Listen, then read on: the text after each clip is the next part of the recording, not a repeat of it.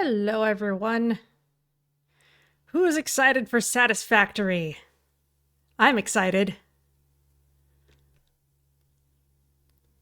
My voice might sound a little different today. OBS has done something weird, and it doesn't want to accept the noise canceling that Logitech is doing. So I have turned on some noise filtering within OBS itself. So if I have needed some noise filtering lately, then hopefully that is working as it should, though not quite as it should, but at least working in some way. I'm going to take us over to the game and start it up so we can see the whole title sequence. Okay. There's the game input, which should start up momentarily.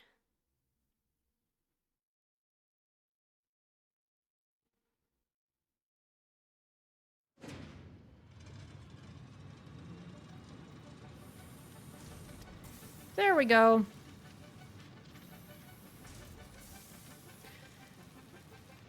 So this is certainly a much more elaborate opening screen than we've seen in the past. Well, not on this channel specifically. But we've got multiple pioneers here in different colors of outfits, which would be useful in multiplayer. A cute alien, that is called a lizard doggo. You can get plushies of them. You can get giant plushies of them if you want. If everyone loves the lizard doggo, then maybe eventually we'll have to have one for the couch crew. Looks like a relative of Stitch. Sort of. The whole tongue hanging out bit kind of has the right vaguely dog-like energy. But I'm sure we'll see those around.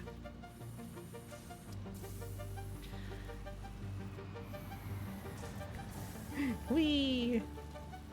That is a drone. I'll be super happy when we can use drones, but that won't be for a while.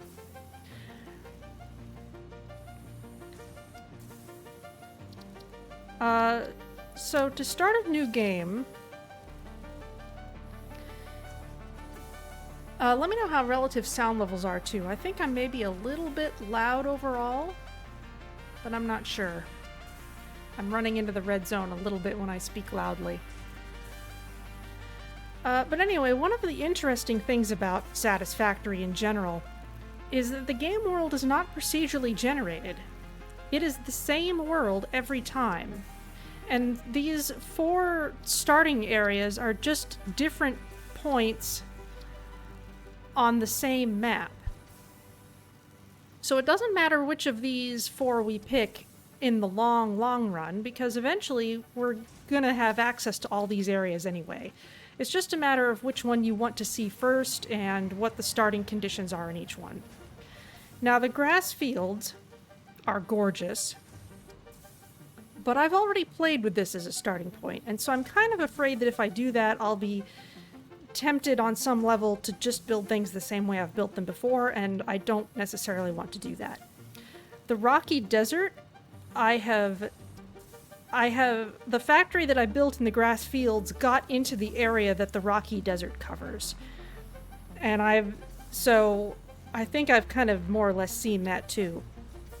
The forest, I started playing a multiplayer game with a friend in the forest, but we didn't actually do much. I think speedrunners tend to like this one because it's got all kinds of resources close together. And the dune desert, I've actually heard that this is easier than it says. But I'd kind of like to start here just because it's the area I'm least familiar with. So we're gonna have that experience of finding things for the first time, and I'll have the experience of recognizing stuff when we get to these other places later. So initially considered too risky, further investigation has convinced us that this area is viable for building with its large open spaces and plentiful mining locations. Foliage and water locations are rare and contained, making initial power setups challenging. Okay, so that'll be interesting. But let's give our session a name. I'll just call it Vanya Stream.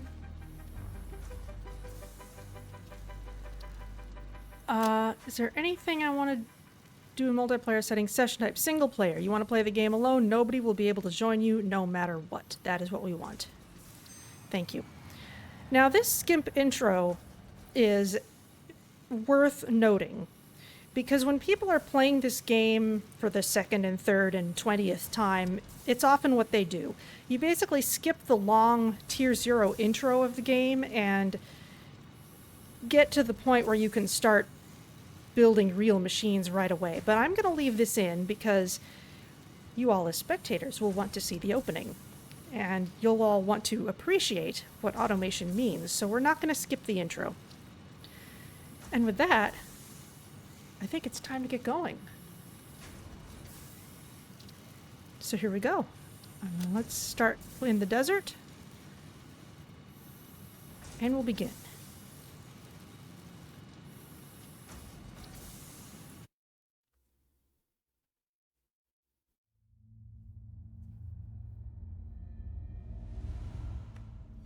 Separation from main transport complete. Group 8 delivered to Calistian region. All pioneers functional, initiating dispersion. Attention Pioneer, I am Ada, your personal instance of the Artificial Directory and Assistant. Welcome to the Fixit Incorporated Save the Day program. A Fixit Pioneer has 3 core assignments. Construct. All pioneers must follow Fixit guidelines and instructions when constructing any building. Automate. Every pioneer is responsible for setting up and managing efficient pipelines, outposts, and power infrastructure. Explore and exploit. Fixit selected planets are rich with resources suitable for direct use or further investigation. Stay within your designated.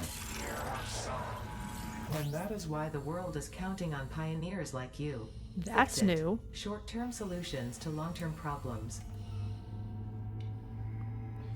Initiating planetfall. Atmospheric entry in 3, 2, 1. Beginning aero assist. Drag within acceptable parameters.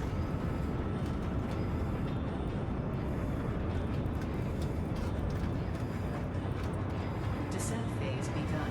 Decelerating. Deploying parachute. Deploying backup parachute. Skipping parachute. Landing phase begun. Okay. Activating retro propulsion.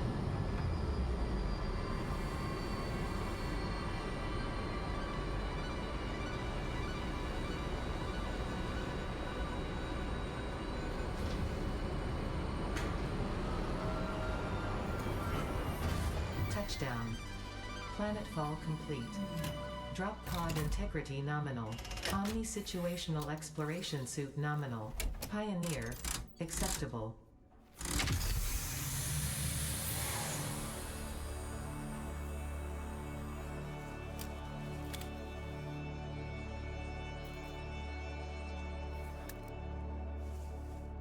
Congratulations, you are the 3rd in your region to survive planetfall. Welcome to Massage 2, AB-B, in the binary system of Akicha.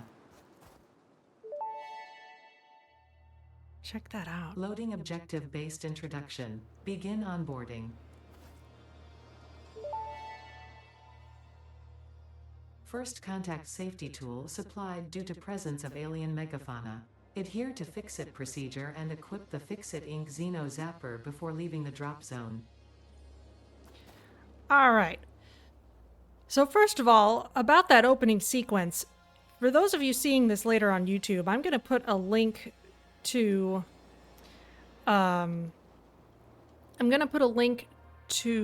Avac's playthrough from early access so that you can see the early access version of that sequence. It's a little different. That little interruption at the end of the safety spiel was not there. And that gag with the parachute wasn't in there yet. Let's take a look in here. We'll be seeing a lot more of these storage crates later. I see we've got a lot of them here. But Ada wants us to equip the Xenozapper, so tab gives us our inventory. Xenozapper, a standard issue self-defense electroshock melee weapon. We hold it in our hands. We can craft one ourselves if need be, but there it is. Next objective, dismantle the drop pod. Fix it incorporated as cost-effective and efficient. We do not waste. The drop pod will be recycled to construct the first stage of the habitat and utility base, often referred to as the hub. Okay, F puts us in dismantle mode. This thing we picked up at the beginning is our build gun, but we're in dismantle mode, so if we hold the left mouse button, we've dismantled a thing. Next objective, use the resource scanner to find and collect additional iron to be able to build the hub. If you cannot find iron, be assured scans of the planet have revealed sufficient iron sources. Okay, so first question, do we have a non-first person view? Let's see. There may be some camera option somewhere. Mouse sensitivity, invert look, hold to sprint, auto release sprint. Click build.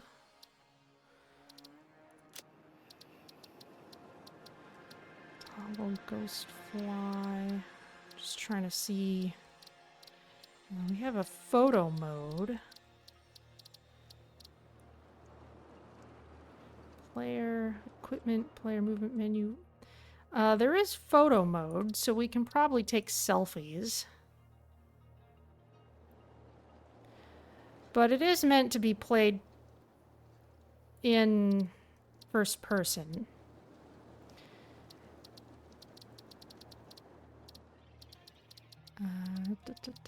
Those are all build options.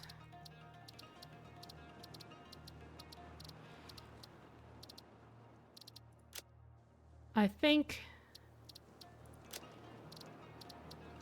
Oh, we could set creature hostility. That's fun. Oh, arachnophobia mode is funny. When enabled, stingers, which are spider-like beings, are replaced with cats. This also replaces stinger sounds with meows. Frankly, I find the cats more unnerving than the stingers, so I'm just going to leave this alone. 5 minutes between autosaves, that's fine.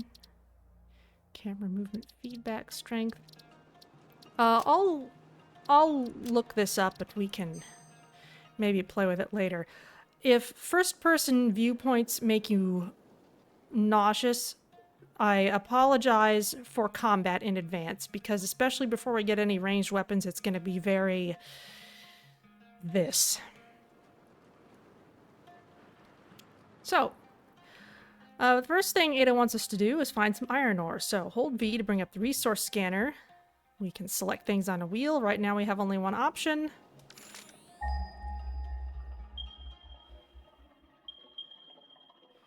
Okay, we're getting a bunch of pings. There's some over here.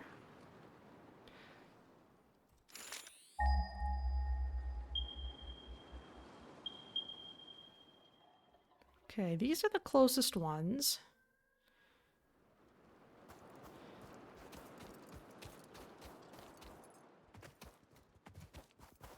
Oh, look at that.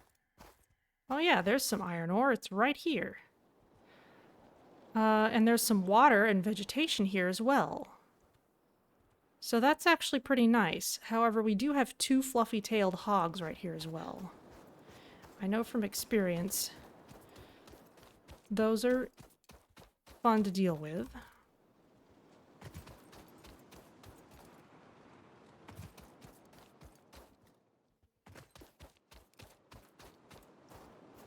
Oh, we've got some other stuff here. We've also got Caterium ore over here. That's going to be useful later.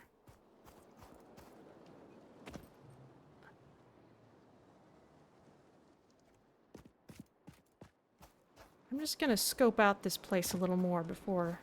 Oh, leaves. We'll want some of these later.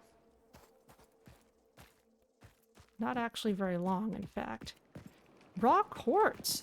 There's some quartz here, too. I don't think that is a full-on source of it, but...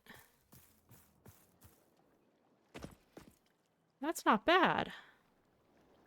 I like this little oasis. Now, we can't scan for anything besides iron at the moment, but I think I see some limestone over there. If we have iron and limestone in the same general area, then we're actually pretty well set up. And this is stuff that... Oh, we got another hog. No doubt guarding said limestone.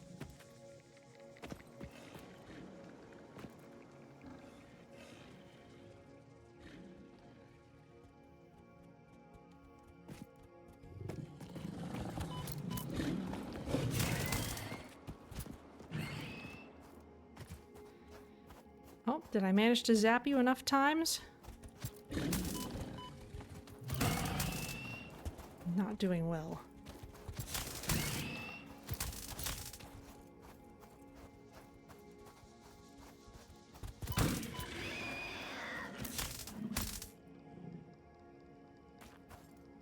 Yes, you are dead. You have dropped your shell.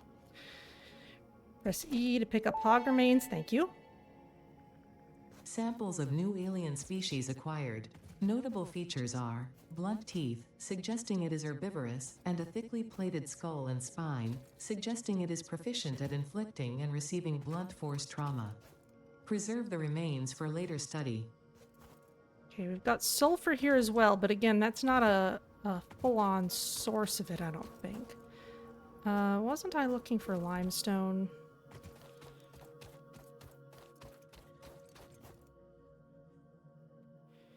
That confusing creature there is harmless. It won't hurt us.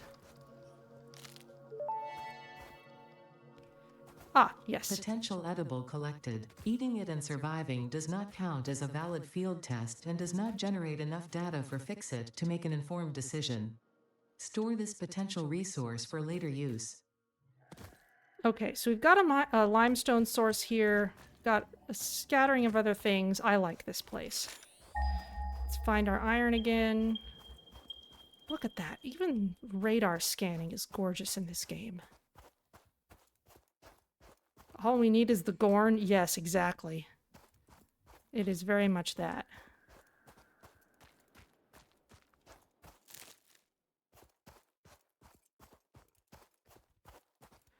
Alright, but we've got a couple of hogs over there. They are guarding our iron. We've got to deal with them. Oh, I am healing slowly. However, let's eat to restore half a health segment. Okay, well that's better than nothing.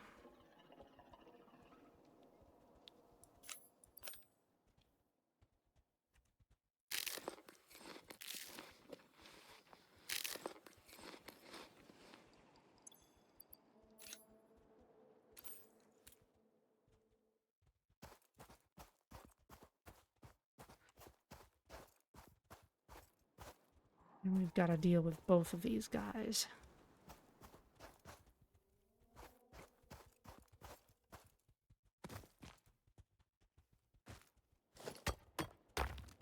Carefully.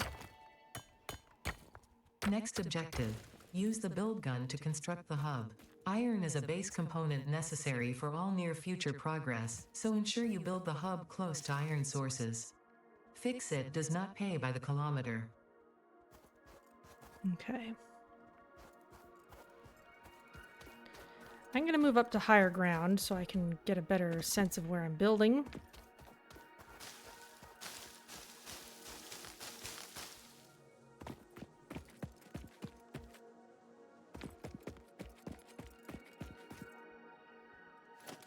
Q opens the build menu, and this is the hub.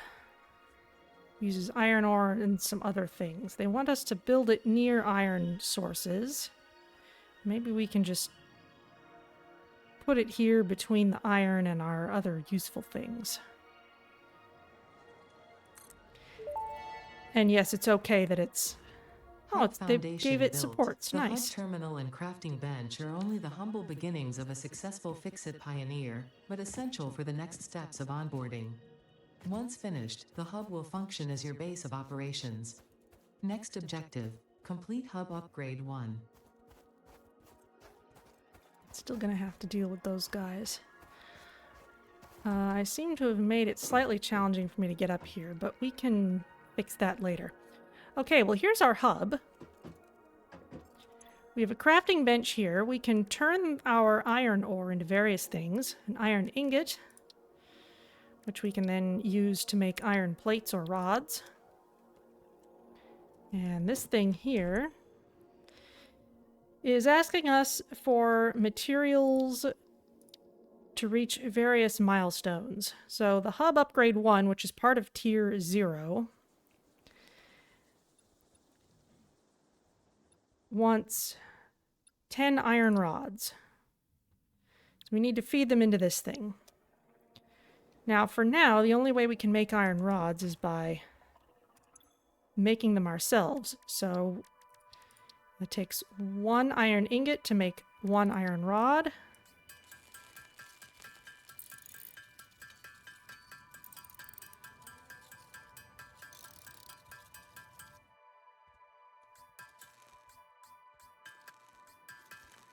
Okay. A little more than we need, but it's fine.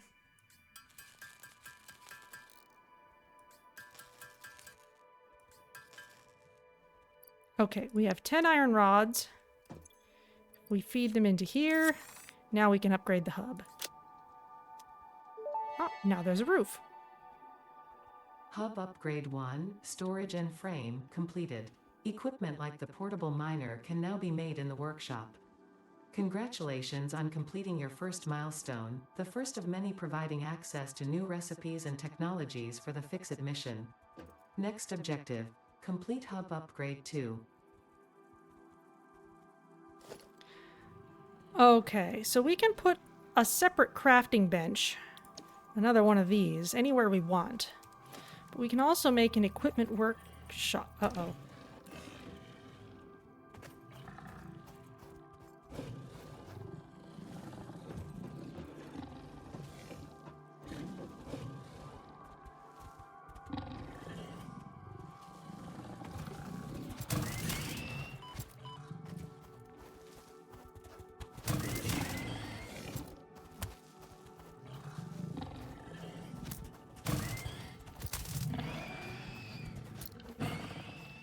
Okay, 1 down, 1 confused.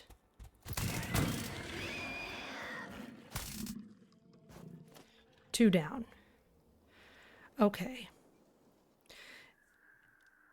Softer Sin, hello! Welcome! I've just gotten started. Welcome to a desolate but gorgeous desert. It's more gorgeous if we look over there. Now, we've just taken down a couple of these hogs, fluffy-tailed hogs, and we need iron plates and iron rods, and for that we're going to need more iron. How's it going? I'm going to leave that there, because actually we can keep on mining this. This is impure, which is a little unfortunate, but that's okay. Just means we'll get ore a little bit slower from it.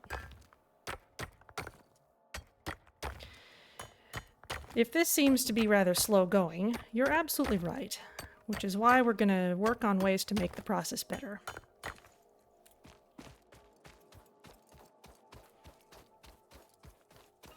And whoop. So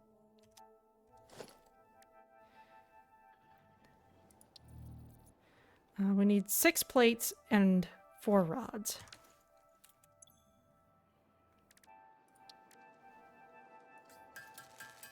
So I need a total of 10 ingots.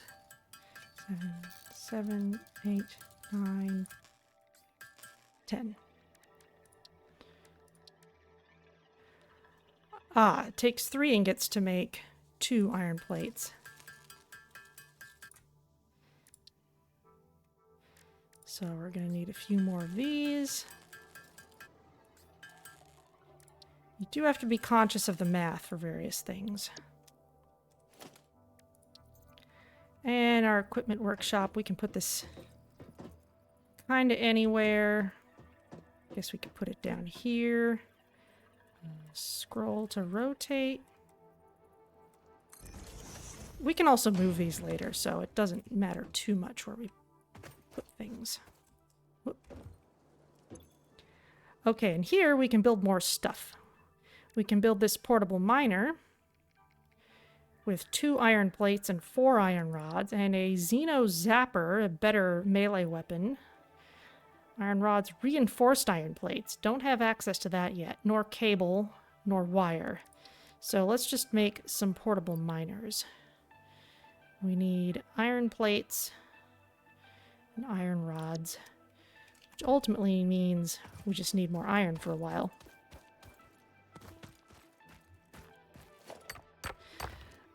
This slow startup is the kind of thing you would skip if we had skipped the intro. But that's okay. We want the full experience.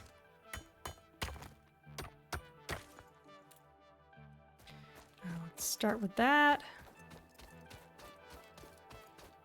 Whoop.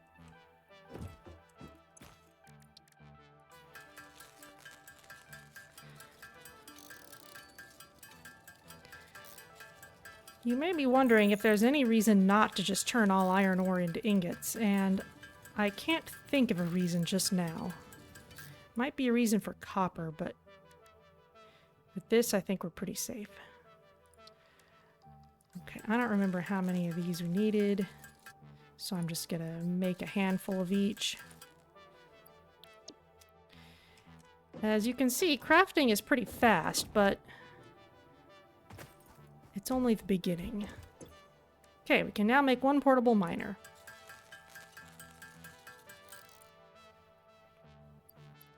Now we have a portable miner. And if we take that over here,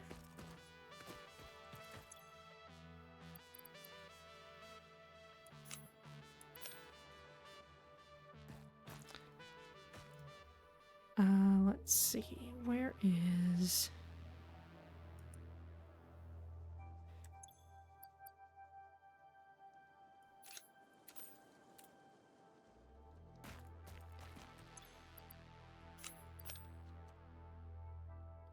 I need to deploy this.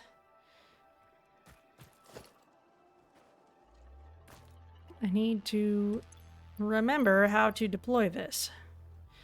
Automatically extracts a resource when placed on a resource node. Has limited storage space. And it is an item for the hands. Oh, there it is. Use left mouse button to place the miner on the iron ore node. Great.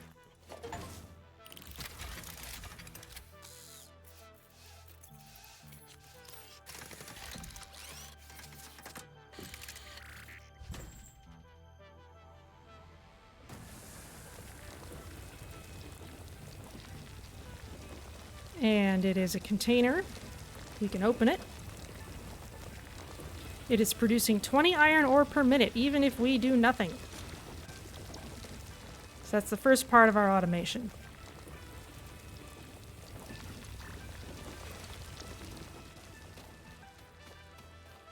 So let's see what the hub wants. We'll just let that run. Now you want 20 iron rods and 10 iron plates, okay? We've also got this personal storage box. We can put stuff in that we don't need at the moment.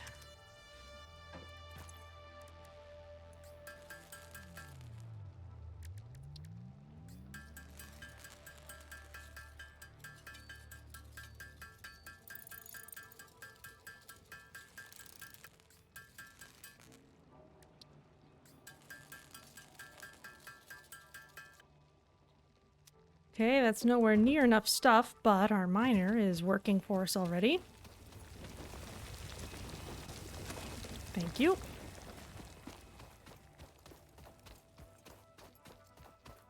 Oop.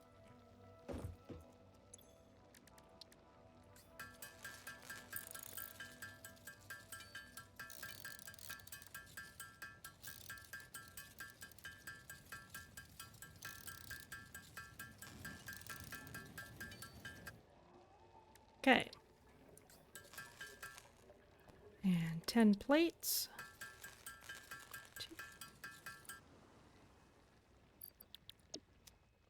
Well done.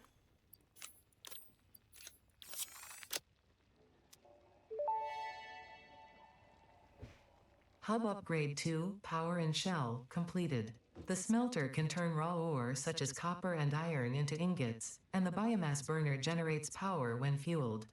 Fun fact: most of the native flora and fauna is compatible with Fixit technology. Fueling the biomass burner with inappropriate materials will result in deductions or even cancellation of your yearly bonus. Next objective: complete Hub Upgrade 3. Good to know. Got a little room in here. Got something over here. Ah, the biomass burner. Okay, we can build more of these later, but we've also got one built right into the hub. No fuel, however, we can toss in these leaves. Nothing's connected to it, so we'll just let it sit for a while. What did you want? You want 20 plates, 20 rods, and 20 wire. Okay. Nighttime's coming.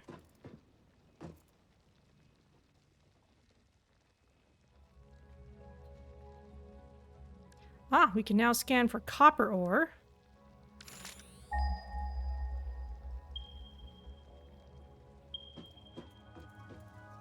That's not too far off. But first, we can now build a smelter. Smelts ore into ingots. Can be automated by feeding ore in via a conveyor belt connected to the input port. The resulting ingots can be automatically extracted by connecting a conveyor belt to the output port. That's going to form the basis of everything moving forward. Power lines, we're going to need those. We're going to need copper for that. So we need iron rods and wire for the smelter. So let's find that copper. In fact, before we make any attempt to find copper, let's make sure we can take another portable miner with us.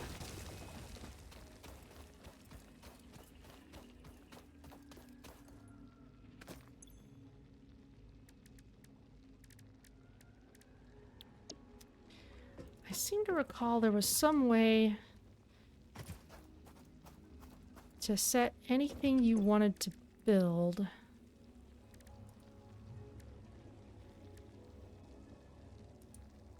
Add to-do list. There we go. Now I can see exactly what I'm going to need.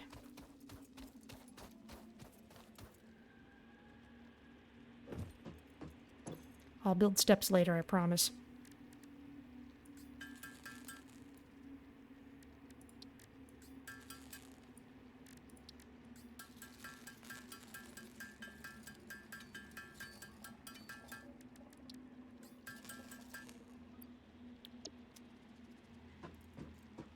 Okay, got that.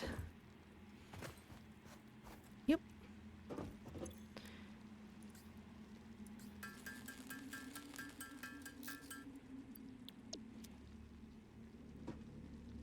Okay, we've got another portable miner.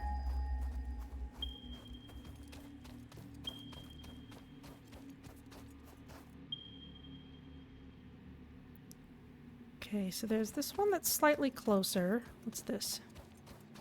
Sulfur. I don't want sulfur. I will take these leaves.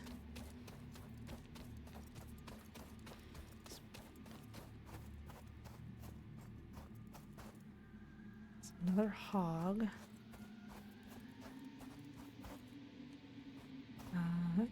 However,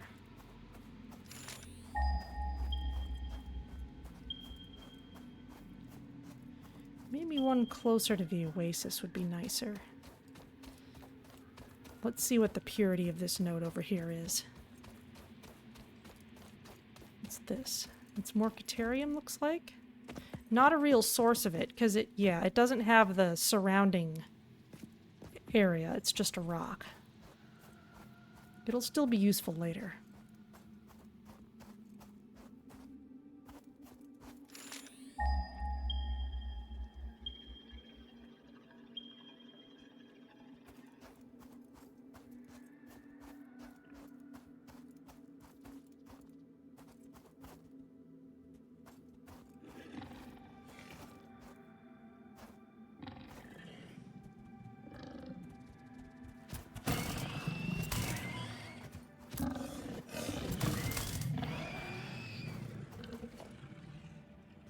Alright, getting the hang of that again. This is impure copper ore. Are there any better sources of it? There's that one over there, which was so easy to find. It might also be impure, but that's okay.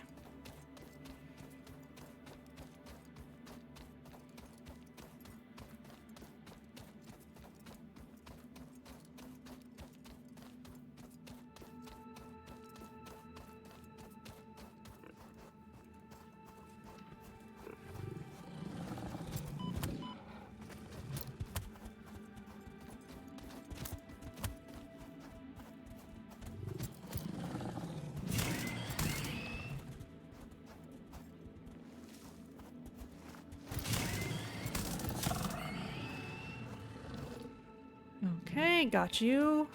How pure is this?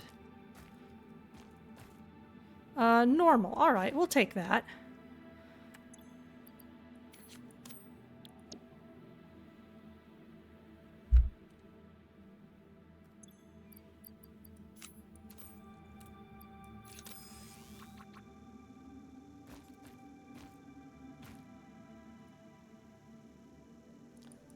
I guess I need to get rid of this first.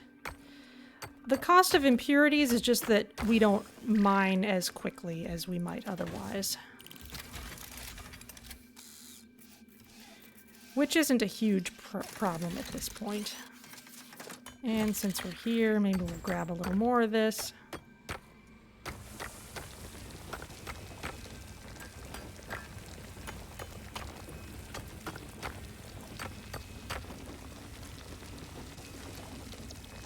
Thank you.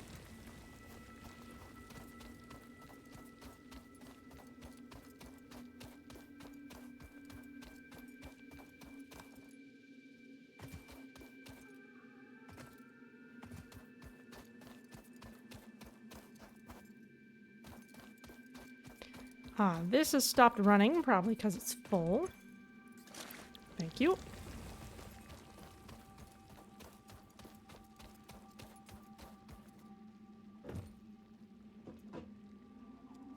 Okay, we want a smelter. We'll add this to our to-do list. In fact, let's make 2. We want 10 iron rods.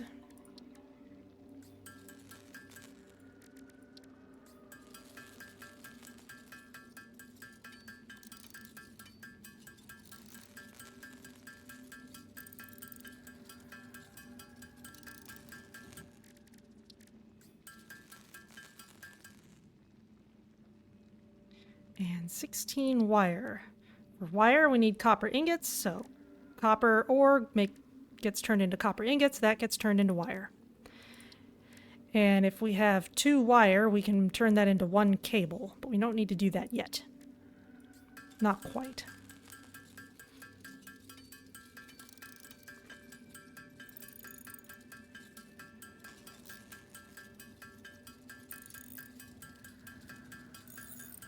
Get a bunch of these.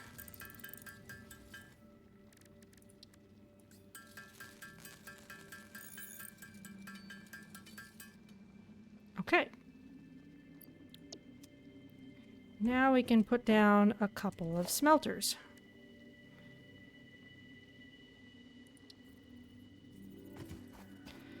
So you can see on the hologram here, it's got a way in and a way out. Let's put these, we've got a couple of these here. Let's put this one here.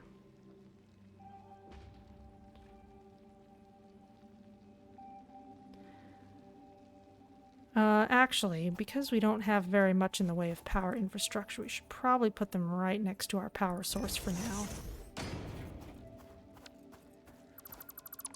Now, the nice thing is that unlike, say, Raft, you get the entire cost of building something back when you dismantle it. So you can retool things to your heart's content as much as you need.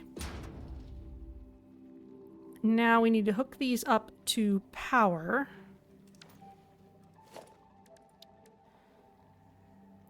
We need cable to make power lines.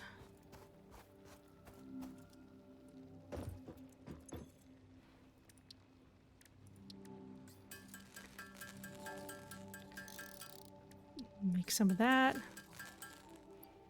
Just have this around. We don't need to carry hog remains with us. That will all be useful later.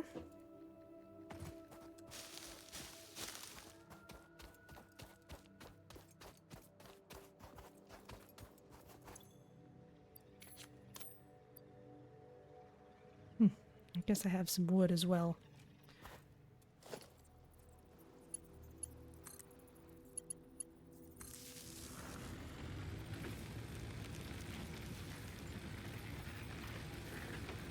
Okay, that's just one connection. We don't have power poles to do anything more sophisticated.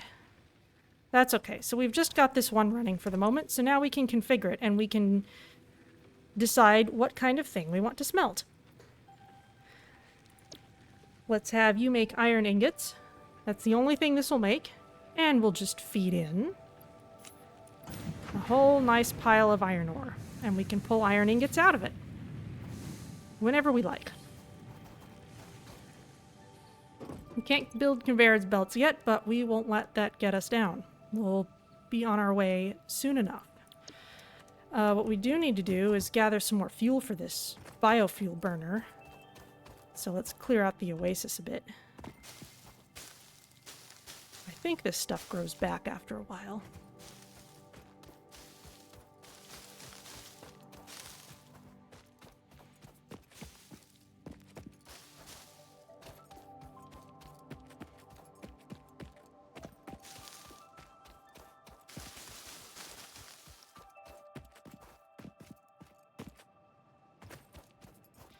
The barrel nuts definitely do grow back after a while.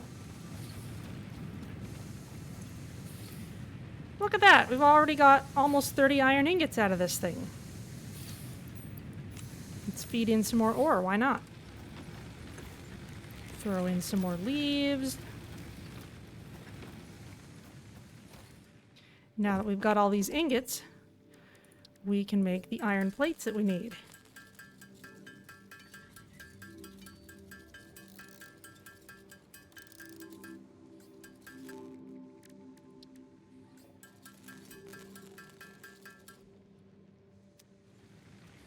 And we can load this stuff in as we have it.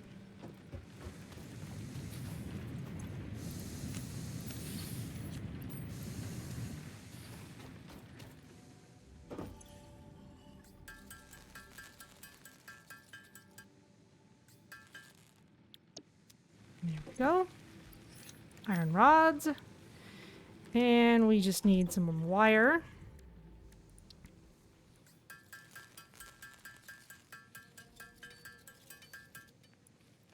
Now, I could reconfigure that smelter to run with copper instead, but I'll just do it by hand for now.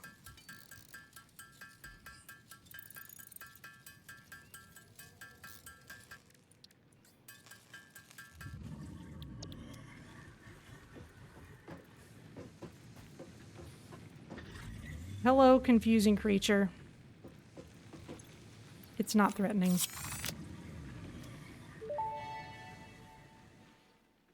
Hub Upgrade 3, Interior Furnishing, completed.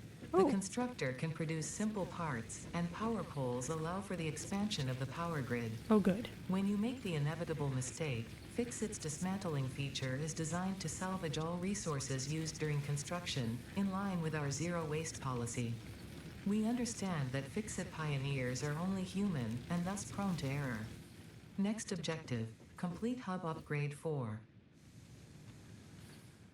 Press E to interact with toilet. Is this new? I don't remember it. We can flush things down the toilet?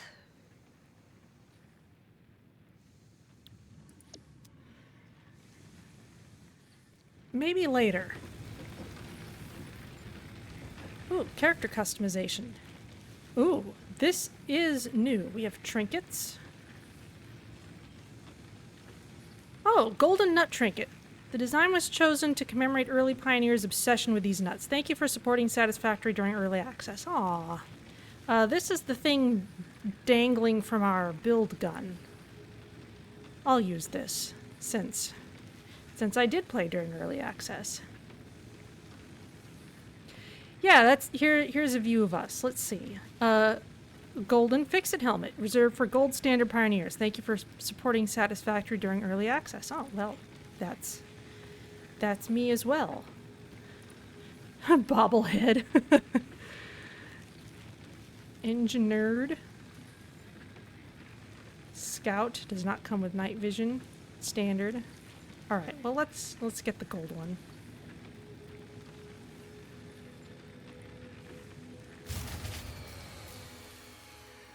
Oh.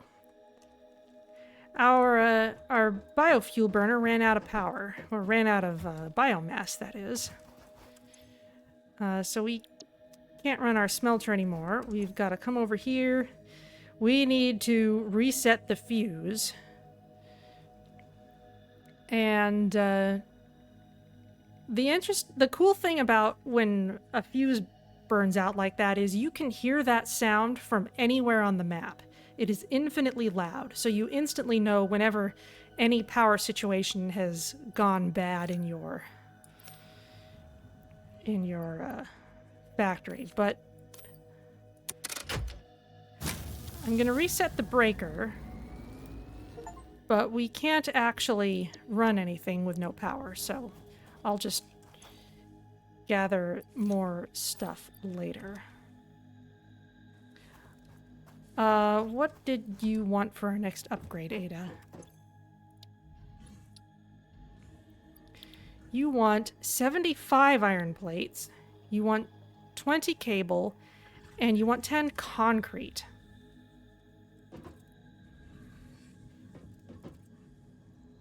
Okay, so we're definitely gonna wanna... Aha! We now have access to the constructor. Crafts one part into another part. So that's another helpful thing that we will need. We also have power poles. That's going to be also very useful. So let's get that power pole set up. We need wire, iron rod, and concrete. All right.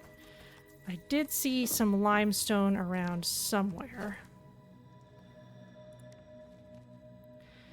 So let's count on making a power pole and at least one constructor. And let's find limestone. There it is.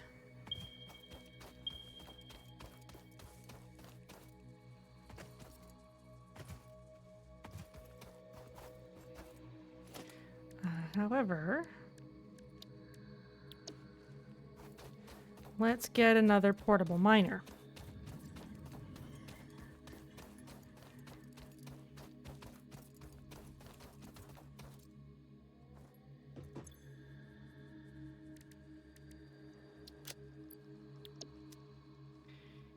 Three iron, 5. Oh, okay. It's all mixed together in our list. Good to know.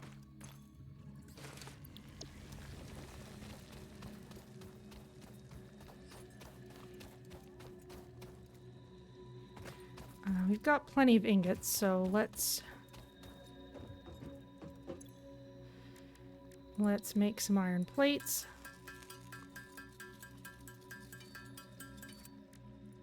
And some iron rods. We make another miner at this point.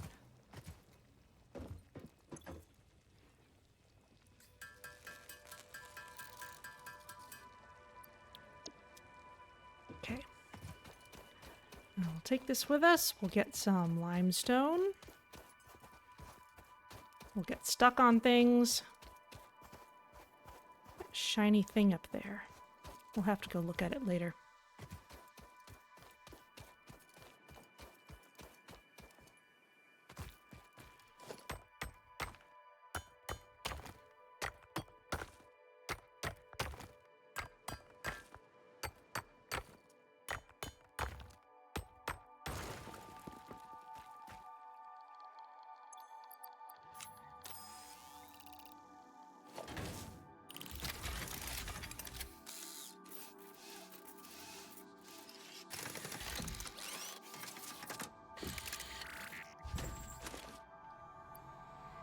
Okay, we've got some limestone.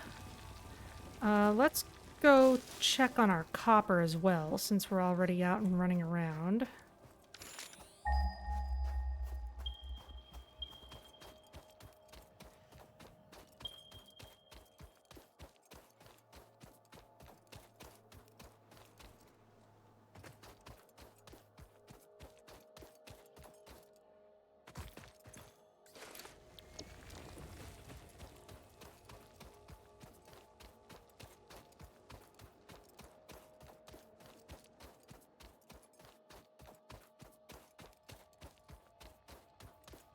Quite a waterfall.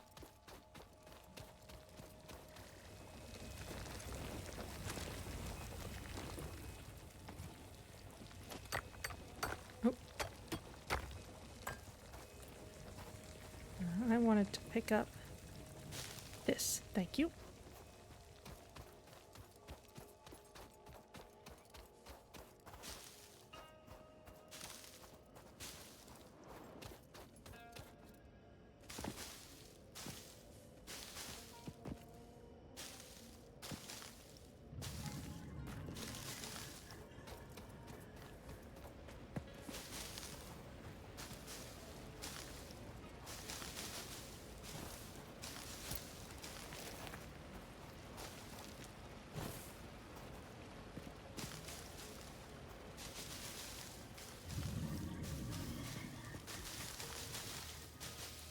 I'll just pick up all these leaves.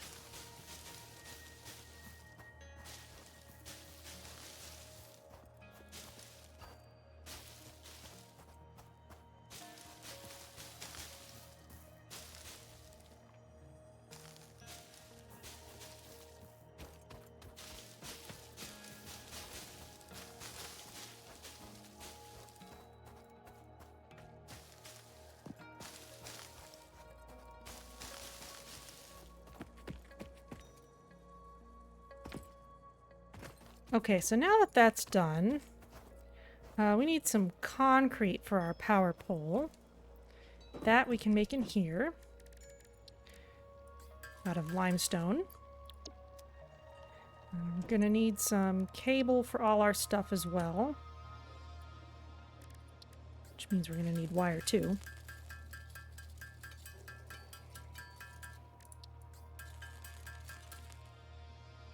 And we're going to need reinforced iron plates.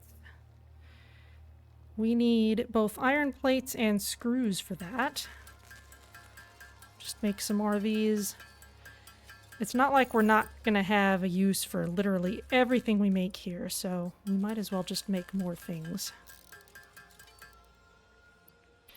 We need iron rods in order to make screws, so we need to make sure we either don't use up all of our stuff or that we just make more of it.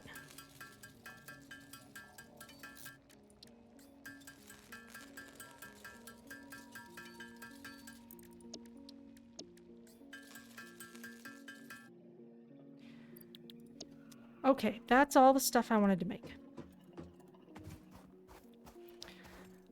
So to start with, there's our power pole. And now I'm going to dismantle this power line. This power line is going to go from the hub to the pole. Then we can build more lines from the pole to 2 machines.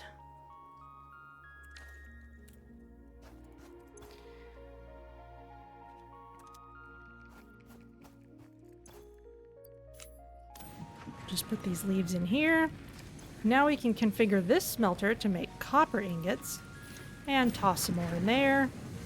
Maybe not all of it, because we know it's gonna take power to run through all that stuff. And we can now build a constructor. We need some more cable for that, because I used it all building our power lines.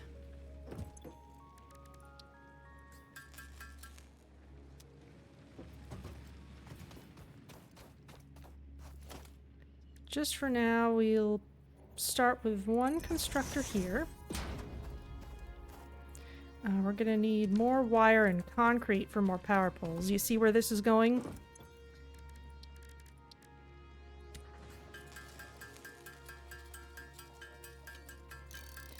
Just build a ton of concrete.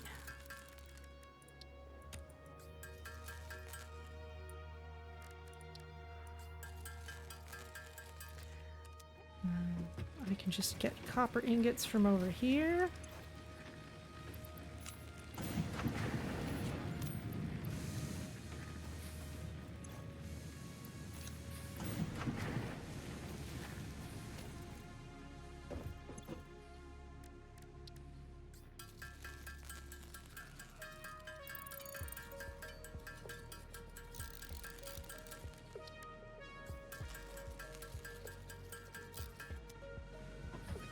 Okay, now I think we can put in another power pole. Each pole can only take 4 connections. Okay, so now we can decide what part we want to turn into some other kind of part.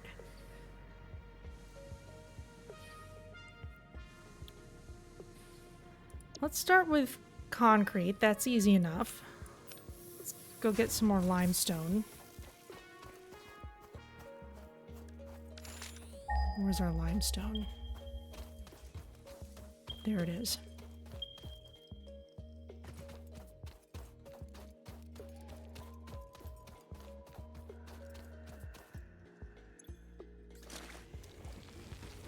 Thank you.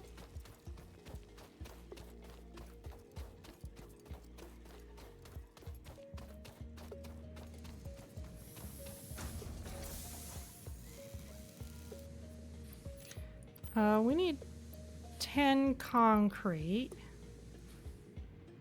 Let's just... No, let's cancel this. Let's take this back. And let's select a new recipe. Let's instead make iron plates. And put in some iron ingots.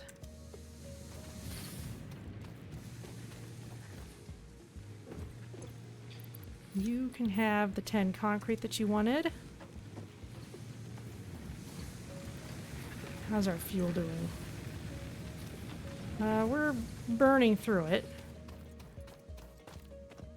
Let's find some more leaves and grass to stick into it.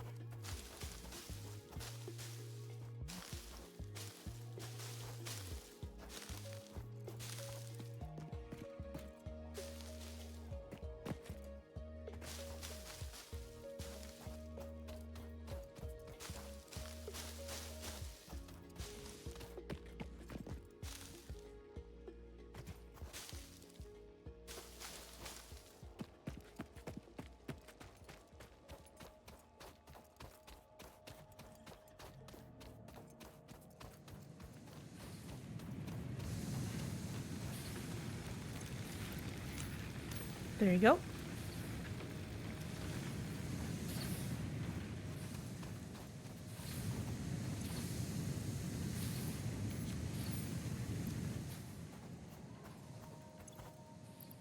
You need more ingots. I can take these plates. Let's go pick up some more ore.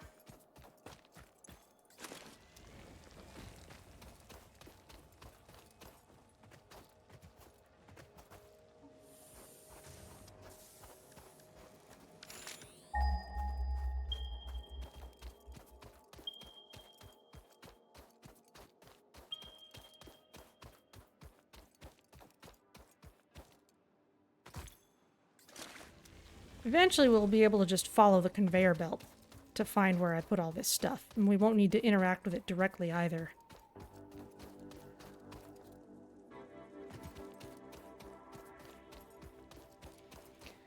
And more limestone. There we go.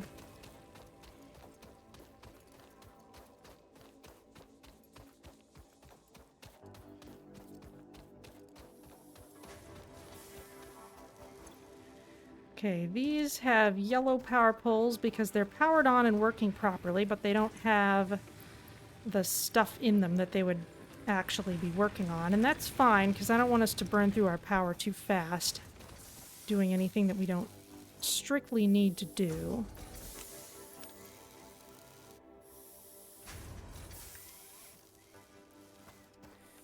We've got plenty of everything.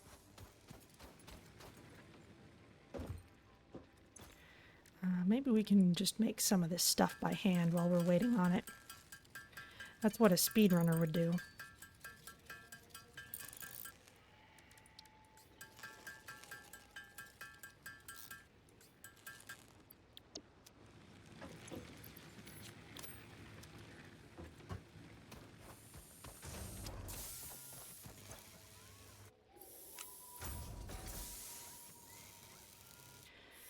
So as you can see, the constructor takes longer to make a thing than we do, but it does it without our having to touch it directly, which is really the crux of how all this works.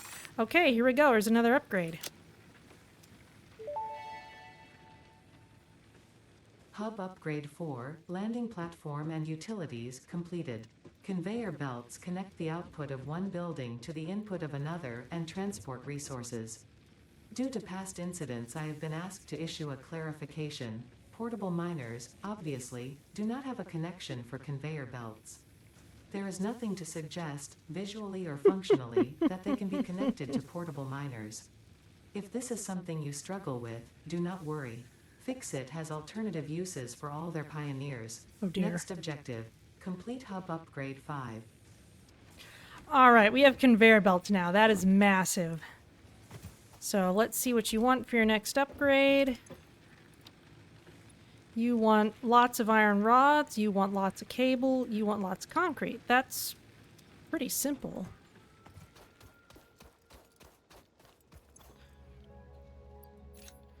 In fact, let's take all this stuff out. Let's just have you make concrete again.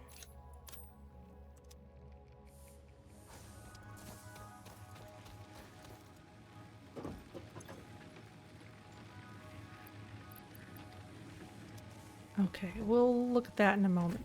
For now, power logistics. Okay, so we have conveyor belts, but we do not have mines yet. So we can construct smelters, we can connect smelters to constructors, but we can't connect a mine to a smelter yet, which is kind of what I'd be more excited about. That's a little unfortunate. So let's start with this. Let's select a new recipe. Let's have you make iron rods. We'll feed you some ingots. And we'll feed you some ore.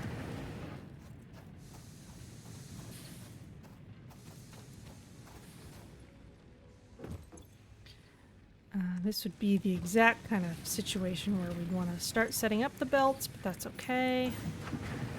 Let's just work on you. Let's just get these upgrades done as fast as we can. You want cable, which means we're going to need 100 wire.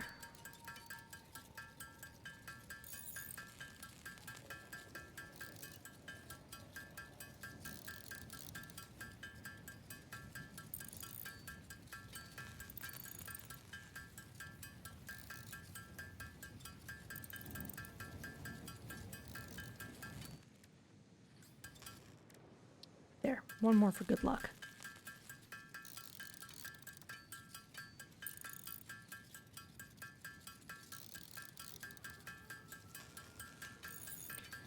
Without mines, I'm a little discouraged. All right, let's put that in. Let's put the concrete in. How are you doing with these iron rods? Ah. Okay, well, let's get this set up then. We use iron plates to make conveyor belts.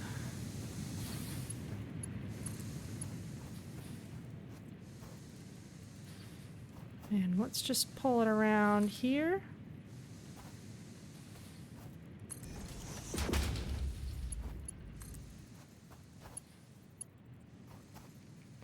I need more concrete. All right. So now that I've connected the conveyor belt to the outport of this smelter, stuff just comes out of it. Let's make some more concrete real quick.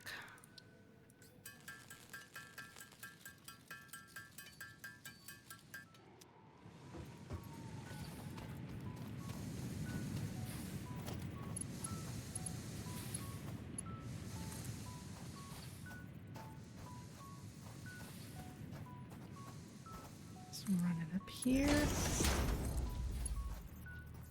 And... I need to turn this around. That is fine.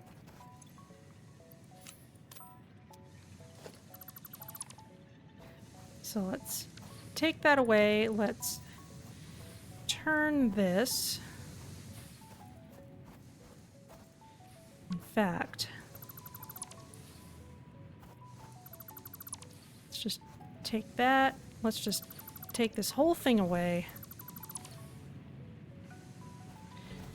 And put the constructor in a slightly more reasonable place.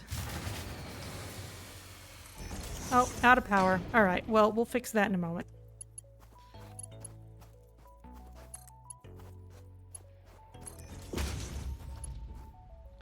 Now, conveyor belts do not actually need power, so that will keep on chugging. And in fact, I can go up to this smelter and put my iron ingots into the outport of the smelter so that they will get loaded into this queue. This needs its recipe again. We want you to make iron rods, but of course it has no power, partly because it's just not hooked up anymore. And partly because we ran out of juice.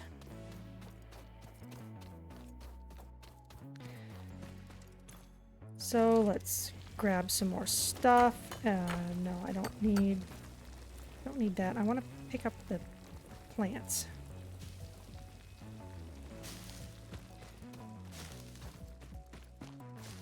Just want to pick up sticks.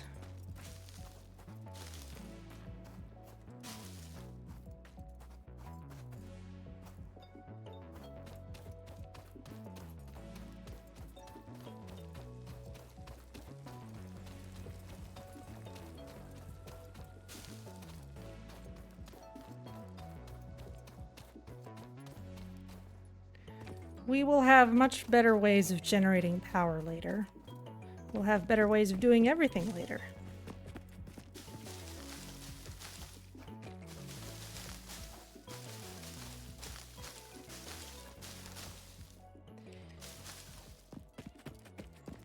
Sorry if this is causing motion sickness problems for anyone.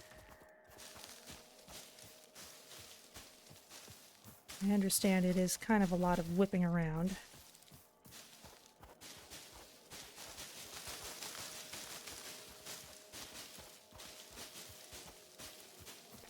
Just harvest all these leaves.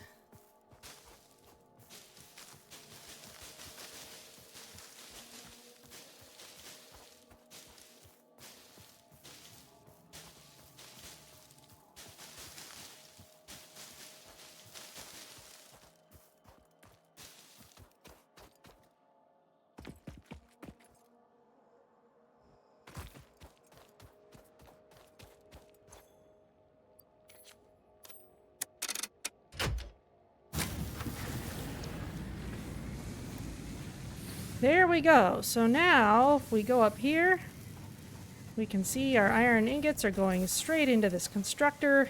It's making iron rods.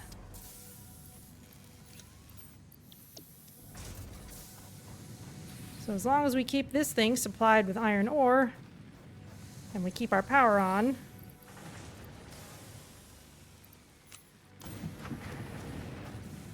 we get iron rods. No copper ore for that just now. I guess let's run around and do a gathering sweep, since all of our relevant machines are occupied.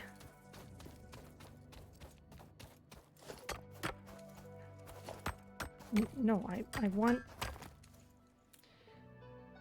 you to notice the leaves, but fine.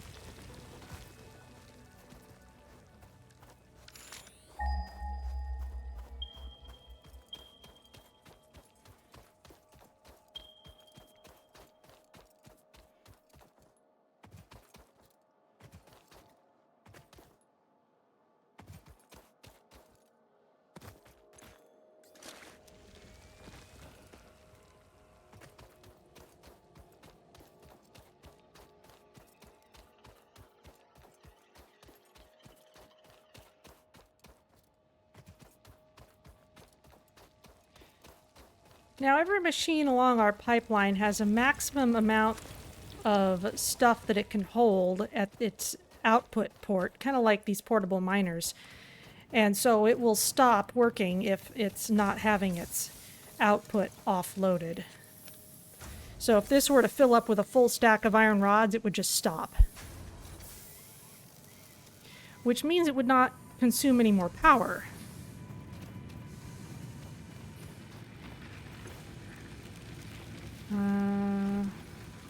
I don't have any more leaves for that just now. Let's run around and get some.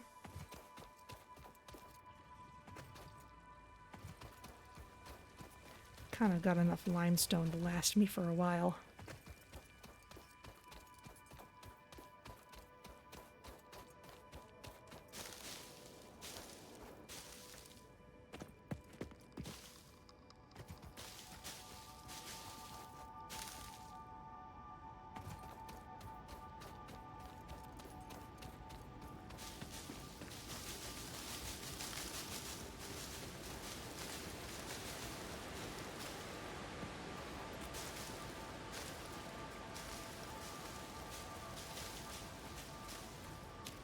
Pale berries.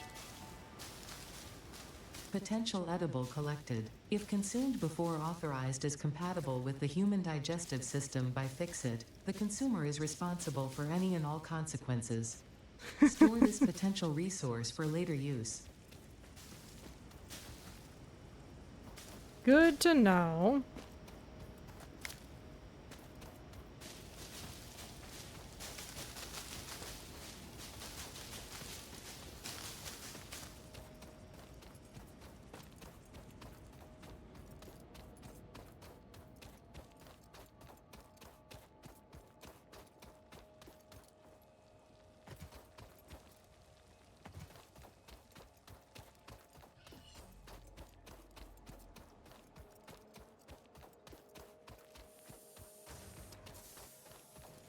Okay, more fuel for you.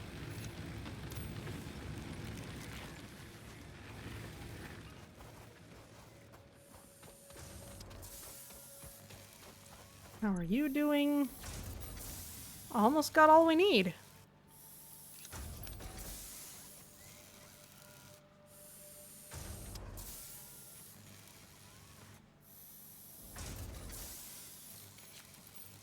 And that's it. We'll just let that run for a while.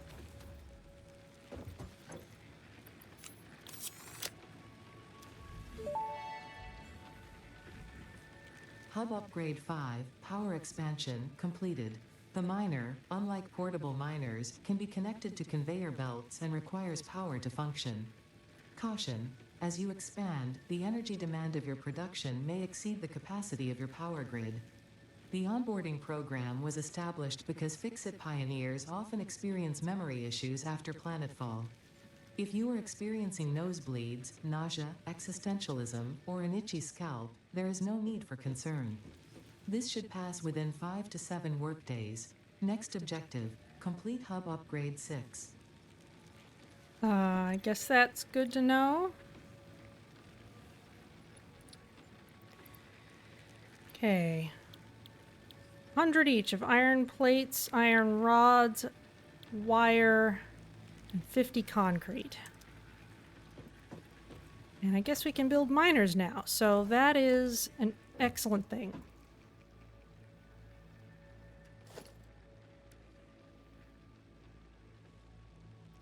Ah, and it consumes one portable miner to make it. Okay, great.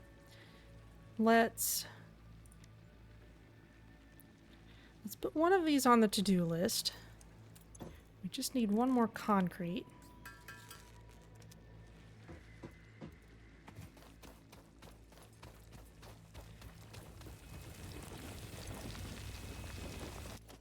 Okay, let's pick up this miner. We have all the ore that it contained, plus the miner itself. And now we should be able to build a miner Mark I on top of this node. And in fact, I'm gonna get to a nice high vantage point.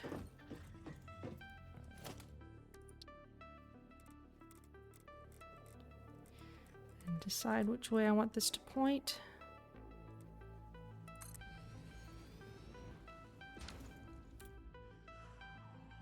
And there we go. Now we need to hook it up to power. Now we're going to need more concrete for that, among other things.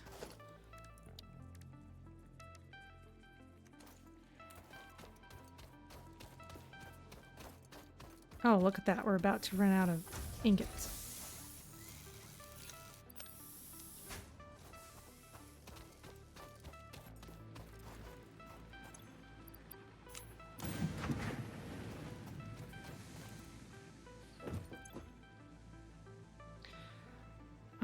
Let's see. We're going to need a little more concrete. We'll just make ourselves a pile of it. And some wire. These are things it's always good to have some quantity of around.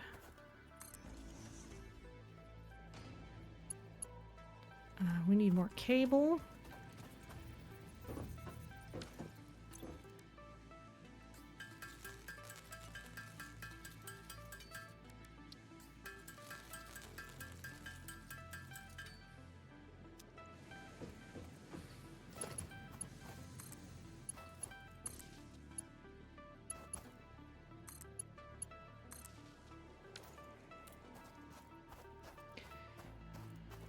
Okay, this will mine. Okay, it's already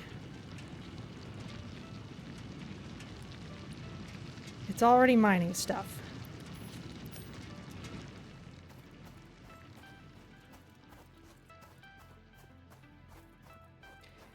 And because there's not much reason to have a miner without a smelter,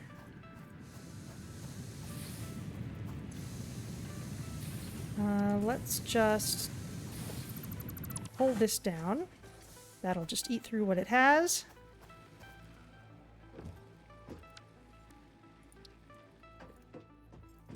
And for now, let's stand in a high place again.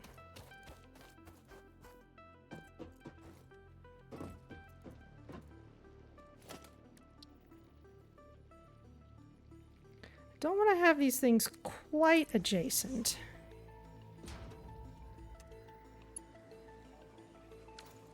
Okay, we need some iron plates.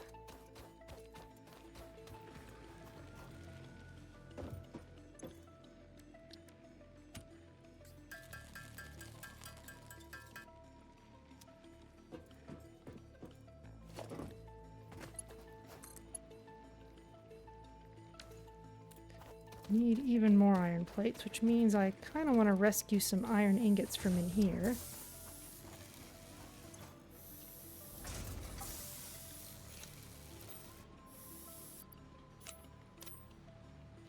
You can have half of them.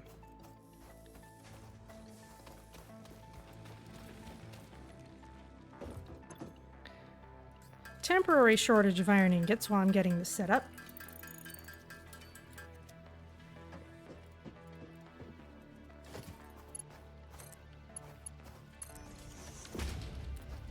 Okay, so now iron ore is coming out of there. We'll turn it into iron ingots here. We'll just prime it up with some of that. And we'll connect it to power.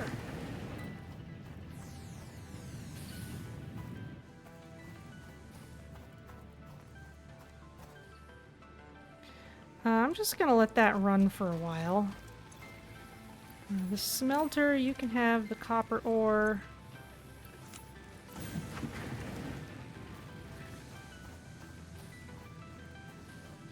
So now we've got a proper pipeline.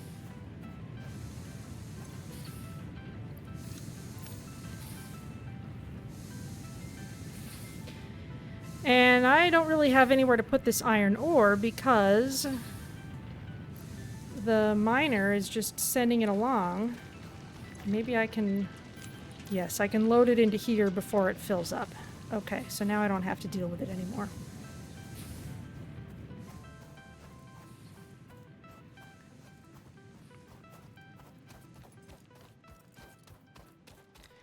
You're still making iron rods. This is as many as we need, so let's stop you for now. Let's switch your recipe to iron plates.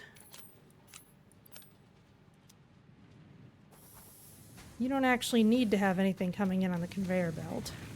We have more biofuel burners now. Let's give you the iron rods. Let's do another vegetation sweep so we don't run out of power.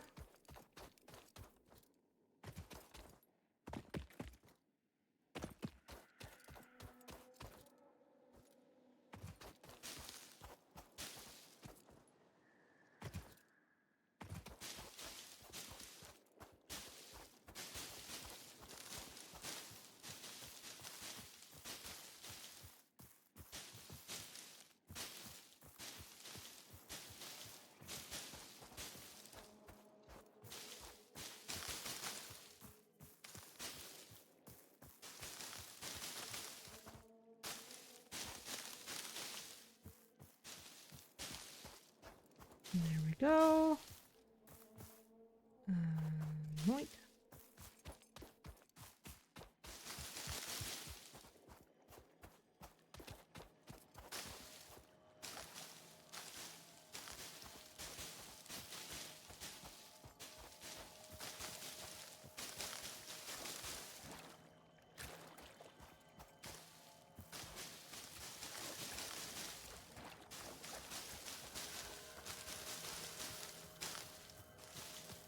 Okay, that will do.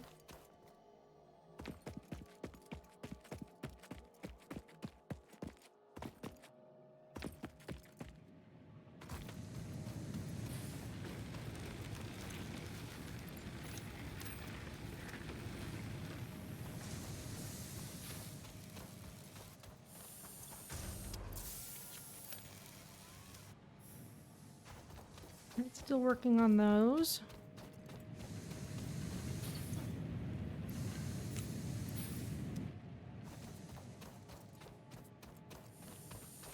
I'm loading this manually for now, just because I don't have anything like a splitter, but we'll get to it.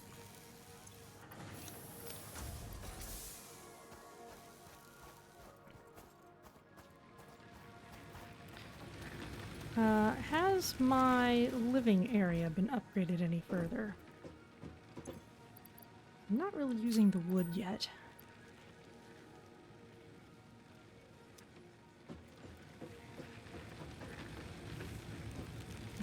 There's a llama, okay. Oh, I've got kitchen stuff.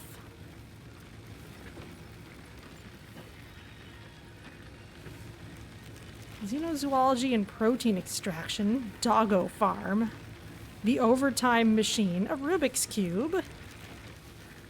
Fix its socks.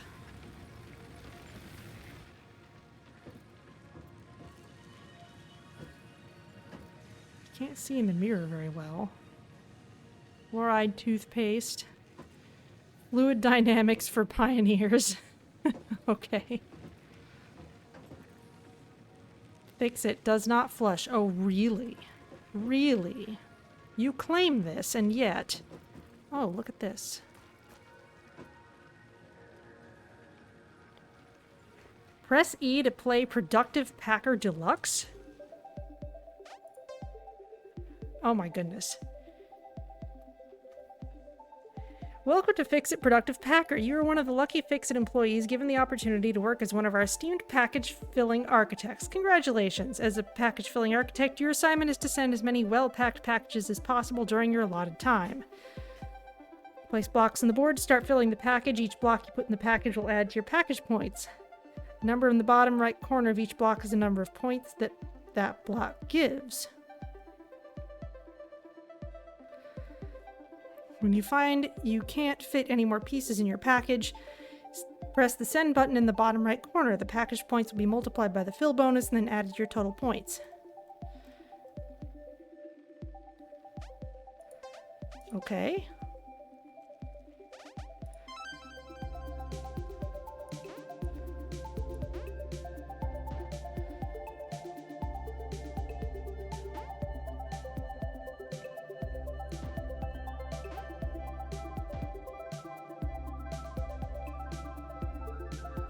Oh, I can't get rid of them once they're down. All right. Good to know.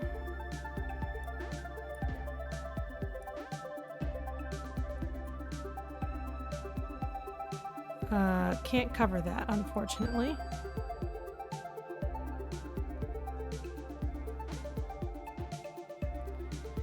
So it's sort of Tetris-esque.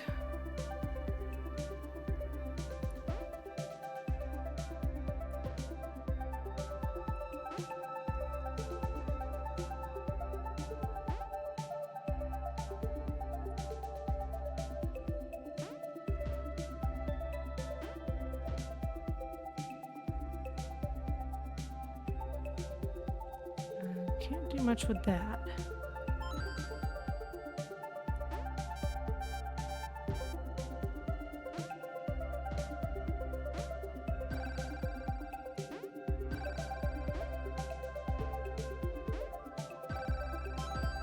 That was a good one.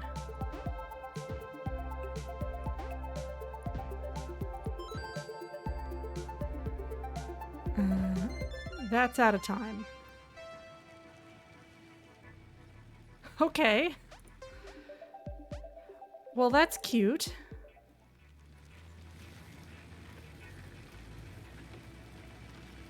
That's also cute.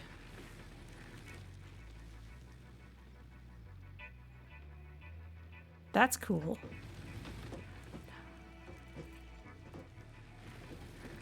Alright, well, while I was goofing off in there, how's this going? You've got all of those that I need, so let's have you make wire instead. Oh, and yes, you can ride on conveyor belts.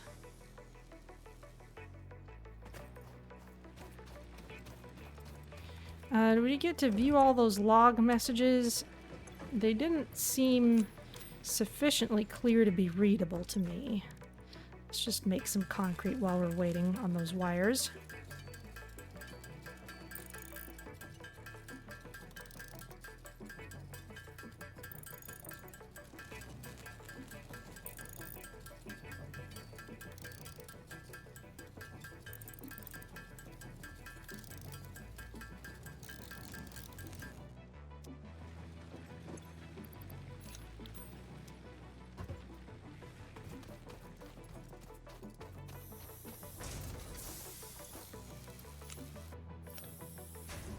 Okay, that is humming along. How's our fuel situation? It's decent. Let's go for another run.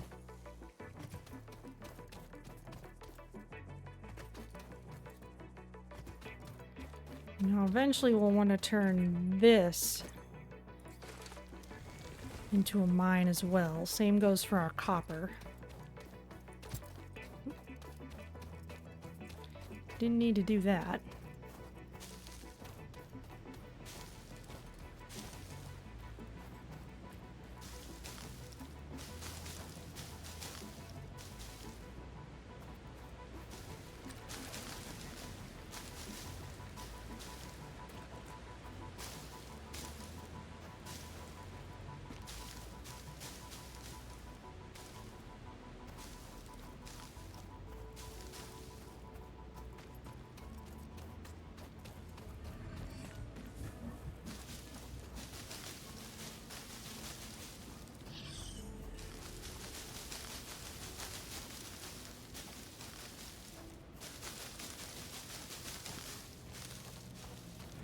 Okay.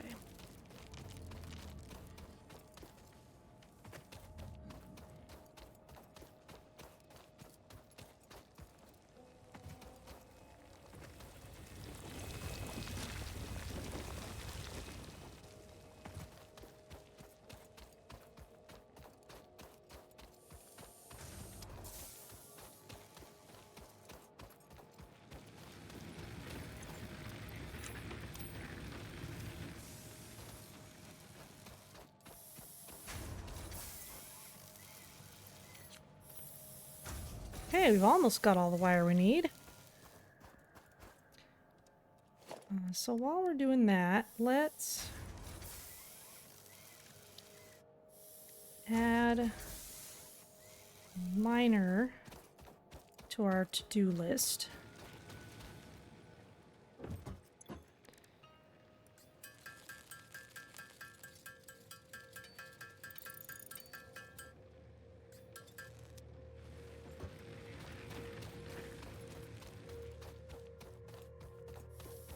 And we'll replace this portable miner with an actual miner.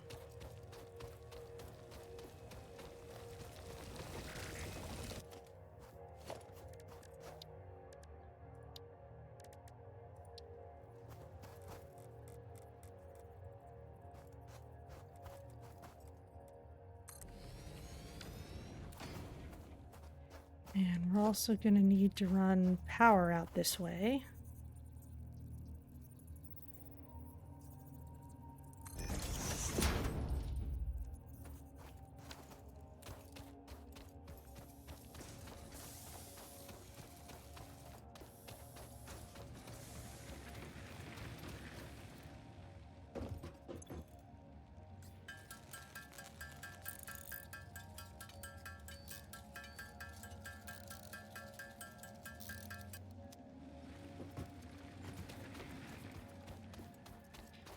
Do you have the rest of our wire?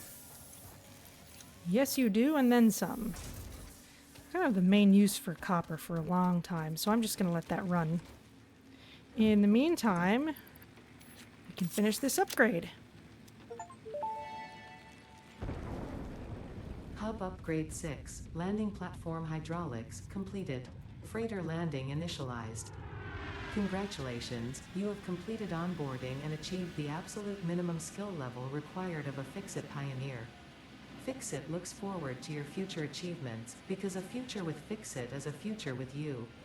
Tier 1 and 2 milestones are now available in the hub, and biomass burners can now be built individually. Your first official objective is to initiate Project Assembly by building the space elevator. This objective will take a significant amount of resources, so Fix-It recommends getting to work. Okay, plenty of stuff to do.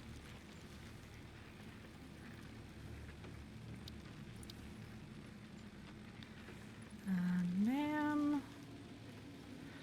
Okay, that will help with research and the map. So I'd kind of like to do that milestone first. So we're going to need loads more wire. We're going to need loads of screws and loads of iron plates. So big priority now is to just start scaling up our production of everything. Because everything that we have, we need more of it.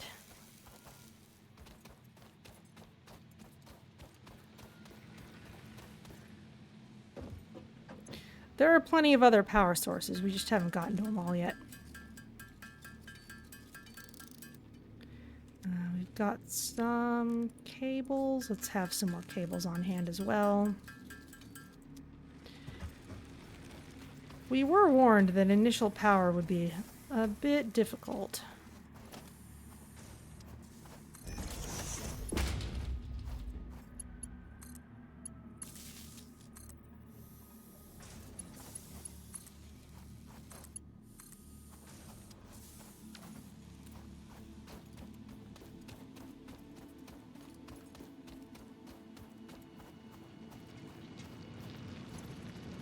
Okay, that's going to start churning out limestone.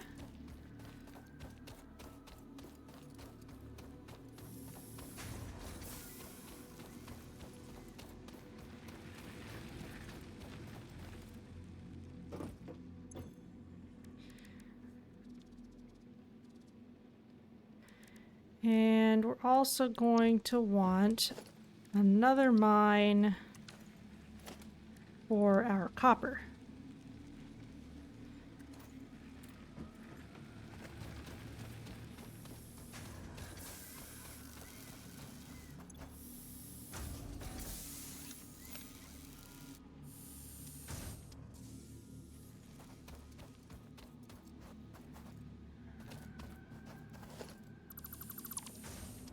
This belt isn't doing anything anymore.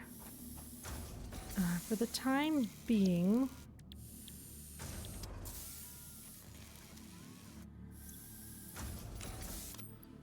let's switch you to making iron plates since we actually need those.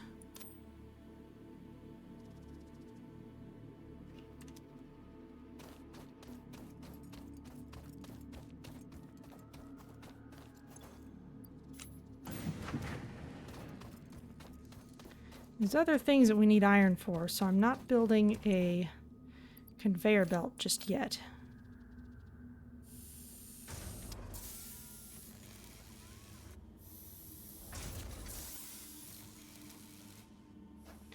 Though we do have a second iron node over there, so we could make use of that. It's just not what I'm doing at the moment. Let's see. Alright, we've got plenty for our copper mine.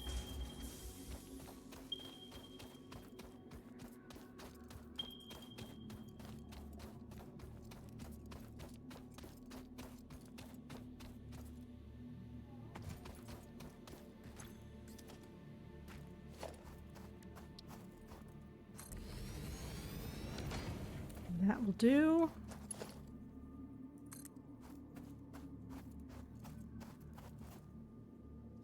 Oh, these can actually run a nice long distance.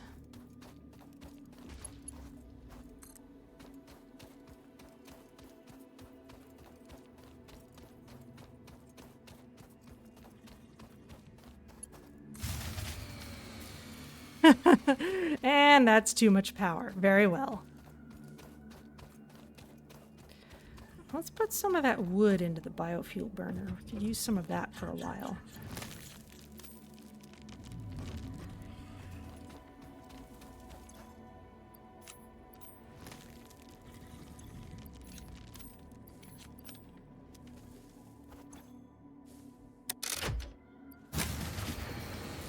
Ah, we're pulling too much power. That's the problem. It's not that we're out of fuel. We're just using too much of it. Okay, well, let's hook up this pole.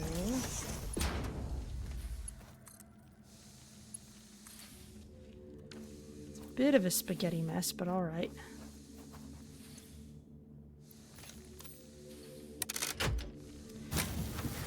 And we're about to run out of power again because we didn't have very much vegetation in that other one, so. Let's go on another hunt.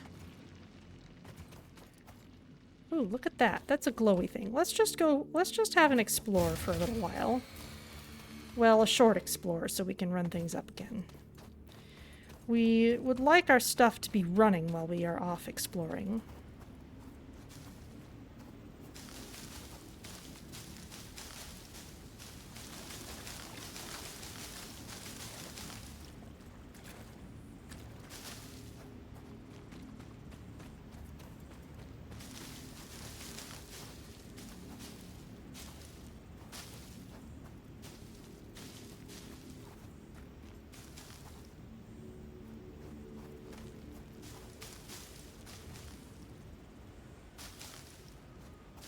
Did you notice the map is something we have to research? That will be a nice thing to have.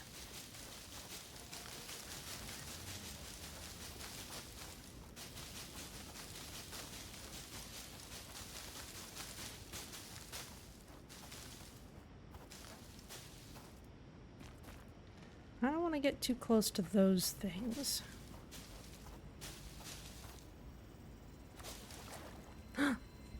Look at this. I know what this is. Oh.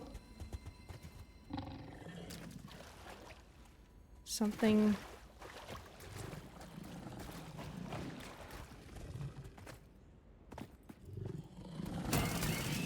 We've apparently happened on something worth guarding.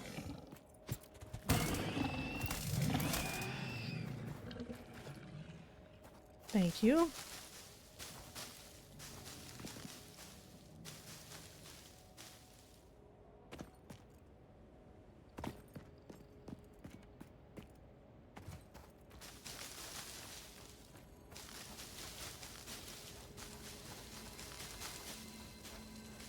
Is it just guarding this? It's a blue power slug.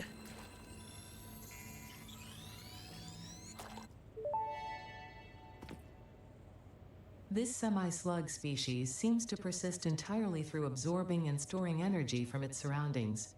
Studying this could provide new methods for improving fix-it production line efficiency. Store this potential resource for later use.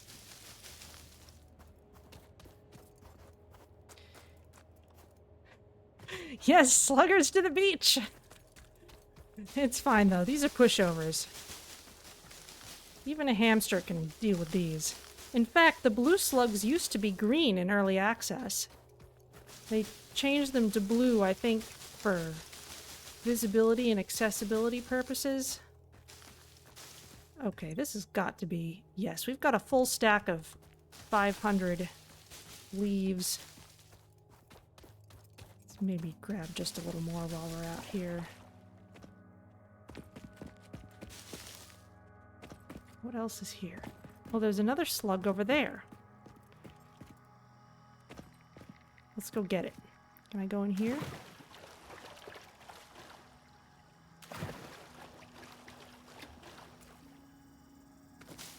There might be another hog guarding it or something. Oh, it's one of those things. That's not a hog.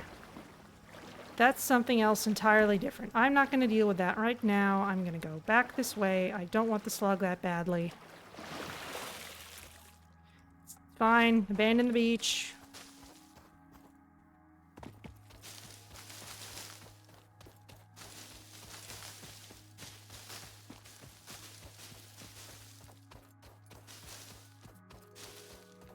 Okay, let's go back home.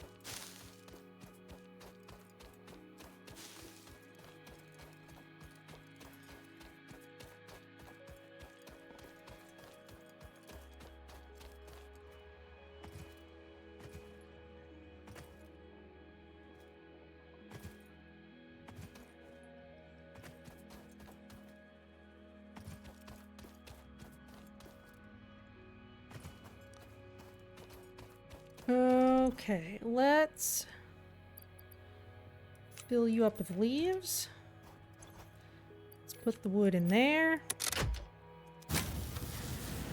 Reset the fuse. We're off and running again.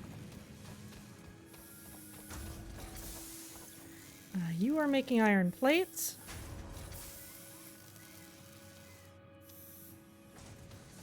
Very good.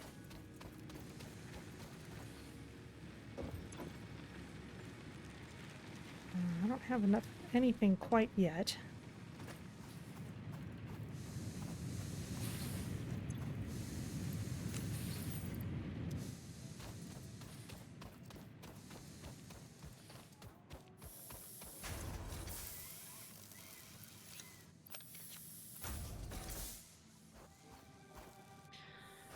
Okay, we've got a copper mine over here. We'd like to turn that into wire. So let's make some reinforced iron plates. And make another constructor, because that's really the only thing we're doing with wire right now. Or rather, the only thing that we're doing with copper.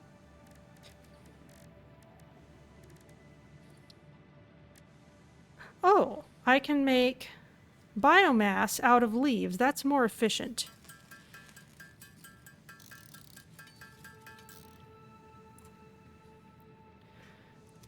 Okay, let's work on that in a little bit.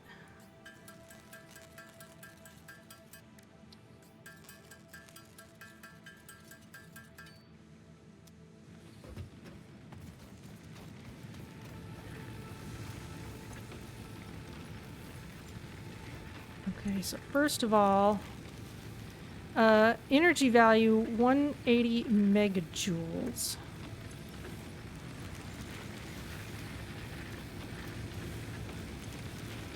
Oh, did I already...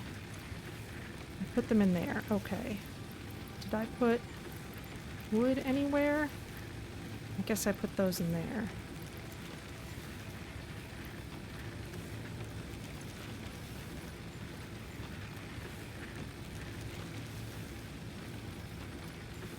Did you already burn through all the wood?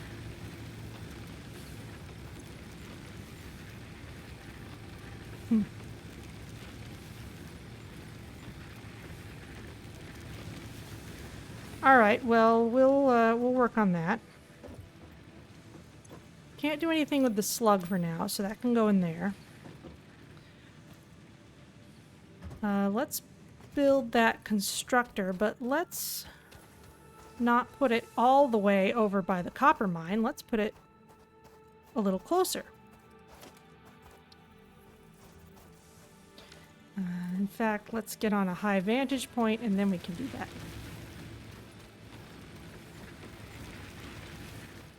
Oop.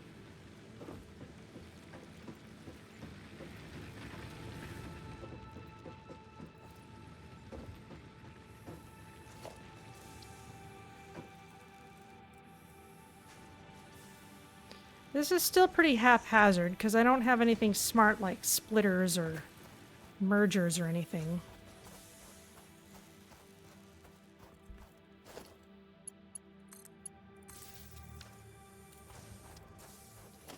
And now it is time to begin the running of the long conveyor belts.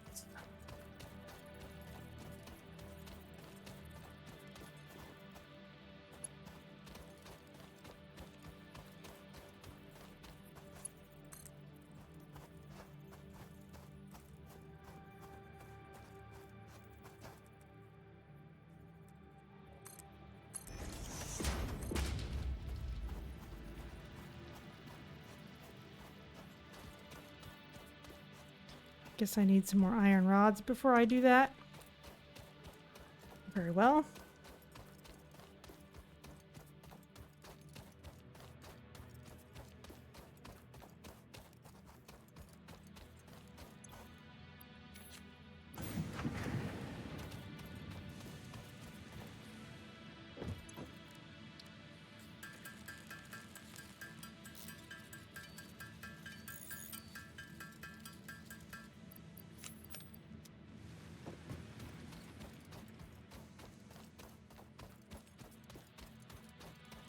How are you doing?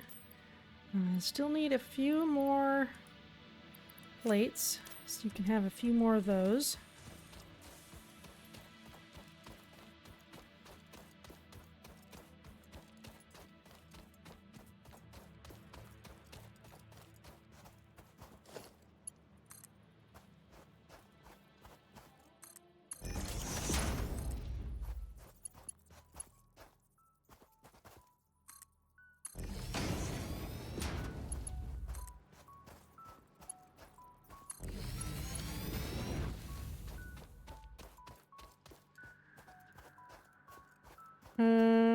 Was this the right thing?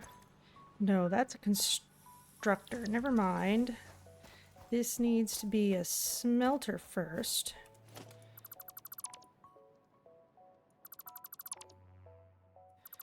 that's okay. We can just put it in line with that stuff. I guess I've already got what I need to build that.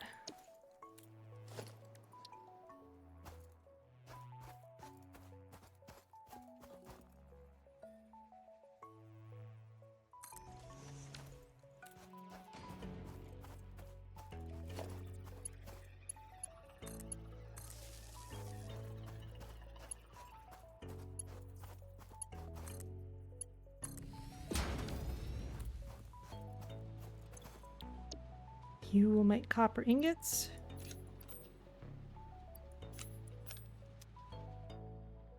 Here it comes. And this is in the way now. Let's just get rid of it. We'll use it later.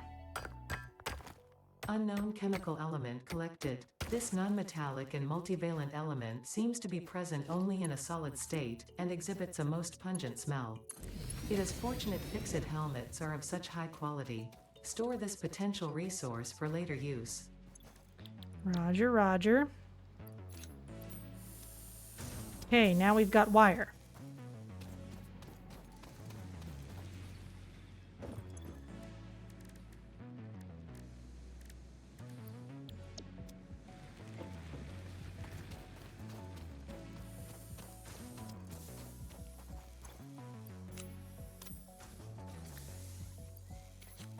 I guess I used up my iron plates doing other things.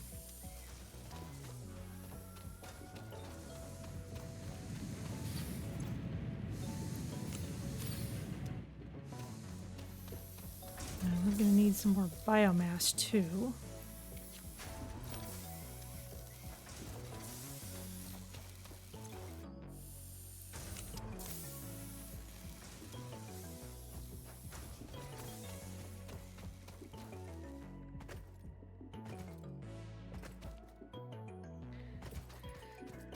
So let's have another explore.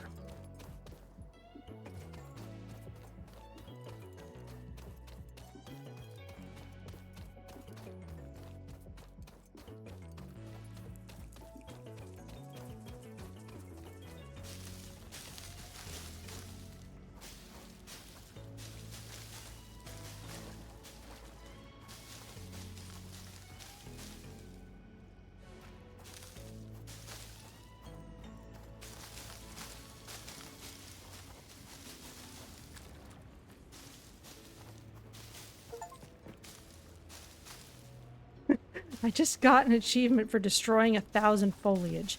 It'll grow back, it's fine. It's different if you cut down trees with a chainsaw, but just picking leaves like this is fine.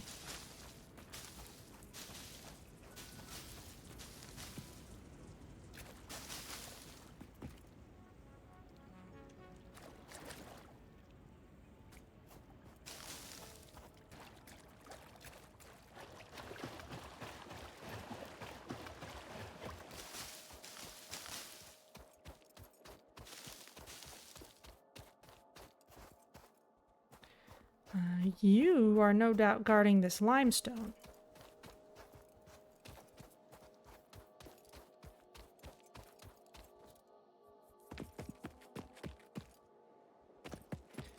I think that's another slug over there.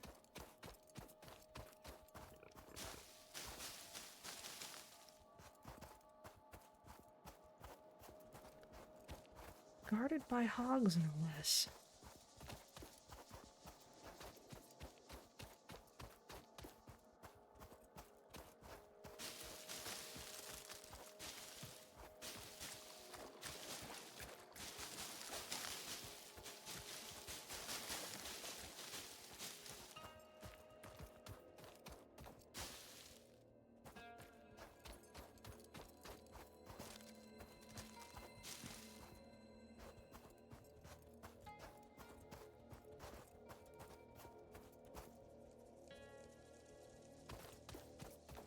Alright, Slug, you can stay there for now. Not as though I can actually make proper use of you yet.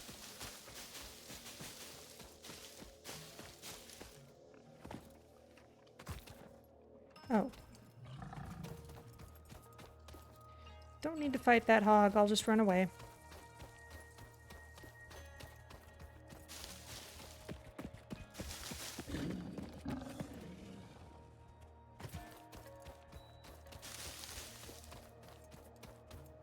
What's this? Oh, it's more iron ore. It's just... You're still running after me? Why? Why are you so persistent? Fine.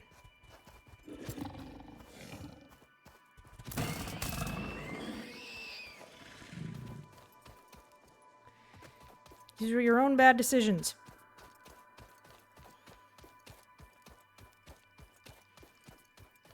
Oh well. Oh, check that out. We've got copper ore going into the smelter, and we've got ingots coming out, and then they're being turned into wire. It's a beautiful thing.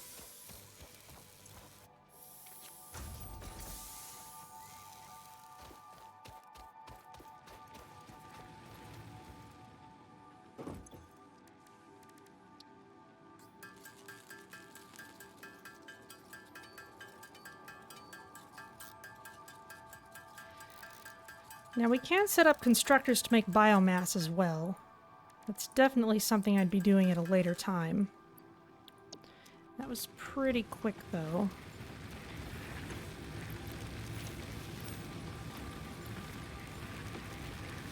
Okay, that's lasting a lot longer.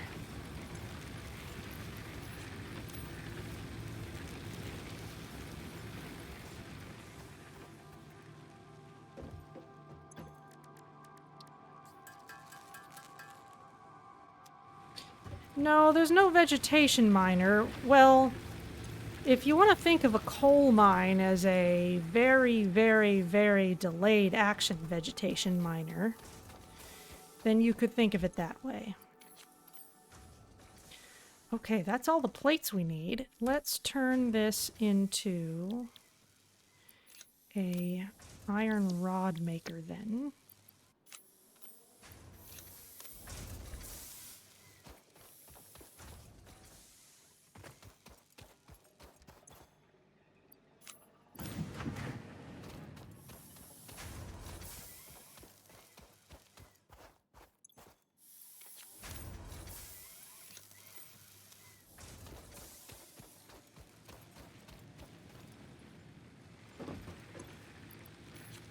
There's your plates.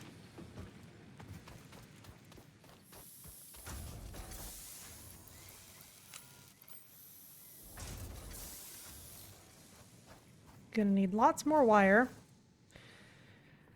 Okay, and at this point, we're gonna want to make our iron production a little more interesting. Now this we don't need, because we've got our copper being dealt with elsewhere.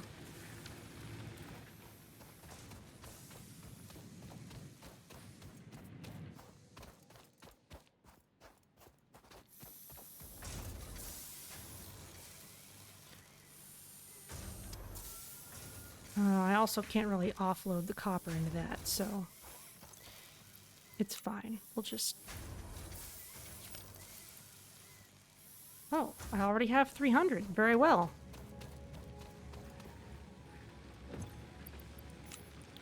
There we go. Now the screws are our limiting reagent.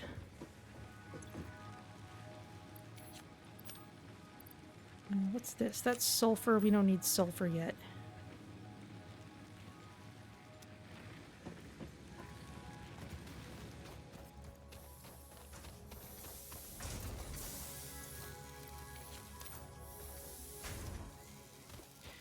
So let's scale up our iron production just a little bit.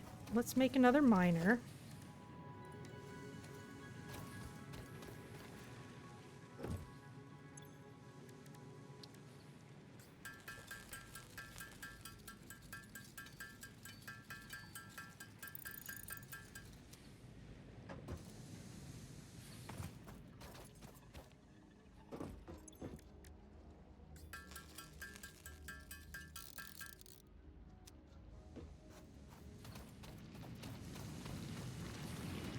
Sneak under.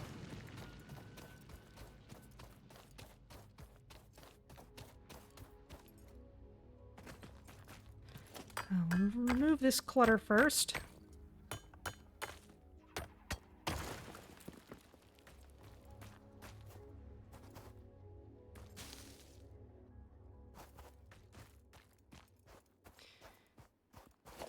And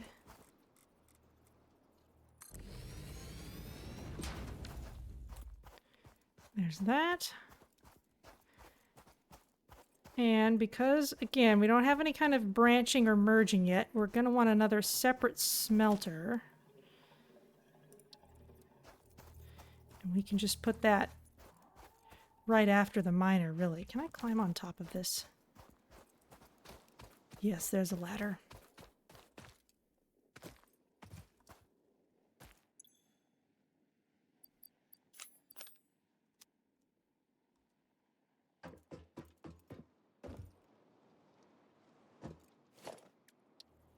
Here's a smelter. Plunk.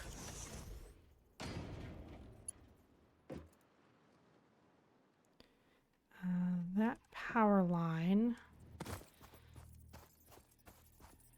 is already full. Let's put this here. Let's disconnect this line.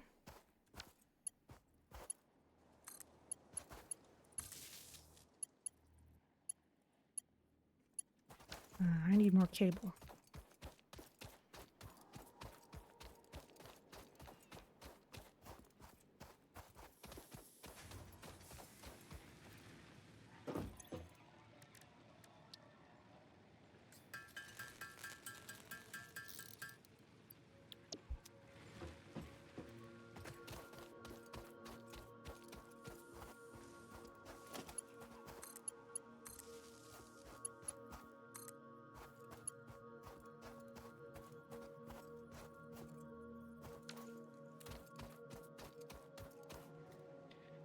More wire.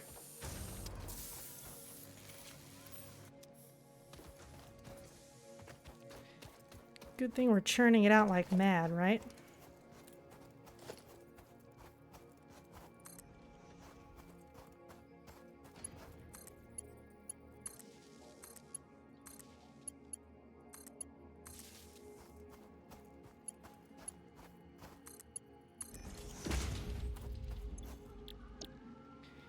You will make iron ingots.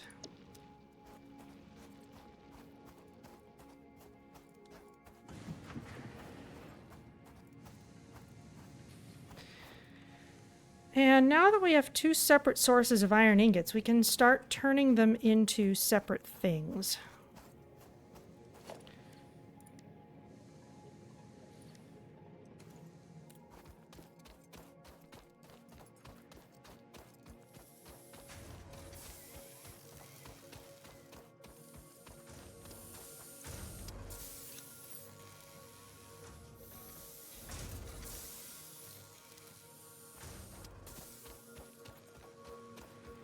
Let's see, reinforced iron plates. That's still something I'm having to make myself. I need screws for that.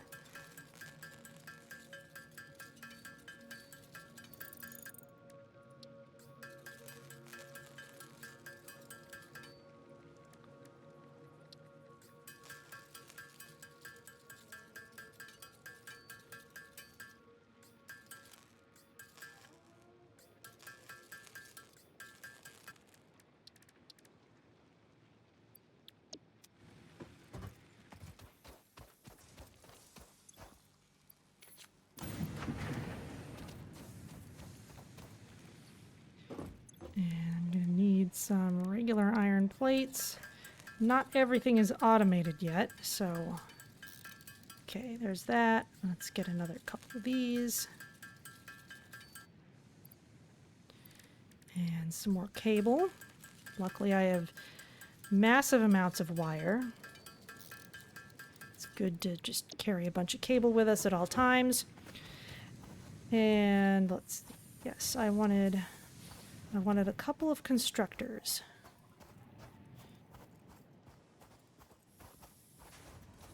Let's put a couple of them over here. Let's stand on top of the hub again. Whoop.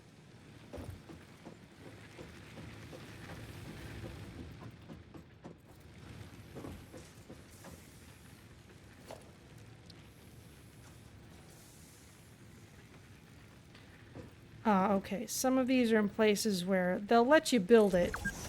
They'll just let you know that there's You have been playing for 2 hours. Don't forget to have a Fix-It protein bar. Now with natural ingredients. Yes, thank you. Okay. Surface is too uneven. We'll be able to make ourselves nice floor surfaces later.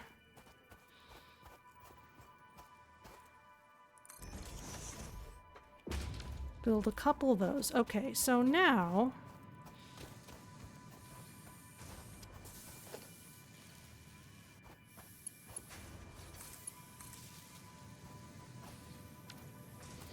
let's make you a source of iron plates.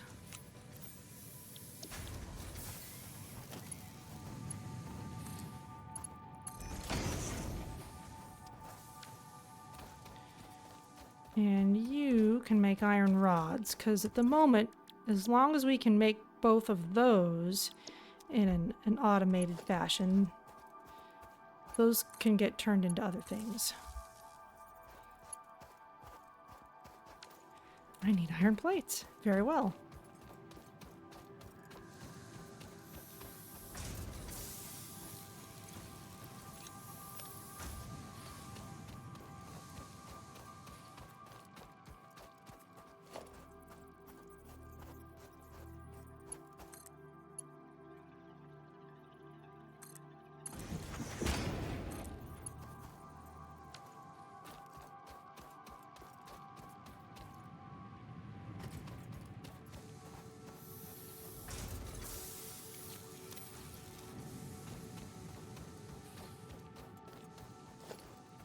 Starting to look a little better. You are making iron rods, which means this machine over here does not need to make iron rods anymore. It can make screws.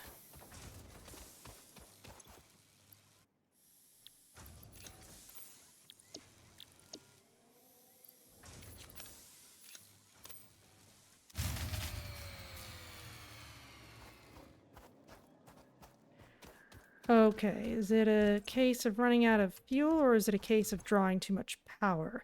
It is a case of drawing too much power. We need more biomass burners. So... okay, I need more iron plates.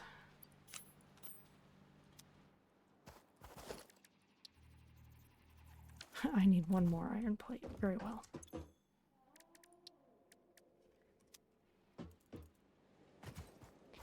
And you can actually just snatch things right off of conveyor belts, which is handy.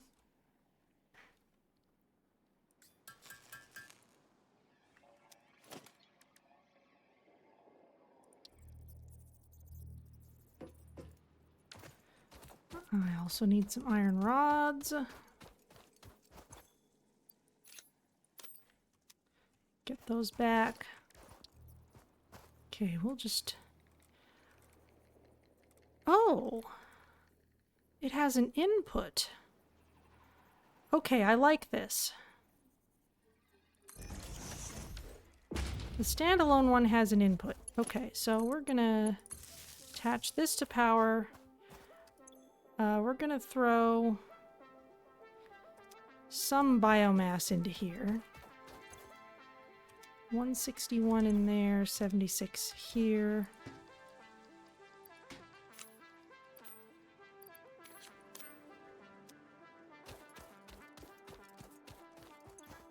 Spread the love.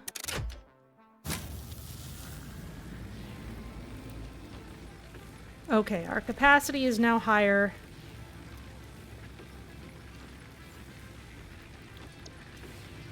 We've got things rolling. And because this has an input, we can do stuff like make a constructor that makes biomass out of leaves and then just throw leaves into the constructor and that will make biomass and put them at the generator. The catch is that the hub doesn't work that way. You still have to throw it in manually for the hub.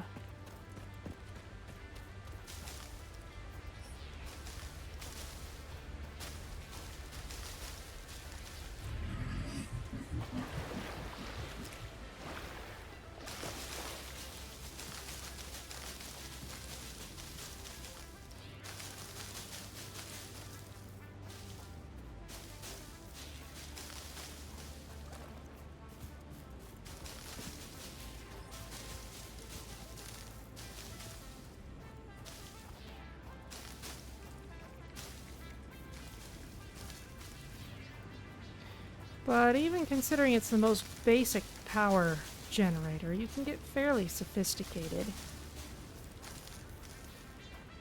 Ultimately, there are several different things that can be turned into biomass. And in my early access factory, I had basically 4 bins, and as long as I would just throw things into the appropriate bin, which I could have used a smart splitter for, really. But anyway, they'd all get turned into biomass and then all fed into the appropriate generators. It was all very nice.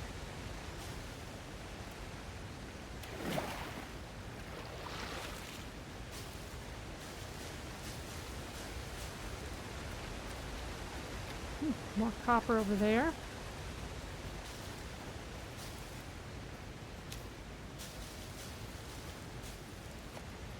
Oh, coal. We've got coal over here. Alright, well that's not a real source, it's just a rock, but it's still kind of nice. I think... no, we cannot scan for sulfur just because I happen to find some.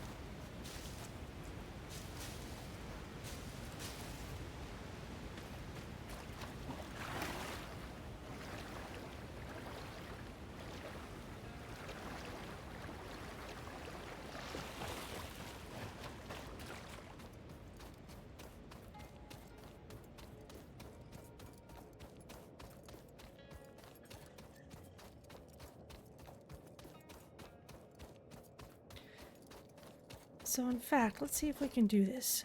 Can I make a constructor? I'm missing reinforced iron plates. We can fix this. Let's go ahead and get this set up.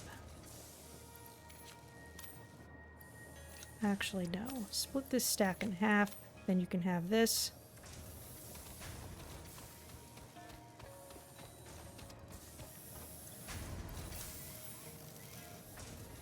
Got iron plates. We've got screws now. We'll lay all this out much more nicely later. We need more screws.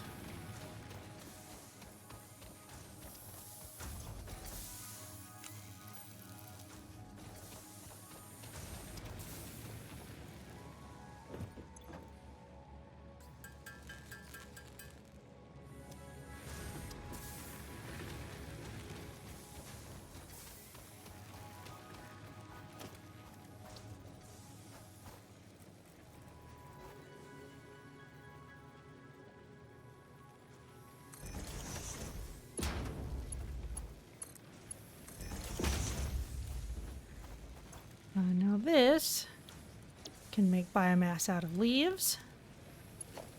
We will connect it to power. Feed it leaves. And then the biomass can go directly into this burner.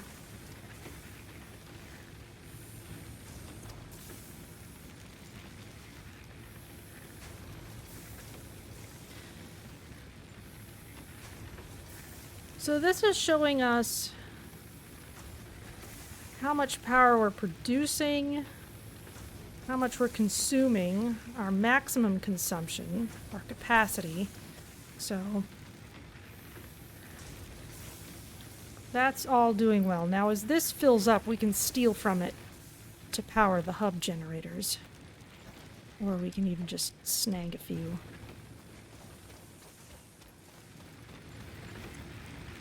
Uh, 61 there. 57 there. There we go.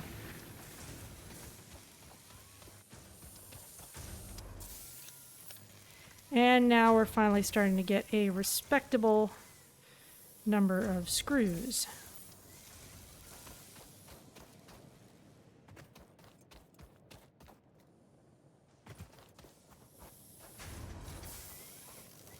What's this? This was iron rods. We'll feed you into the screw maker.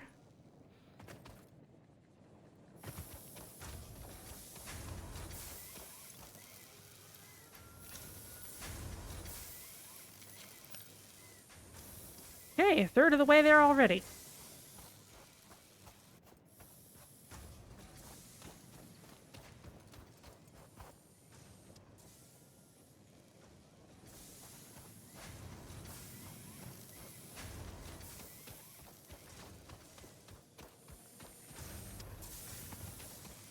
Might as well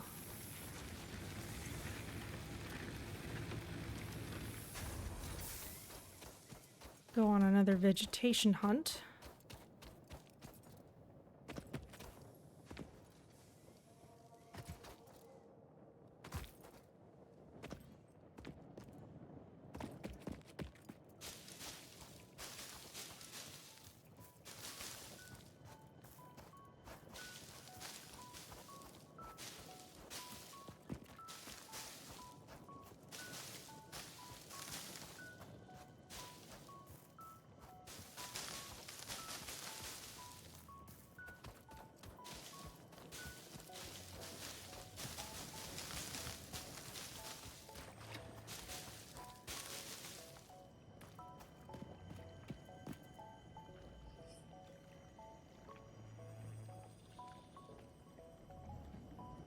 You're a slug.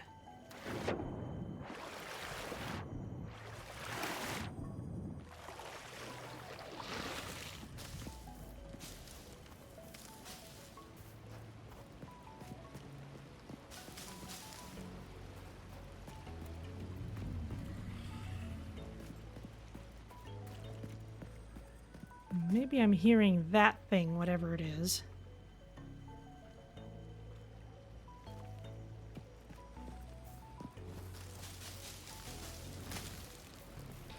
It does warn us when it's about to do an autosave, because as our factories get more elaborate, autosave starts to get laggier and laggier.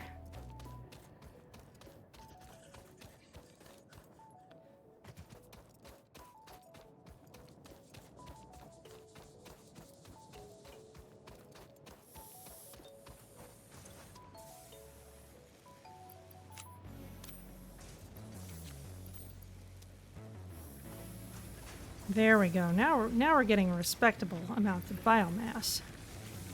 Split this stack in half.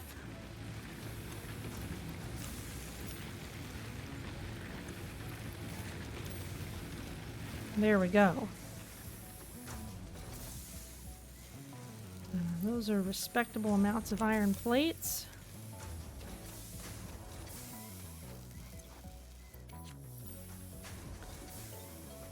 And we're getting close to 300 screws.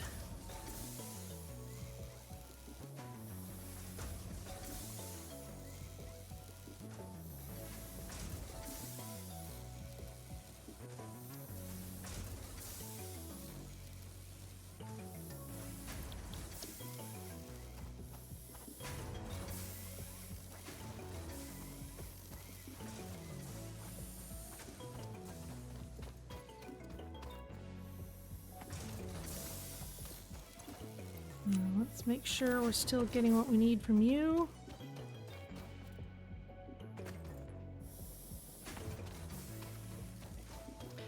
Ah, now I had my limestone mine over there.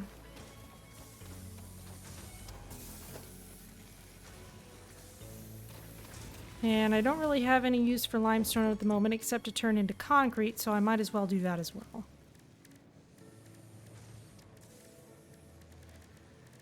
Reinforced iron plate. We can make a couple of these.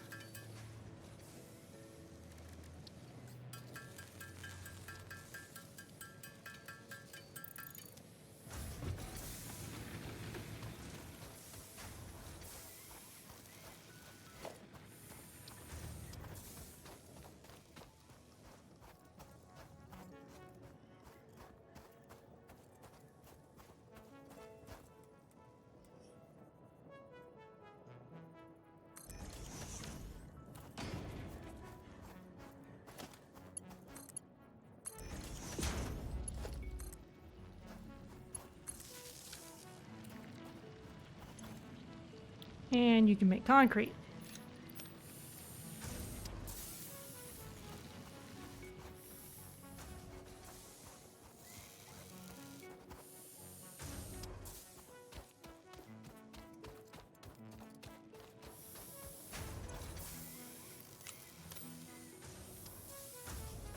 Super close now.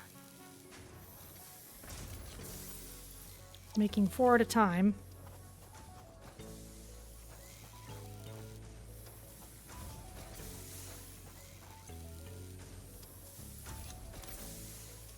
There's 300. All right, let's send this off. Whoop.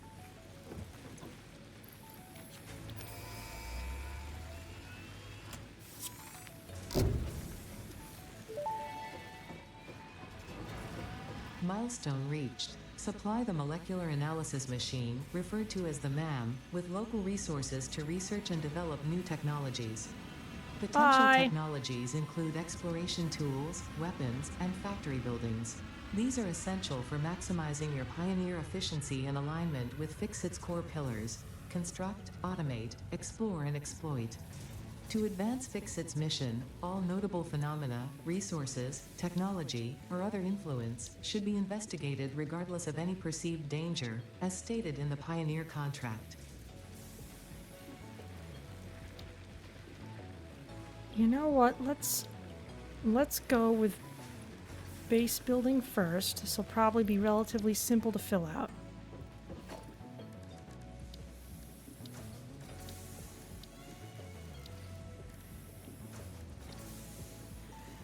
The space elevator is huge. We do need to build that at some point. But let's build the MAM for now. We need 5 reinforced iron plates and a bunch of cable.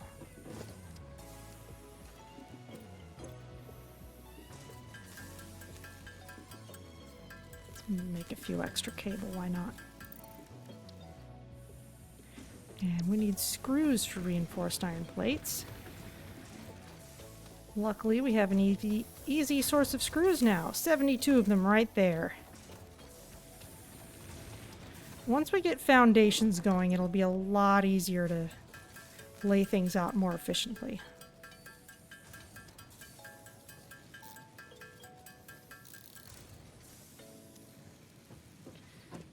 Okay, let's build the MAM kind of next to our workshop. Now we can start doing some research.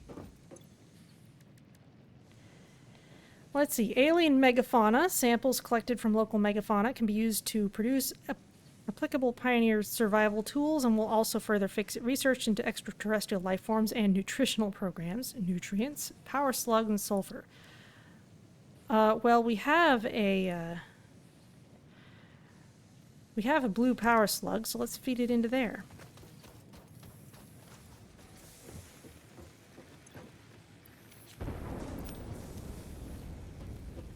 Oh, our pod is coming back? Yes!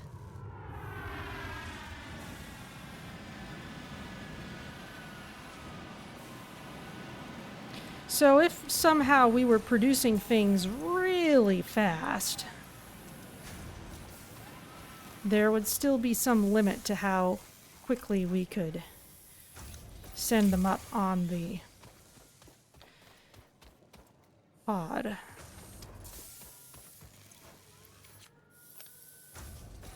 fact, we may have about all we need. Kind of went for the most difficult thing first because it was more interesting. Concrete.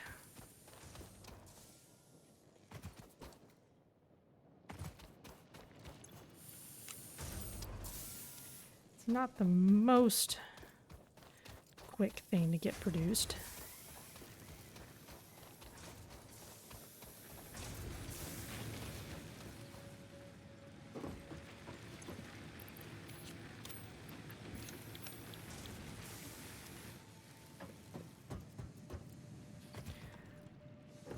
Alright, well, have this blue slug.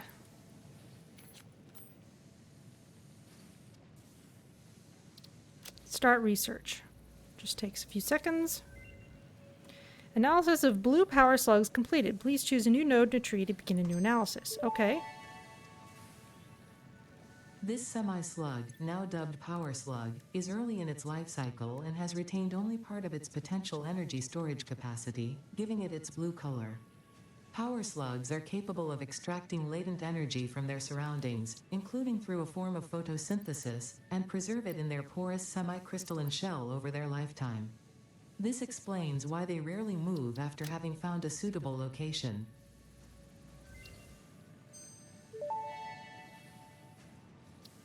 This fruit, dubbed the beryl nut after its distinctive color, is compatible with the human digestive system and has been added to the object scanner. Further research is available. Okay, beryl nuts and pale berries. This fruit, dubbed the paleberry due to its tendency to stay light in color even when ripe, is compatible with the human digestive system and has been added to the object scanner. Further research is available. Okay, we have not found this mushroom yet. Megafauna, hog research, spitter research, stinger research, hatcher research. Okay, well we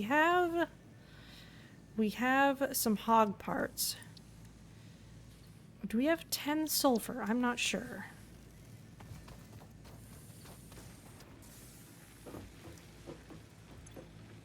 Yes, we do.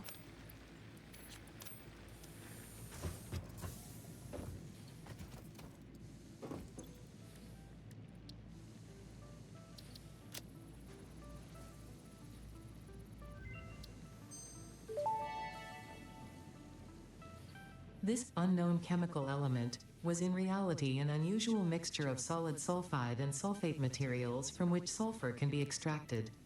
Sulfur's primary use lies in fertilizers, which we have no use for. Instead, this element enables access to more volatile obstacle clearing and pioneer defending tools. Among other things. Okay, and hog research.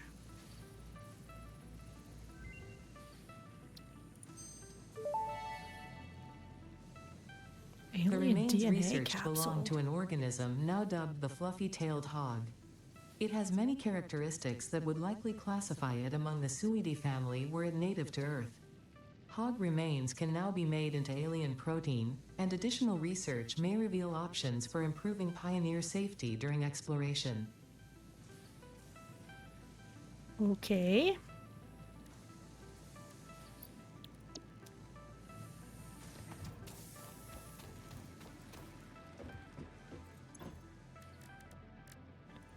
Hog protein. What is this? Ground up alien remnants in a neat little package, used for medical purposes and to research alien organisms.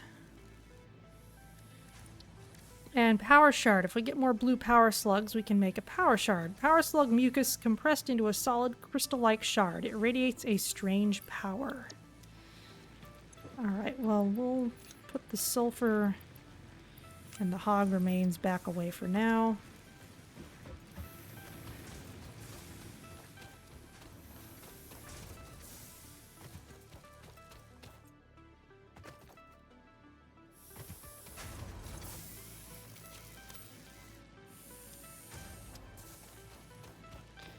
Still need some more concrete. But at this point, We can use more sulfur and some more research, so we might as well pick it up for that, even if we're not actually doing anything with it yet. And at this point it makes sense to start picking up other just random rocks of things, even if they're not true sources of those elements yet. Just to check the research off the list.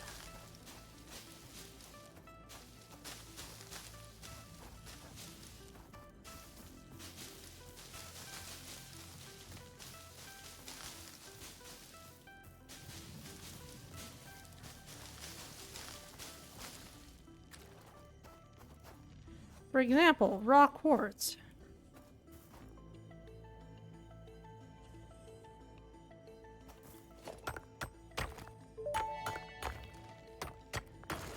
Unknown crystalline mineral collected. This mineral is composed of the same chemical elements as quartz and may yield similar industrial functions.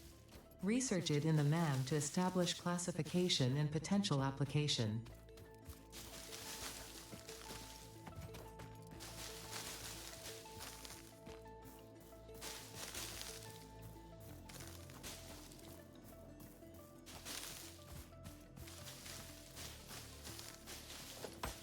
Oh, more quartz. Might as well.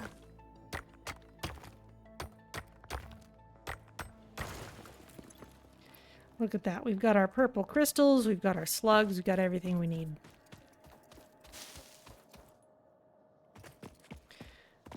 MAM's down here.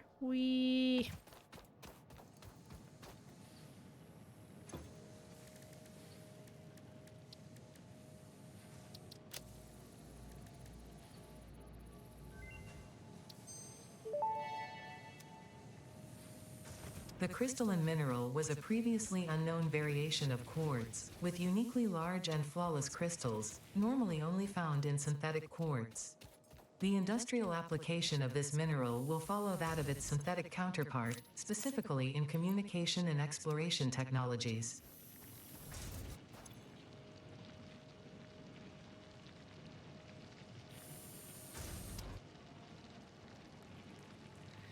Interesting.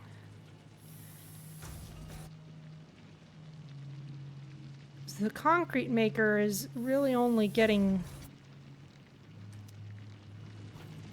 just as much as it can use. Let me pick up a little extra, see if I can stop it from having to delay every once in a while.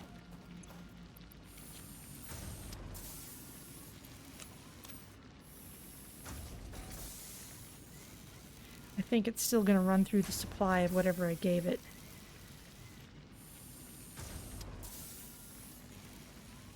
Well, maybe it's offset just enough now. Not quite. Okay, that's all right.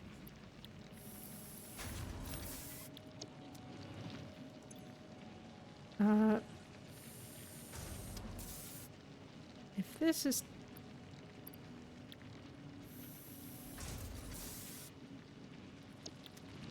What we can do is potentially turn down the speed of this a little bit, but I don't think we can do that yet.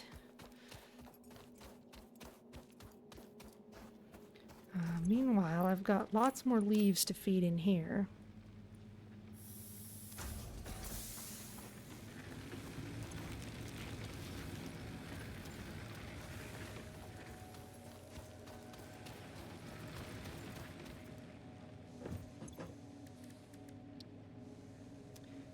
Don't have enough wood for that.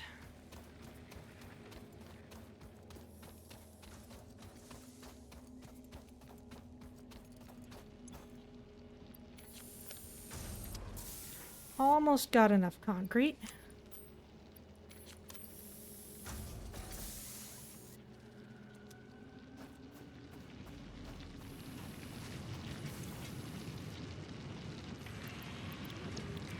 This is sending it out as fast as it's getting it.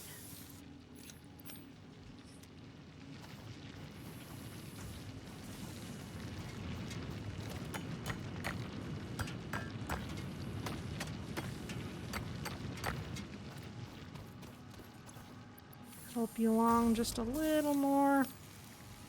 There we go.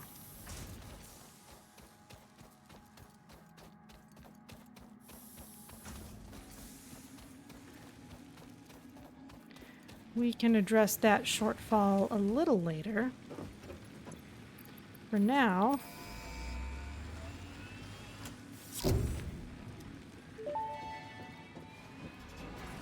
off it goes again. Reached. Several new structures are now available for improving factory organization. Foundations provide a building grid, which makes it easier to manage placement of any structure.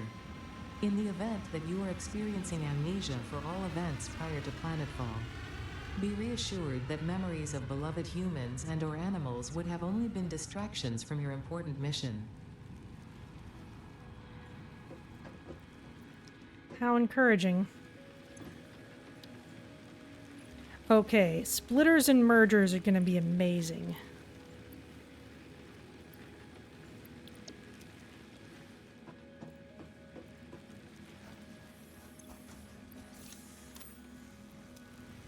Let's get some plates. Let's get some rods. Let's get some wire.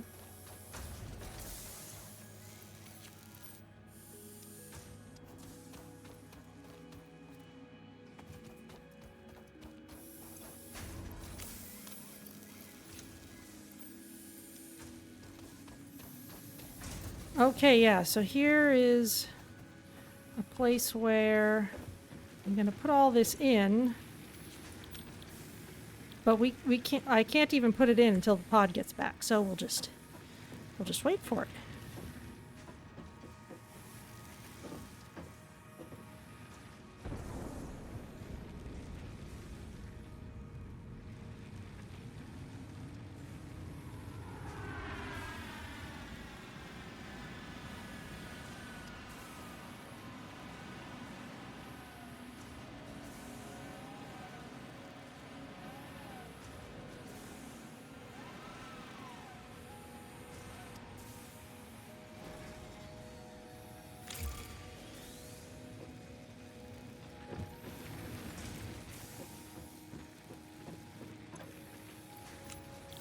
Plates, rods, wire.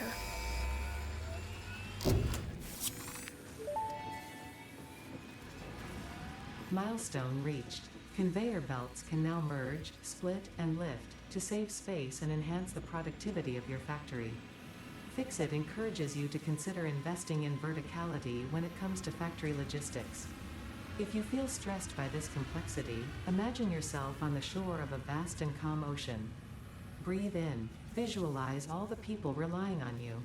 The sea is made of billions of faces, each staring at you with hope and tears in their eyes. Breathe out. Feel refreshed and focused on your duties. Great.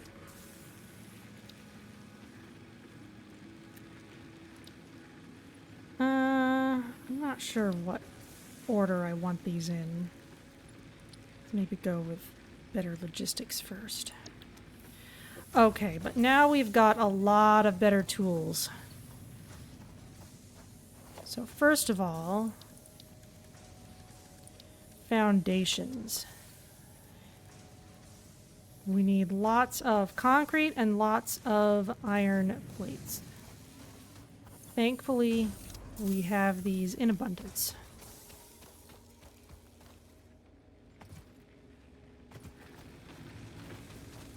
We do not, however, have power in abundance.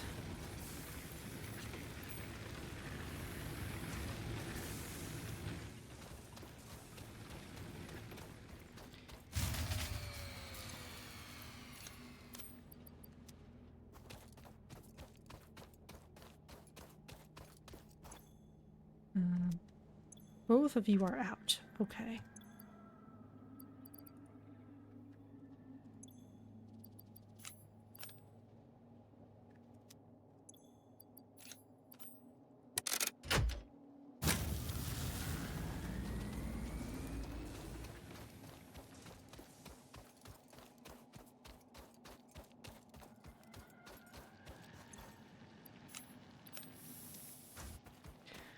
All right, so let's do... Ooh.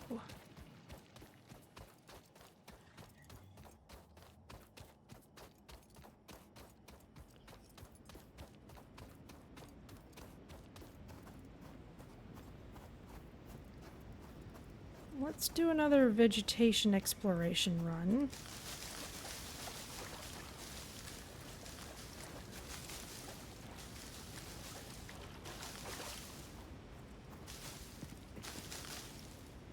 And then we can start improving our organization a bit.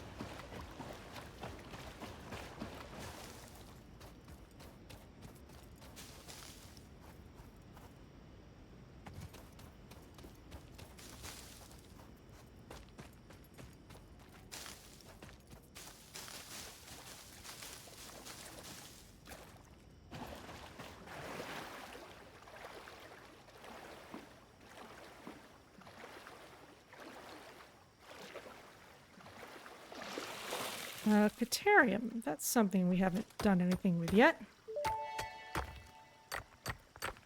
Unknown metal collected. This metallic element is showing properties similar to those in Group 11 on the periodic table, such as high conductivity and malleability. Research it in the MAM to establish classification and potential application.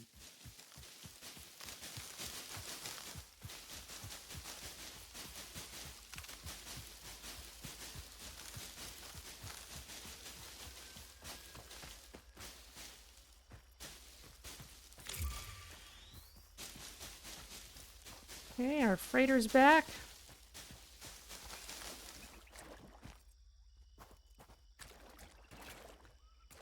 There's another hog. That looks like it might be a higher level one. It's brighter colored.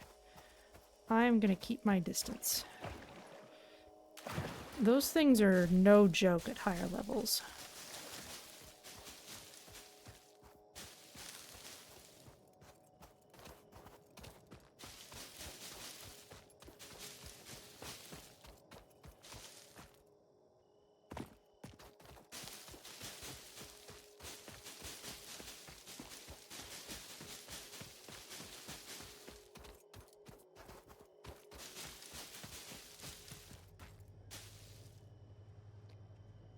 Right, I have a map now. Alright, so I've been exploring up northwards. That doesn't tell me much yet, but we'll work on it.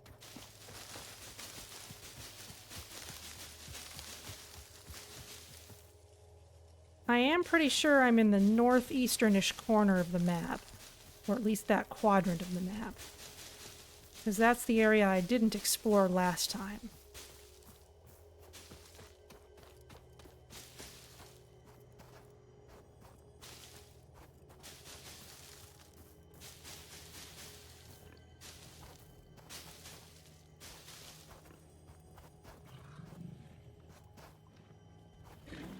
You two are guarding something entirely different.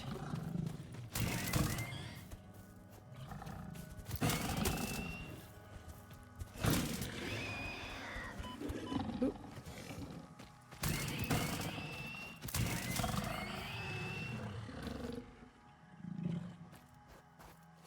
Okay. Oh, look at that. I can see my shadow.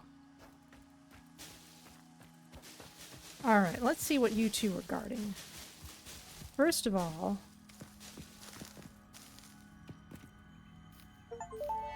these mushrooms. Potential edible collected. Reminder that look and smell alone do not provide sufficient data to determine exact risk of consumption. Just because it looks like you can eat it does not mean it won't eat you. Research it in the MAM to establish classification and potential application. Now, what are you? Live, laugh, consume. Live, laugh, consume. Consume.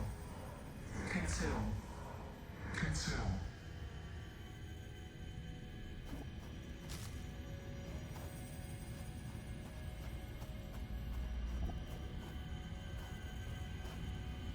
You can pick it up. Defile the scripture. Defile the scripture.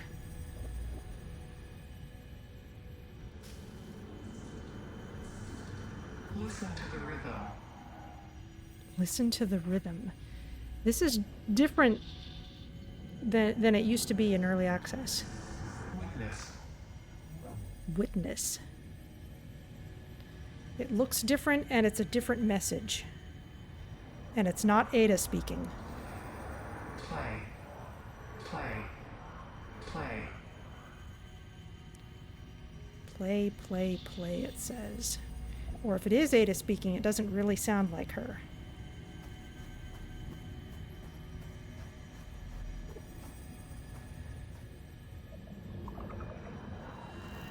Look through the window. Look through the window. I'm gonna just sit here and see all the things that it says. Harmonize with us. Harmonize with us.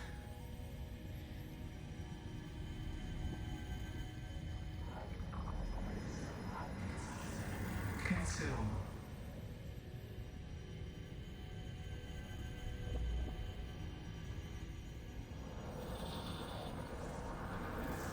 Harvest.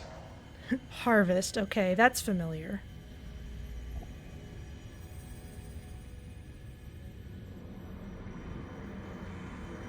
Be appropriate.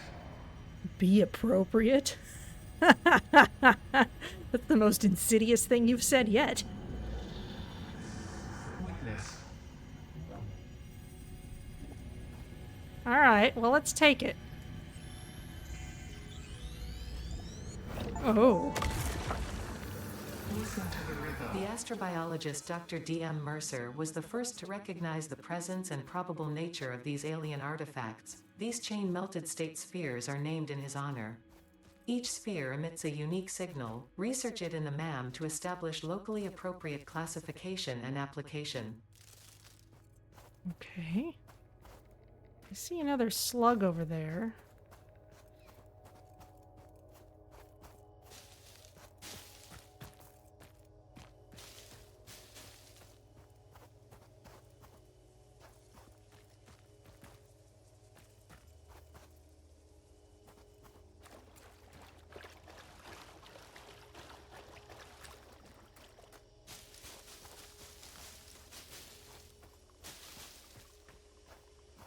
Couple more slugs.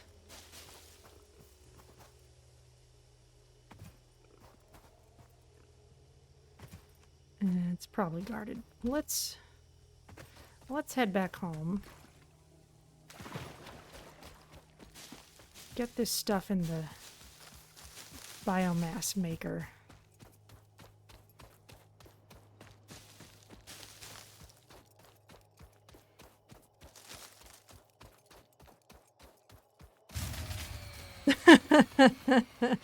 Case in point.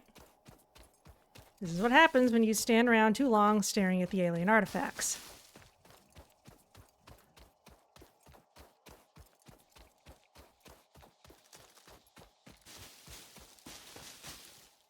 Oh. Hello, slug. You are lightly guarded over there, but let's see if we can snag you.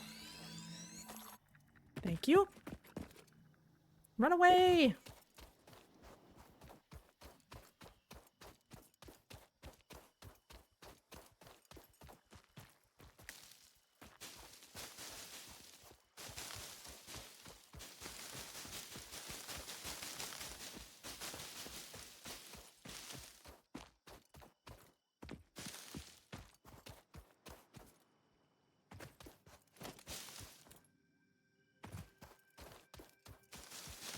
More limestone there. We can do something with that later.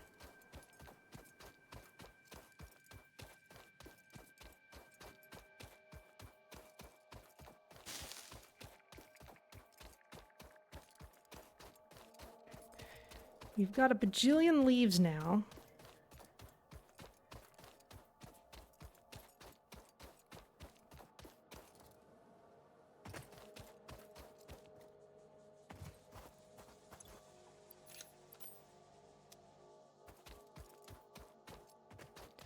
Actually, it's probably best not to influence everything to just fire up as soon as it does. Okay, wood biomass. Ooh, I've got a lot of wood. Let's start with that.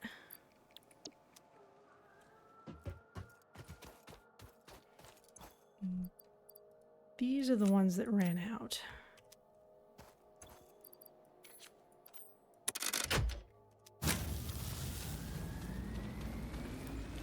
Because this, we can just throw leaves in.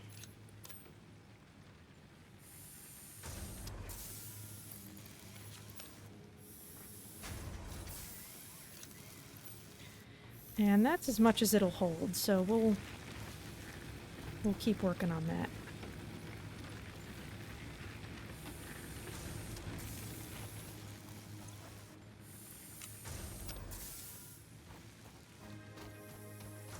Okay, you are humming along. Let's take these iron rods. The music is so pretty too. Everything about this game is so beautiful. Got some iron plates.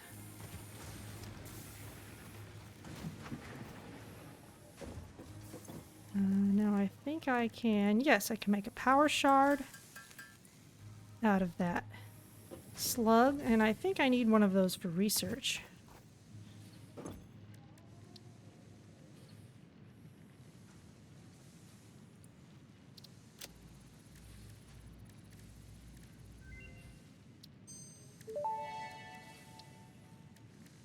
Overclocking development completed. Power shards can now be inserted into all buildings to increase input and output speed. Underclocking is also possible. Note: power consumption of overclocked buildings increases exponentially. Good to know. Oh, look at that! The icon flickers. A weird alien phenomenon. While the sphere appears liquid, it behaves like a solid and does not have any detectable mass. It seems to somehow interact with and have awareness of its environment. All right.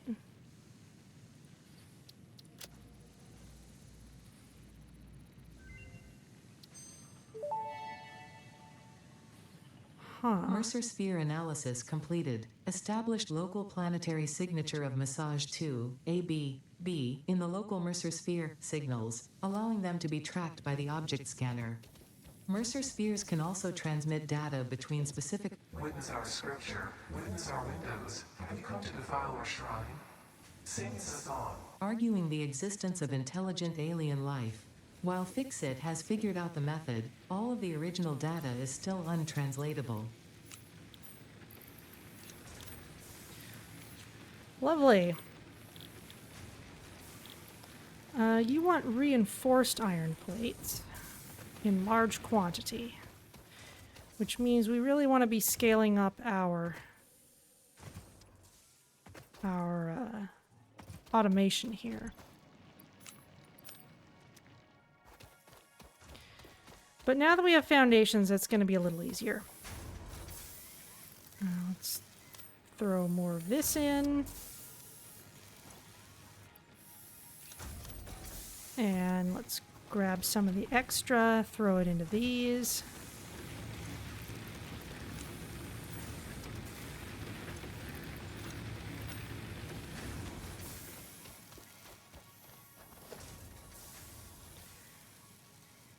Okay, so foundations are of differing thicknesses, but they don't actually require any support under them. Which means we can be fairly cavalier about how we set them up.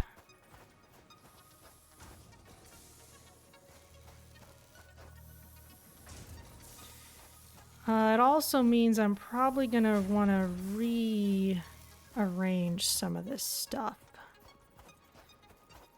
Let's start us off with a thick one.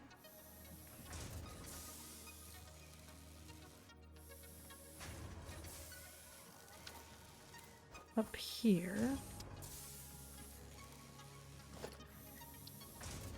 Let's put a really thick one here.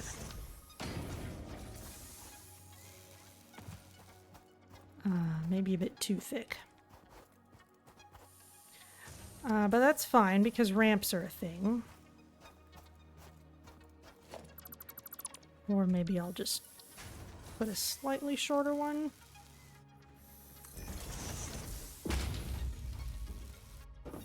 Okay, we can move that over in a bit. What are you doing? I want you to lock against this other one.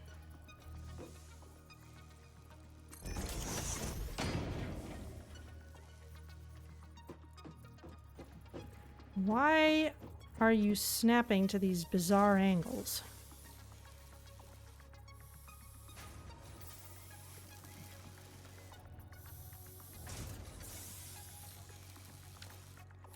You're supposed to place yourselves in a nice grid. Why aren't you doing it?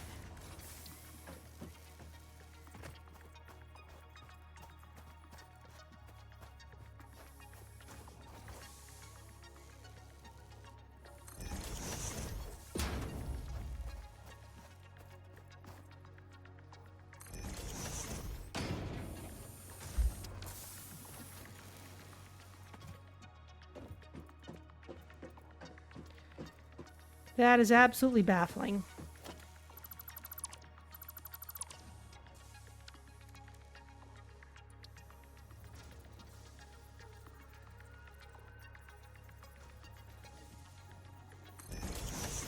Okay, well, I can just rotate it and it'll work, so... Okay, let's get rid of both of these then.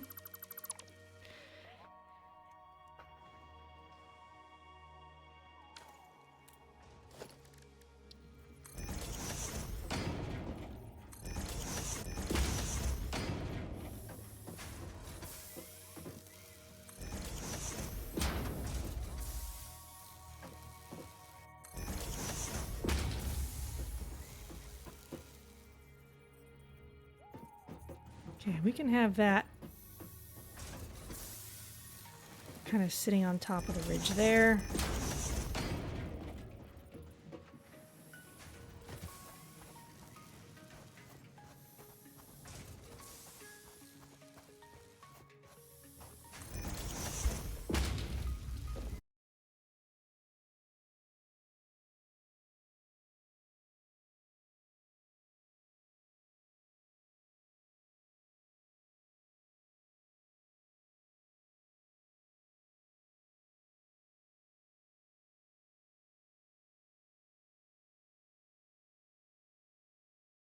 And remake you.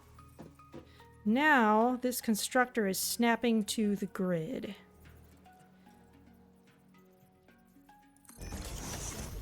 Which makes it a little easier to work with.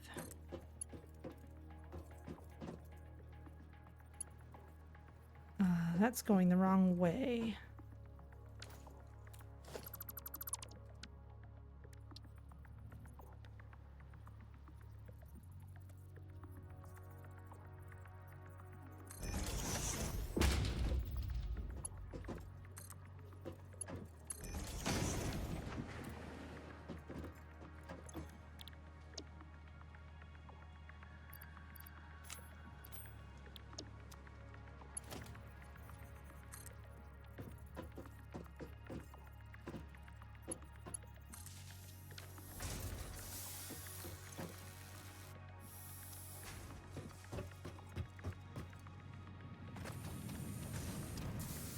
And with splitters and mergers, we can do even more.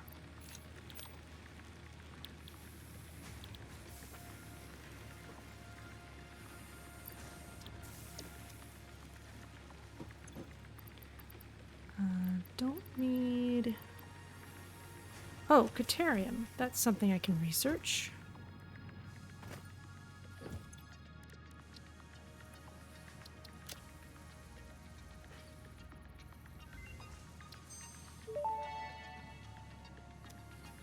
The metal has been named Caterium after Fixit's greatest CEO Katerina Parks.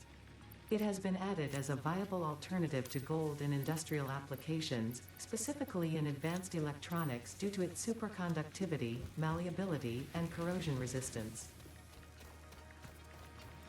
Cool.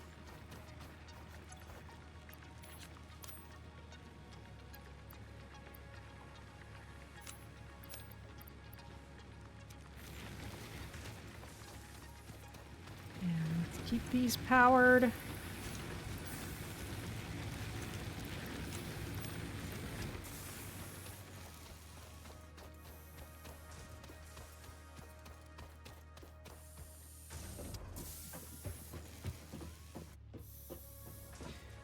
Alright, so right now we've got 2 sources of iron. They're both getting put directly into the things that we need to be made out of iron. That is working fine for now. But we're gonna want to make things a little more complex because we need reinforced iron plates, but we don't want all of our iron plates to become reinforced. So we're gonna have to do things a little differently. Same thing with the iron rods. We want to turn some of our iron rods into screws, but not all of them. So, can I build...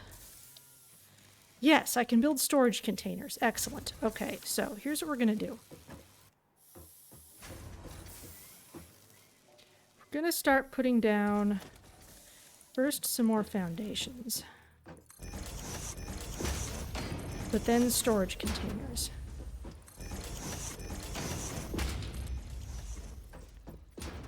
Oh, I don't want that to be down there.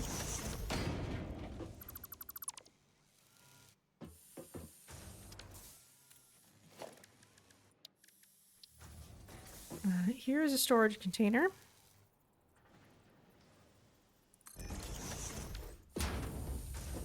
We'll just put that there for now.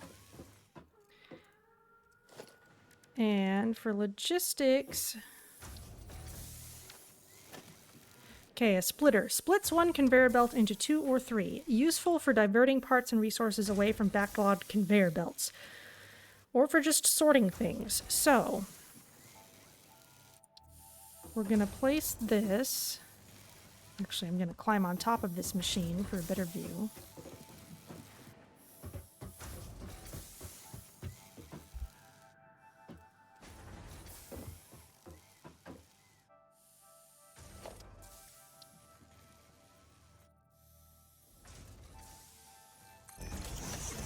Doesn't have to be very long. Okay, now those rods are going in there. Great. I want some of them to come off this way. I need more iron plates.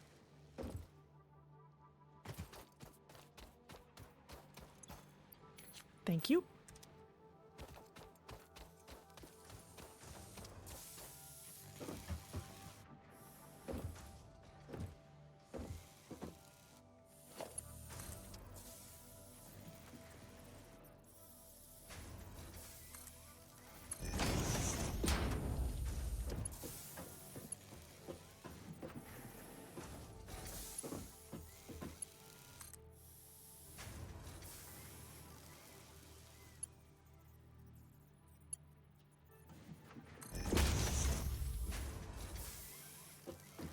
Slightly wonky, but it will do. Whoop.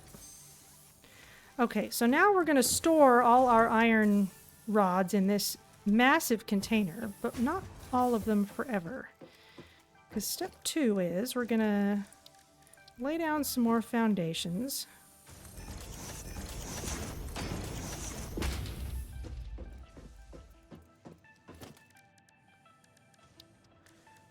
There's another constructor.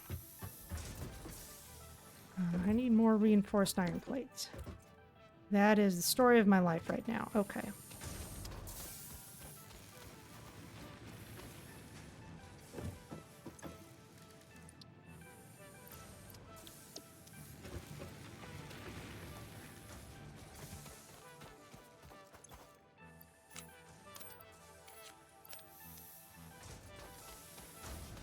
We'll let that run for now.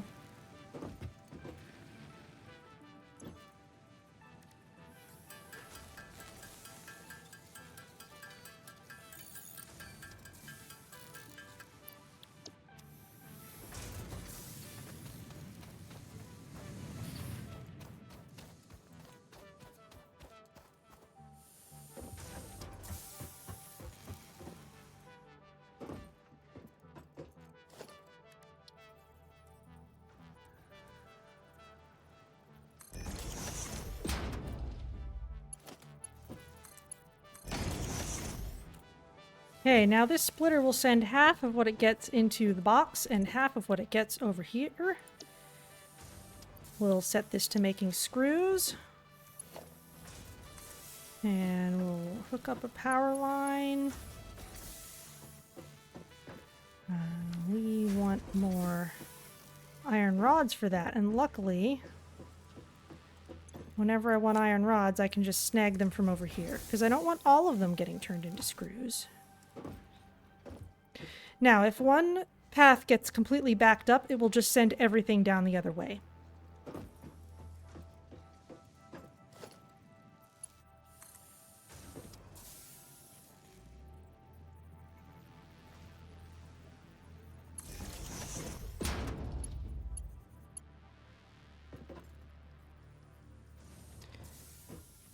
We need more.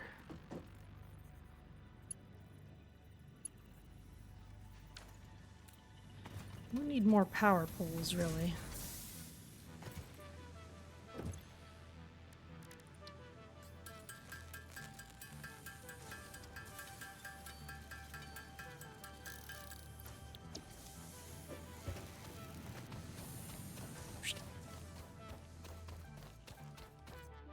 Later on, we'll get power poles that can take more connections each, which will be very nice. Let's just place these here for now, and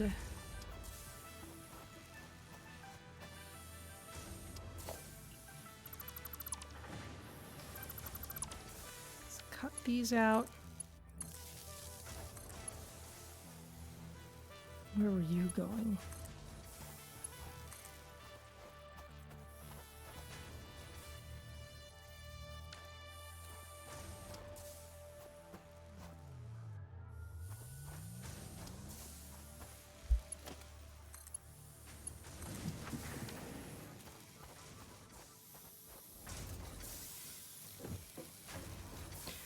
All right, so now I've got iron rods over there, and we've got screws over here.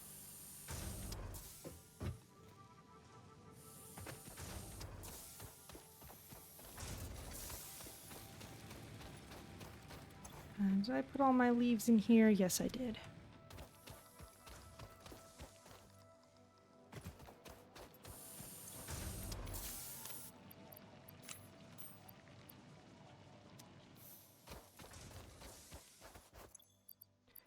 We've got just enough concrete to send up.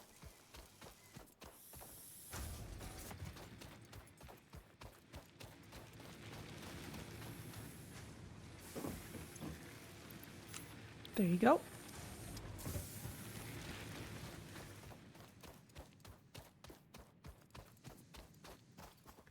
And now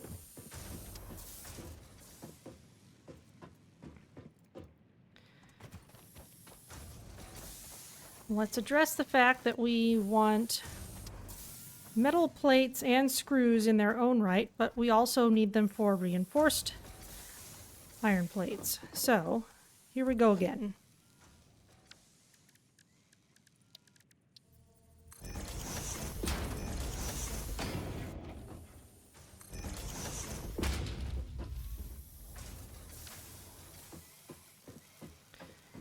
Let's build another container. Can I configure this? Can I put a name on it? Not really.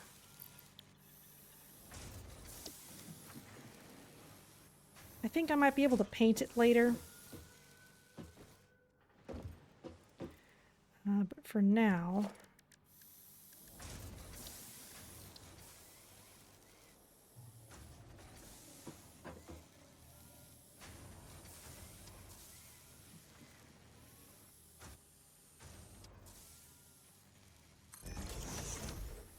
just put another one over there.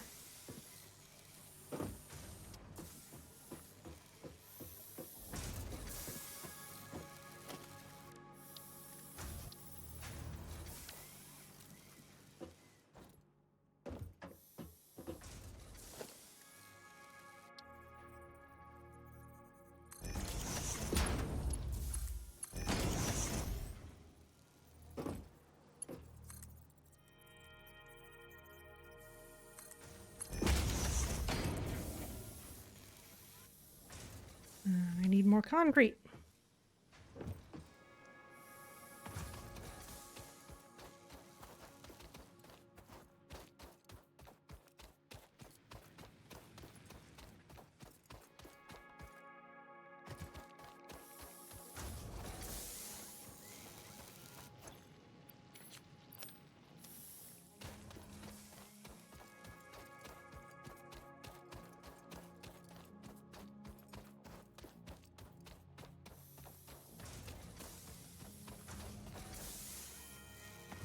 Yeah, we're gonna need a ramp or something.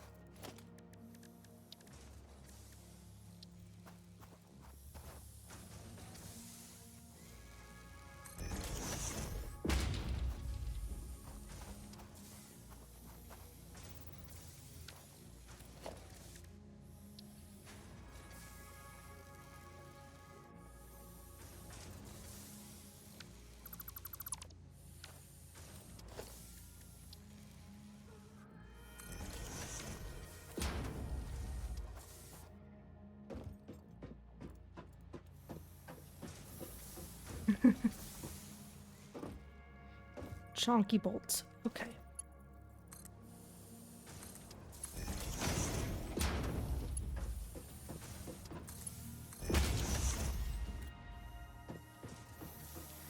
Okay, there's our storage of screws, but we can also turn screws into other things, such as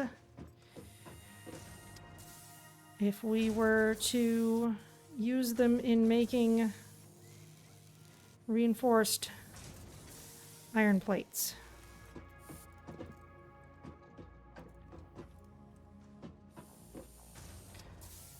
Which means this thing doesn't need to be making screws anymore.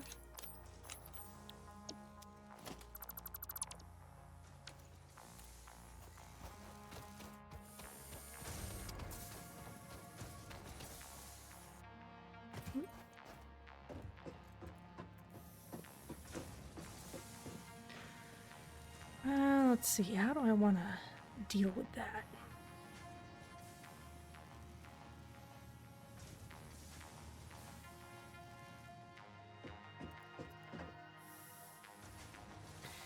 This doesn't need to be sitting right here. It can be somewhere else.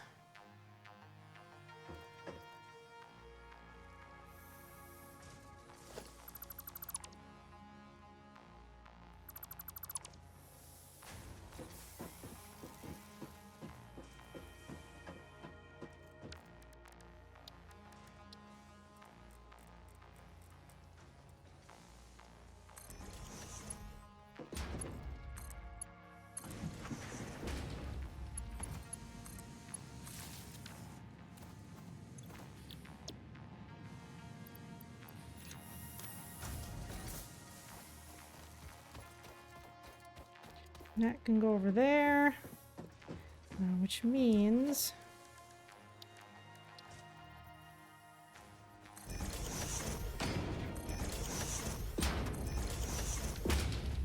I don't really care if the power pole is clipping through that.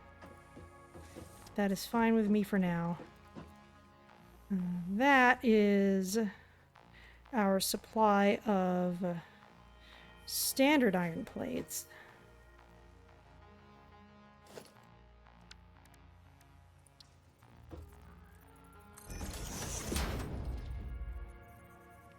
Let's make that a 2-meter ramp.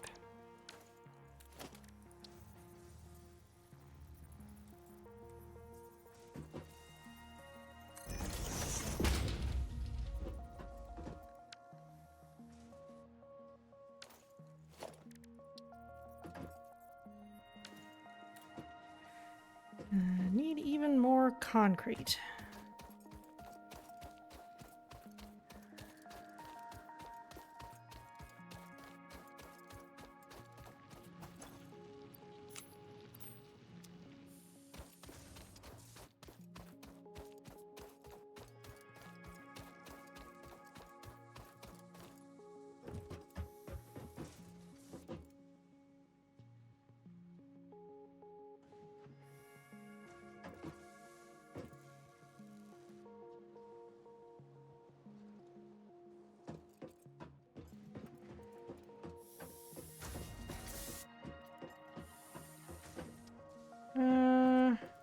just trying to think what the best way is of arranging these things.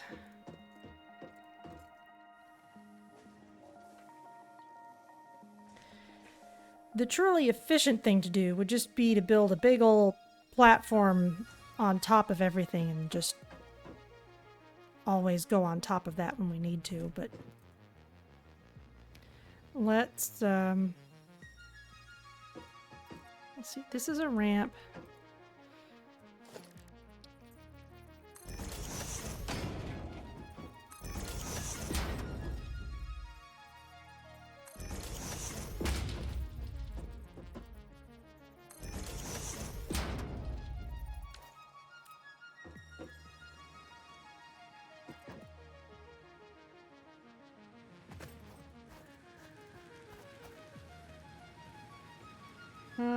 Okay, let's maybe move this up onto some kind of platform.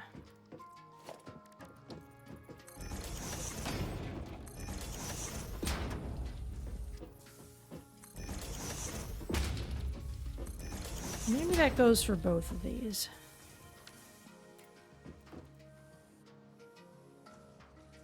Yeah, okay. Let's take this smelter and let's move it up here.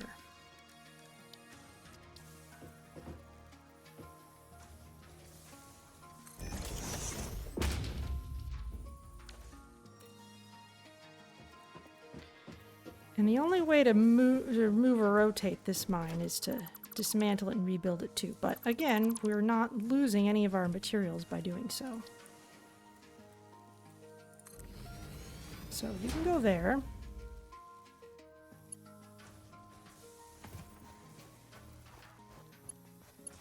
This conveyor belt can run up there.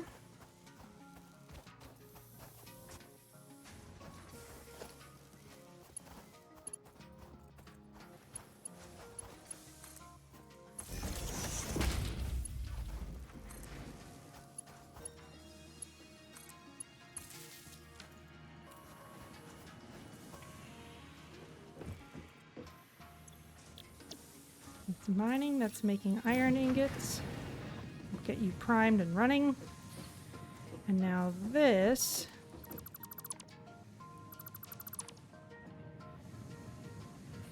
can go right in front of it.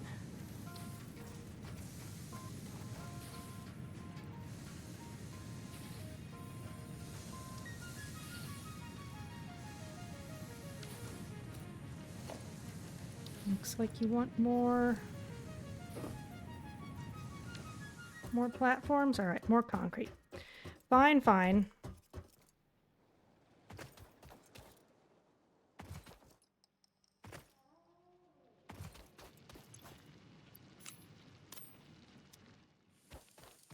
We definitely have a shortage of concrete. That should be the next thing we work on. First of all, though, I want to get these reinforced plates in a state where they are automated.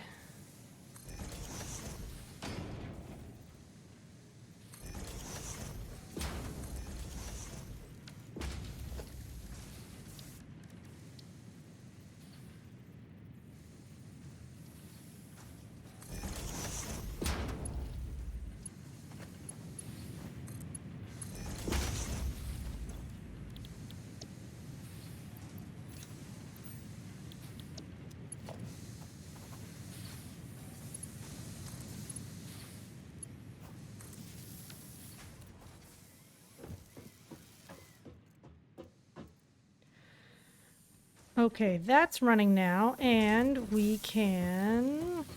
Let's climb to the top of it.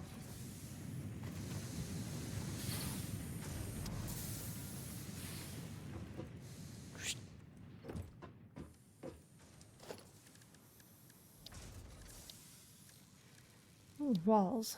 That can be fun too, but let's put in another splitter.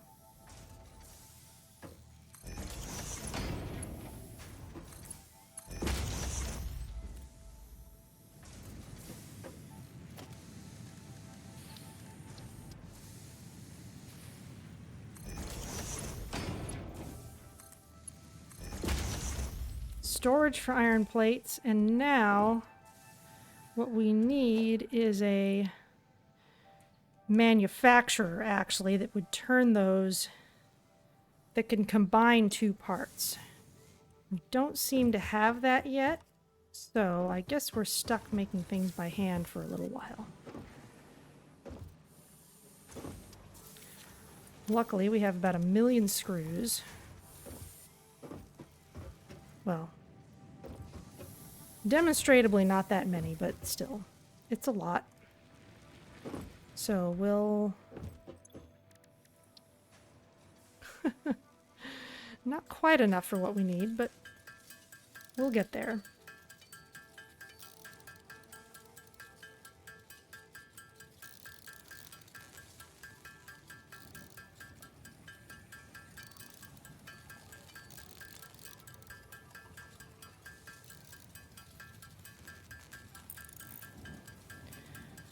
We're well set up for what we'll need next.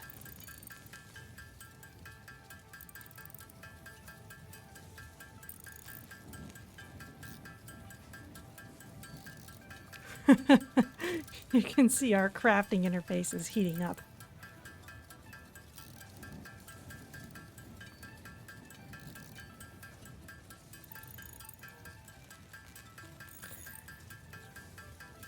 And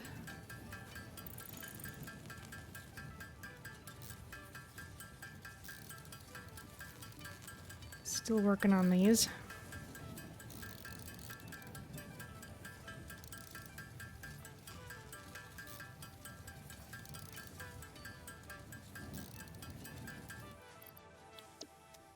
There we go.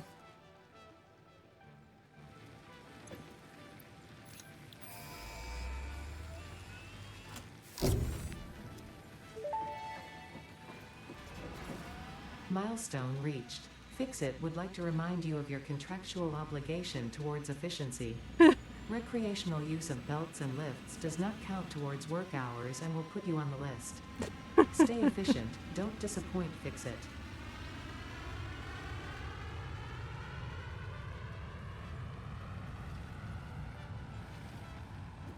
Bye.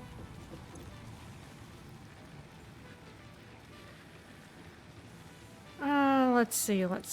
Part assembly. Yes, we need the assembler.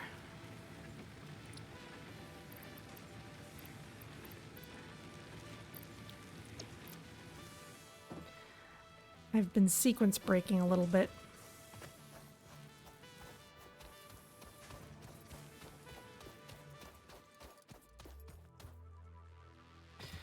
Okay, but before we do that, let's deal with this concrete situation. Oh, okay, we can scan for that other stuff now, too. Okay, this was the next closest source of limestone. Let's make sure that we have what we need to make a miner.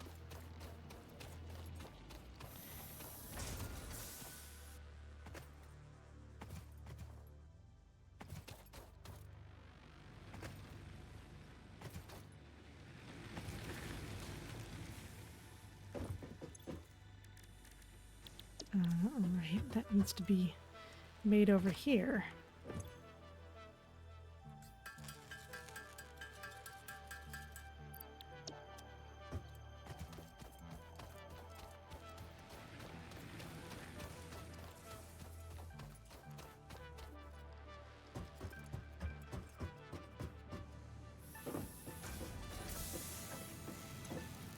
And let's grab some of these for conveyor belts.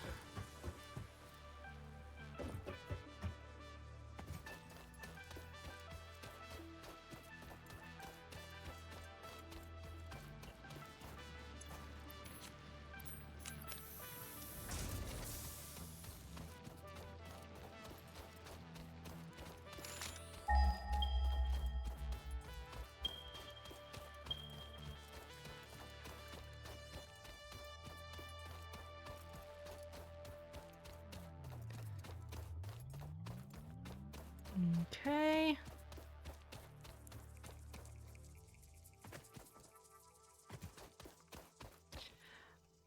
So over here is another source of limestone.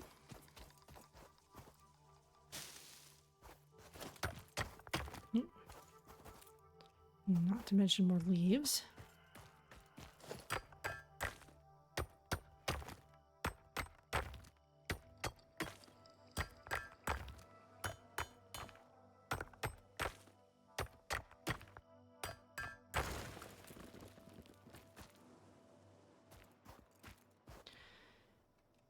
So here's what we're gonna do. We're gonna put another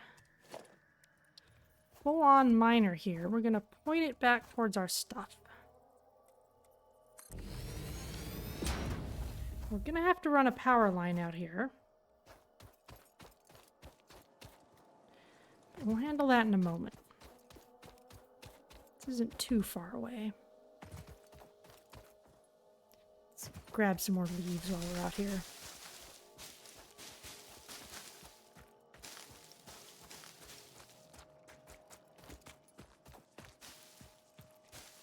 Leaves.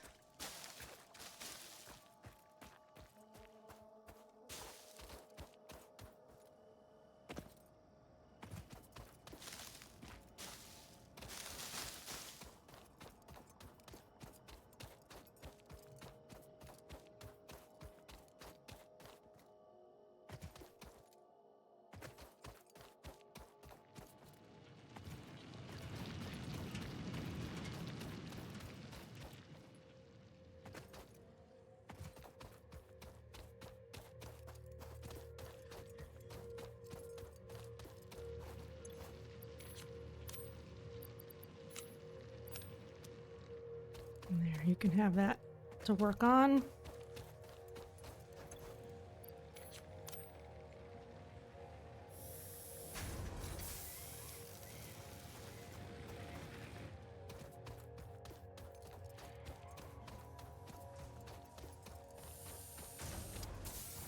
Okay, now for this, let's put up some foundations.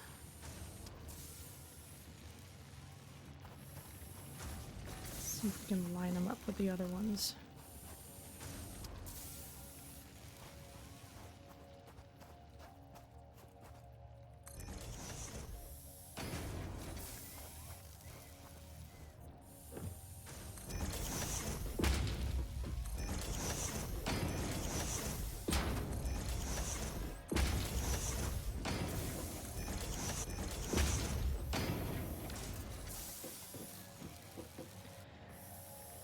Okay, so now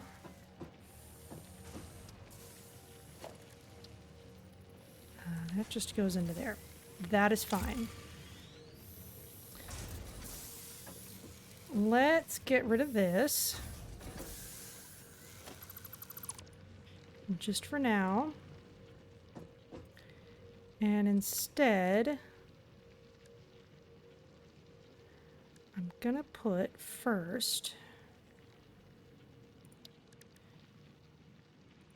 a merger here.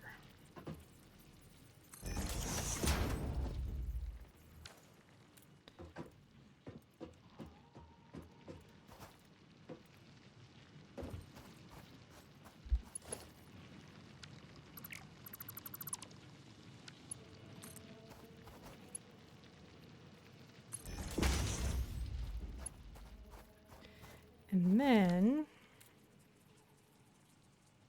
right next to it, a splitter.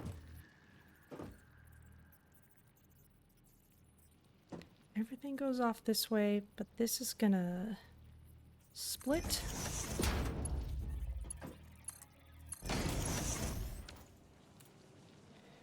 And now let's rebuild our constructor that's making concrete here. That's going the wrong way.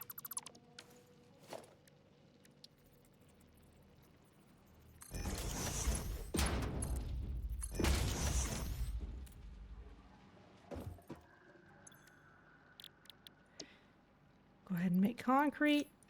There's your limestone. Let's run power out to you.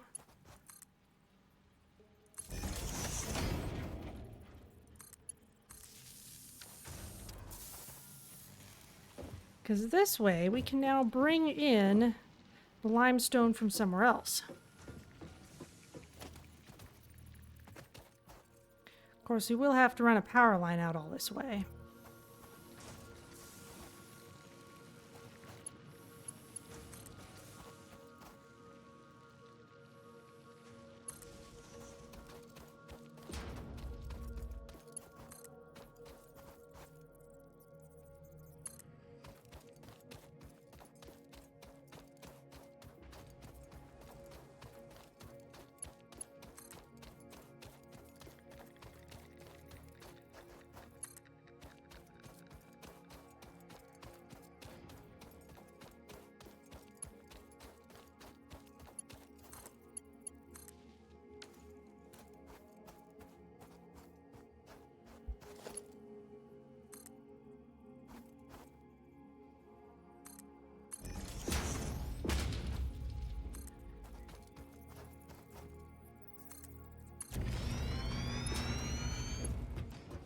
This might be starting to look a little bit familiar if you saw my early access factory tour. This is how it begins. I need more iron plates.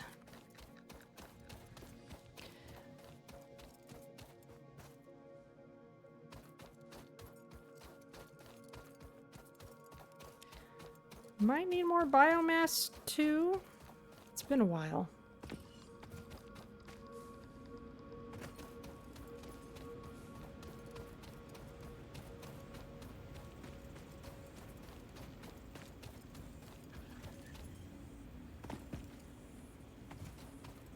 We've pretty well cleared this space out.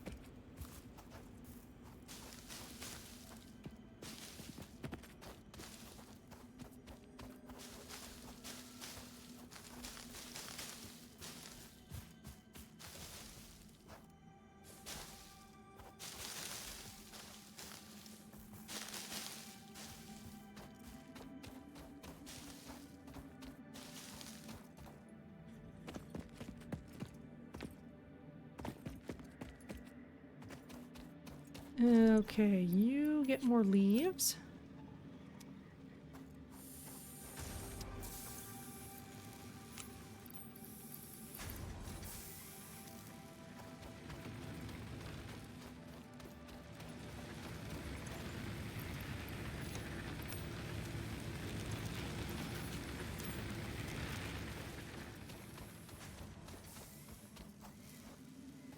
And my iron plates are up this way. Ooh.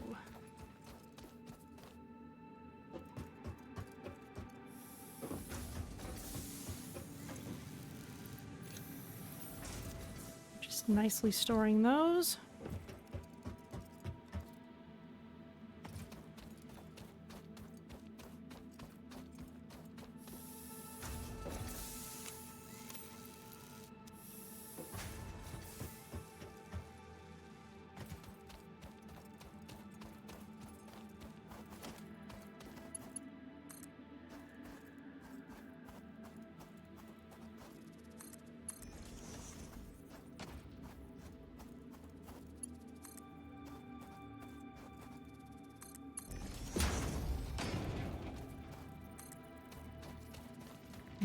This will come up this way.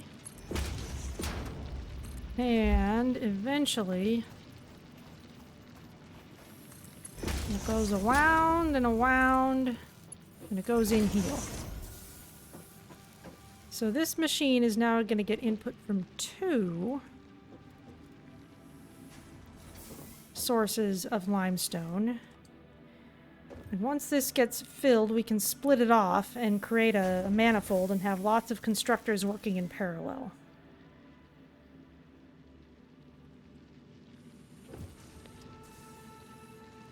It'll be a while till it makes its way over. It's even clipping through the dunes a bit.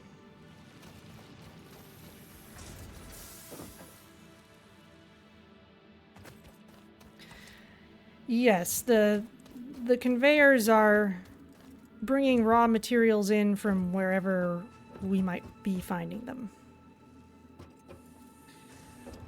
Let's see. How many screws do I have piled up?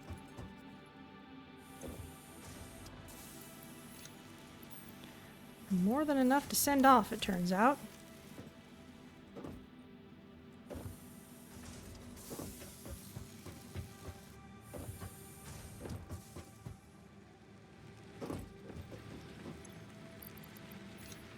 There you go.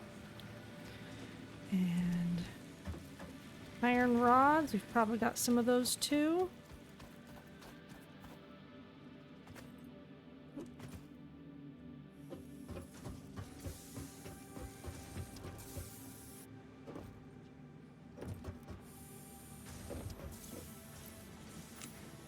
Yep, got a nice full stack of those. Let's just keep them with me.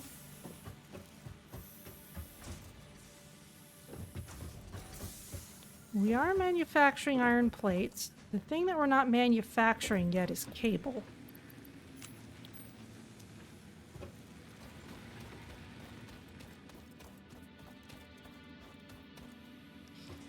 And ultimately, our copper is going to need the same setup as this other stuff.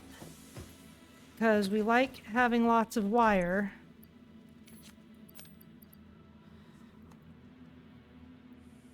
Only some of it needs to get turned into cable.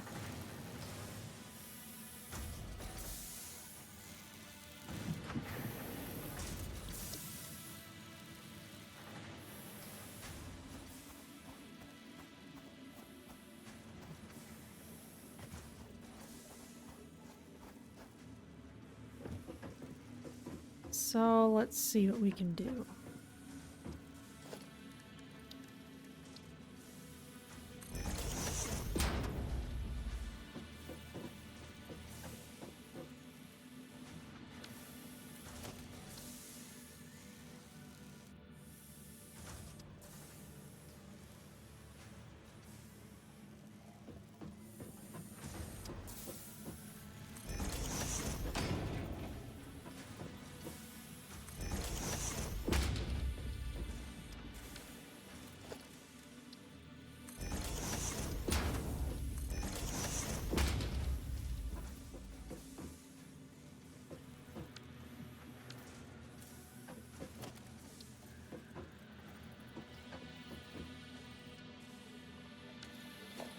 I need a 2-meter ramp.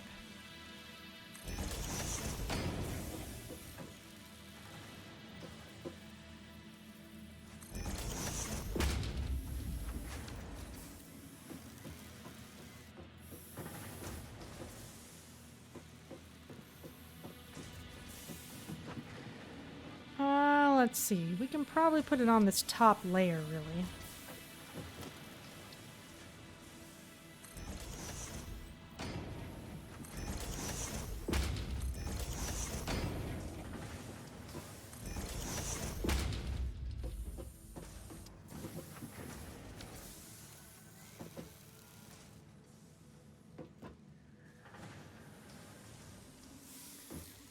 Things are still a little disorganized. The copper is kind of by itself, so actually it might be nicer to have dedicated copper stuff all happening over here. Let's try that instead.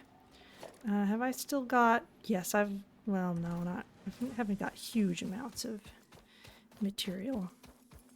Let's pick up some more concrete.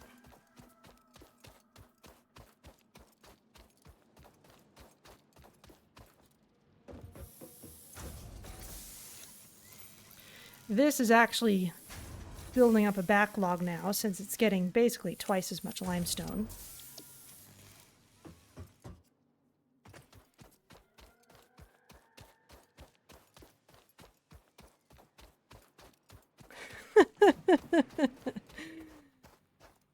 Yeah, I don't seem to need any sleep at all. I'm sure it's fine. Peak efficiency and all that.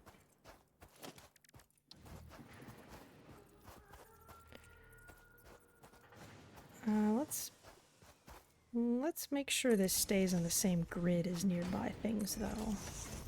I do rather enjoy that.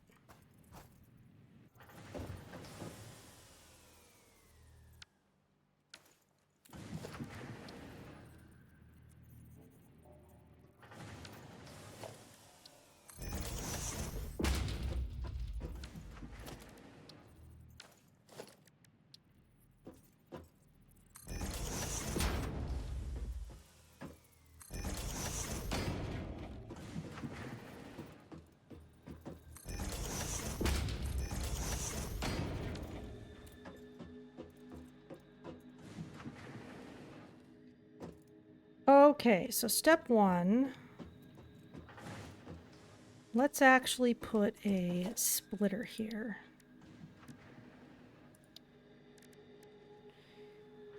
Because we might eventually want to do the same thing over here.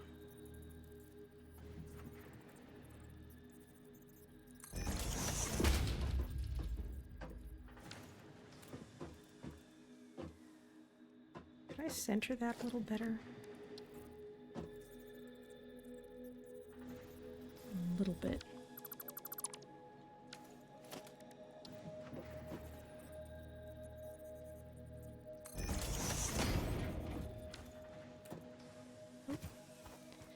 Good enough.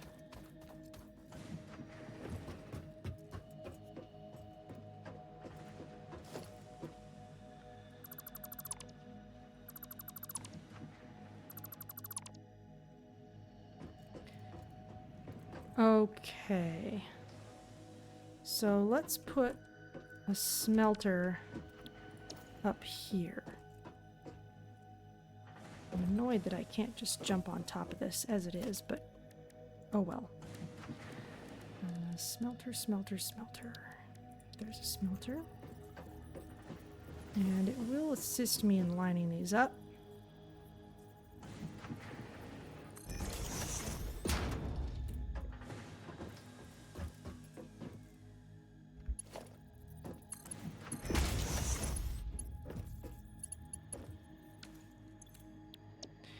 You shall make copper ingots.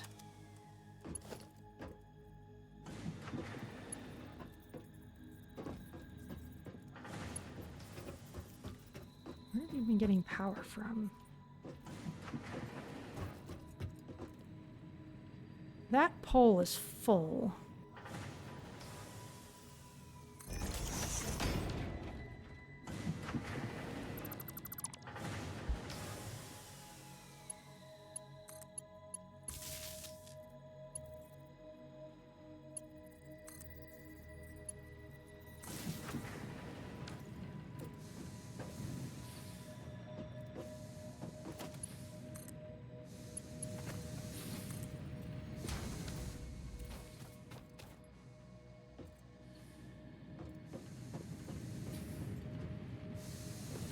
Go.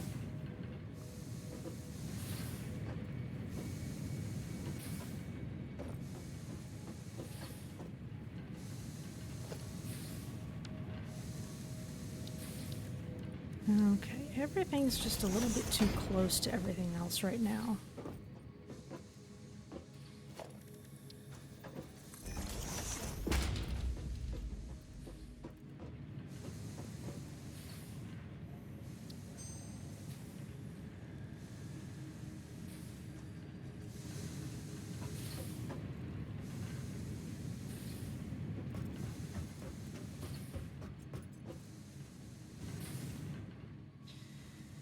In fact, I prefer to have the smelter set further back.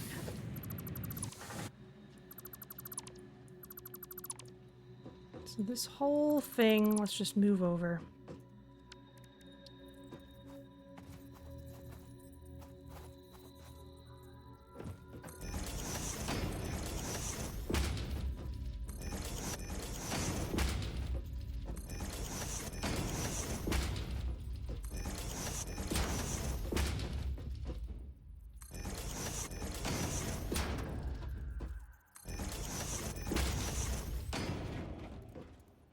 Okay. That's looking a little better. Now, let's put the splitter up here.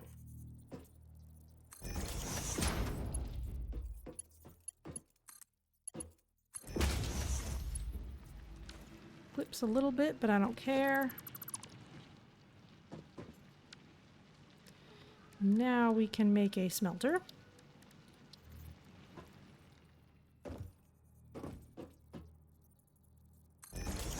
That's the one. Hook it up.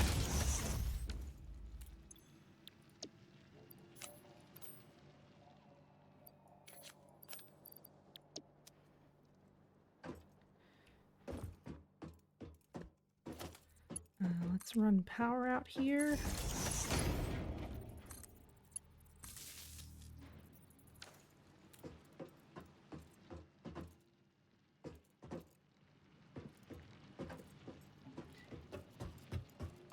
Let's climb to the top.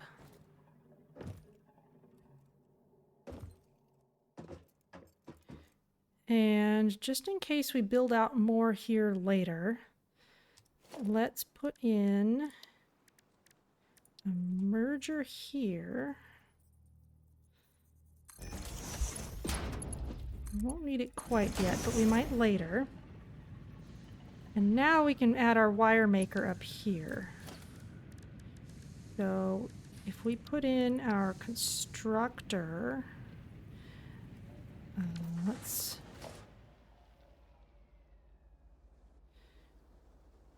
get rid of that smelter first, and this constructor, that's the old copper stuff.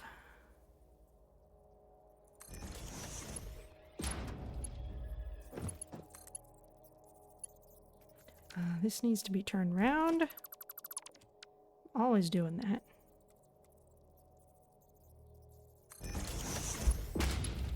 One, two. And this can make wire.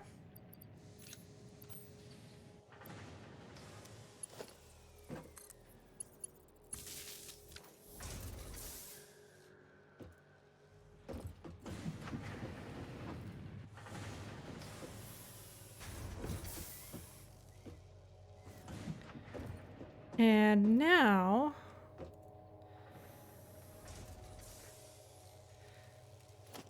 let's put in a splitter. Give it a little more room.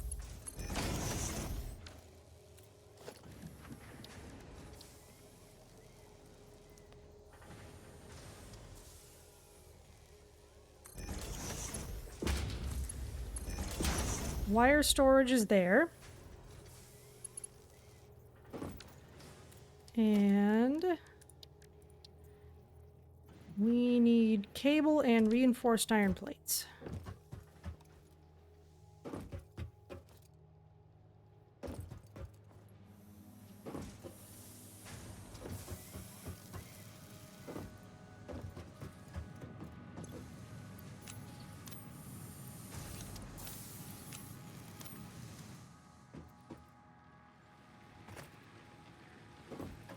Do I have enough iron plates to send up?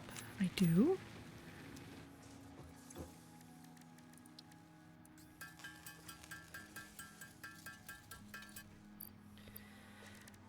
And cable, need tons of it. Luckily I've got all this wire.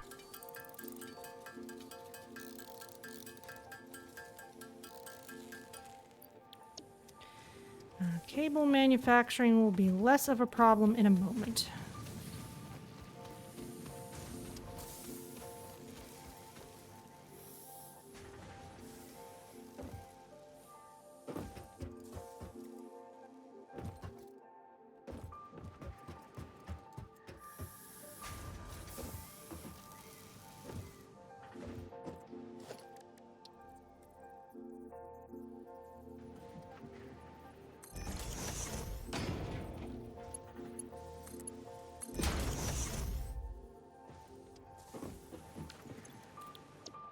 You can make cable. Let's start you off. And connect you to power.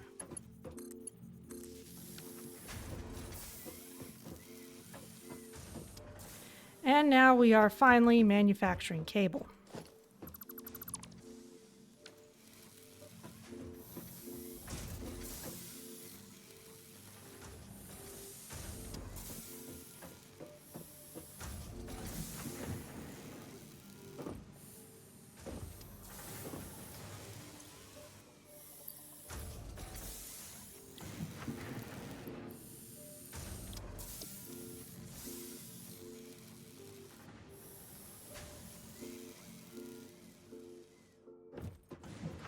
Looks good.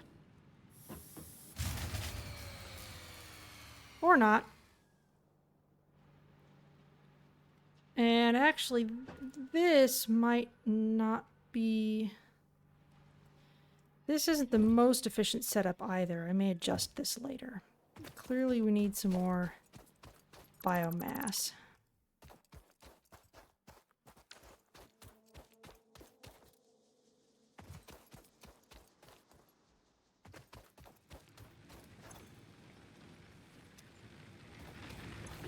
That's still got plenty in it. We probably ran out at one of these. No fuel and... okay. Yeah, one of them ran out of fuel. Okay, so let's have another oasis explore. I see some other trees over there.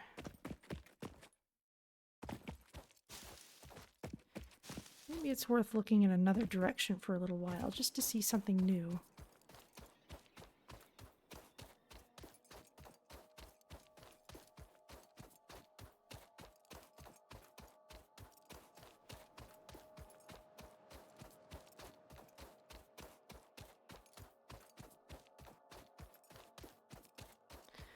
I like how the starting point points your window in a direction so that you'll see just the most desolate dune possible.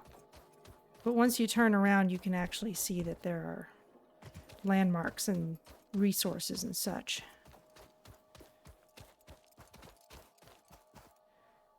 That's a spitter. I don't want to go that way.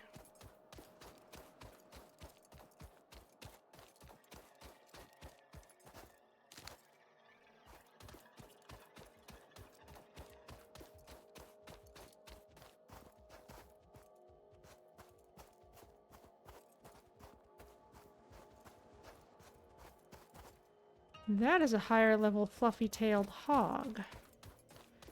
I don't want to deal with that either.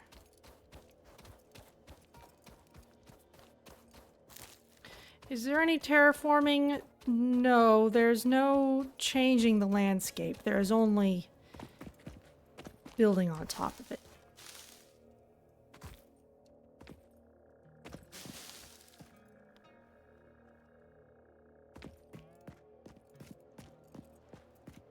Oh, I think this is something friendly up ahead.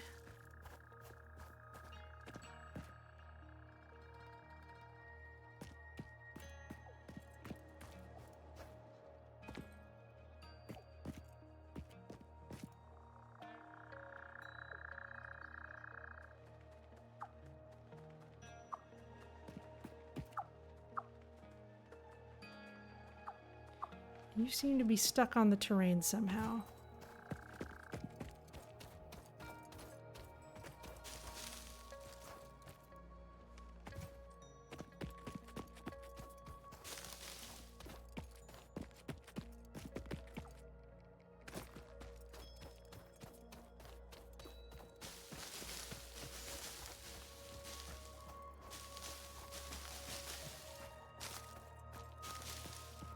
Well, it's certainly not as much vegetation as I find around the oasis.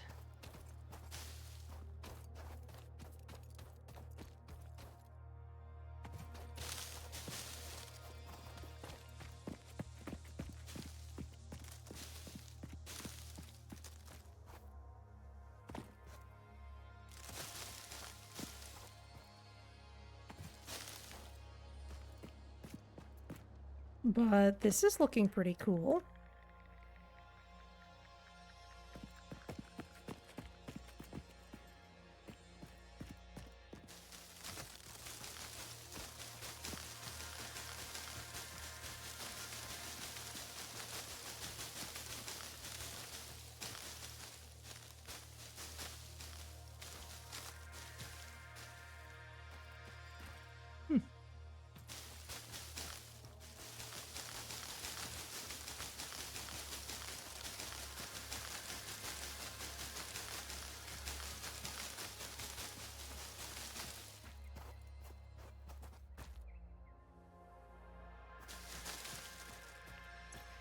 There's certainly an abundance of both grass and wood.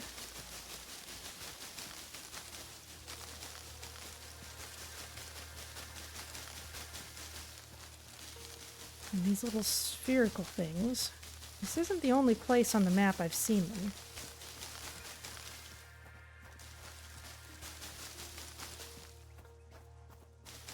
Let's just gather up a ridiculous number of these.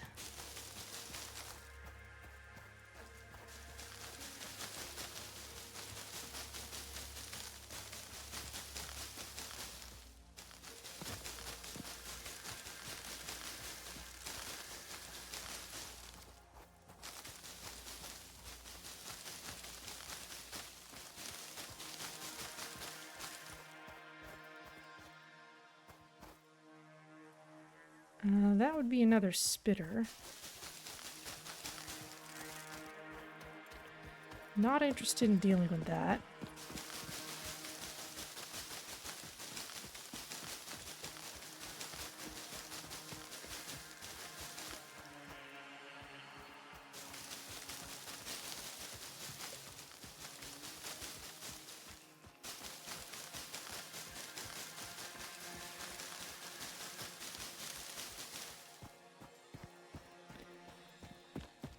That's a pretty good amount of stuff.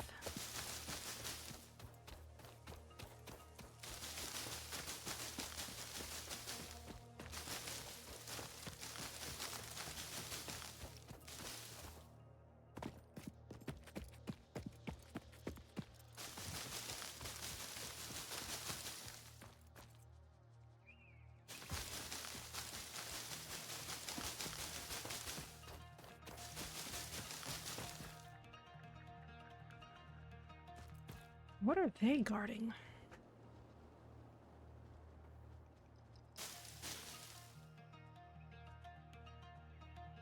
It's hard to tell.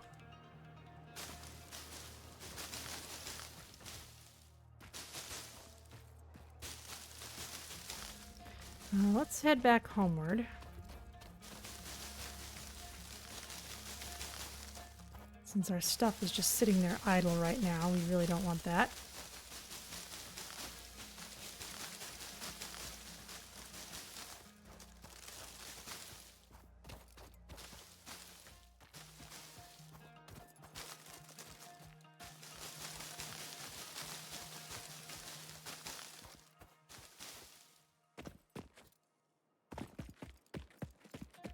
Oh. I see a slug over there.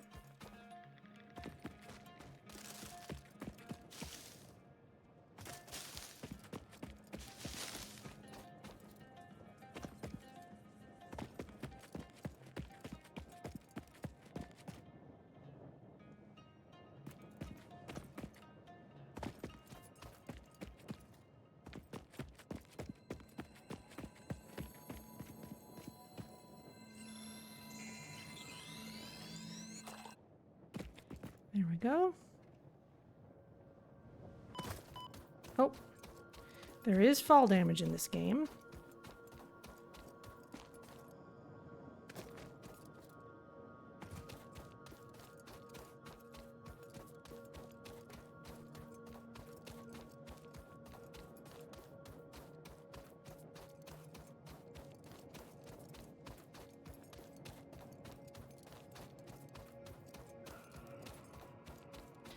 So let's get our machines fired back up, and then let's get this shipment off, and then that can be the end of today. And considering we went with the slow start, I think this was a pretty good beginning.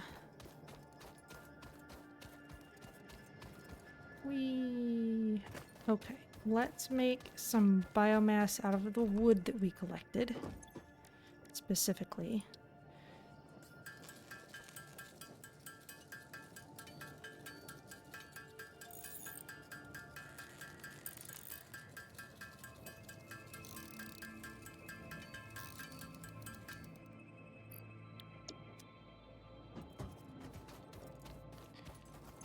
Fuel these up.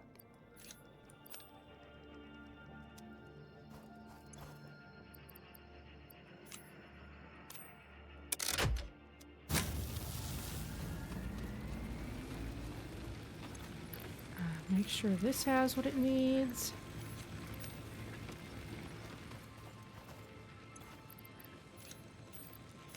Put those into the output. Toss leaves in. Okay, good to go.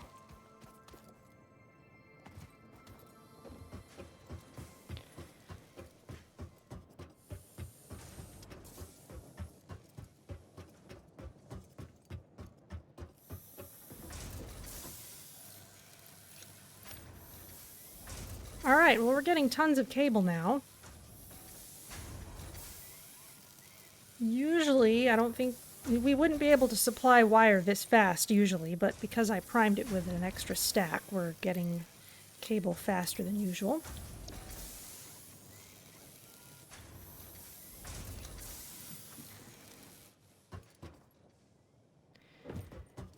And since it's the end of the day and I've got all this extra wire, we can just make some of it manually.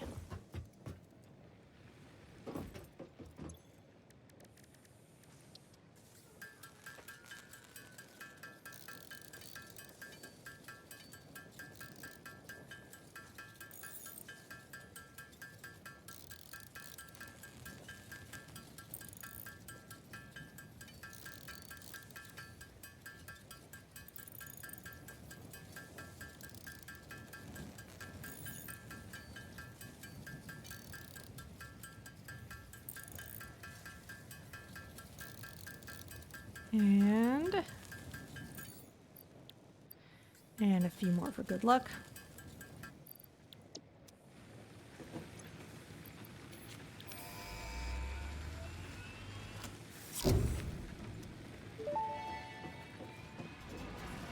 Milestone reached. The assembler can produce more complex parts, including the first project part, smart plating, which is crucial for initiating project assembly. Project parts must be delivered to the space elevator. By completing your contracted duties as part of project assembly, you will definitely be helping achieve Fix-It Company goals without any other ulterior motive. Note, humans cannot craft project parts. Do not worry about your inadequate crafting skill when compared to an assembler. Fix-It cherishes your innate human abilities, such as walking, striking objects, and commodifying natural resources. Well, that's good to know. Alright, did I research that mushroom? No, not yet.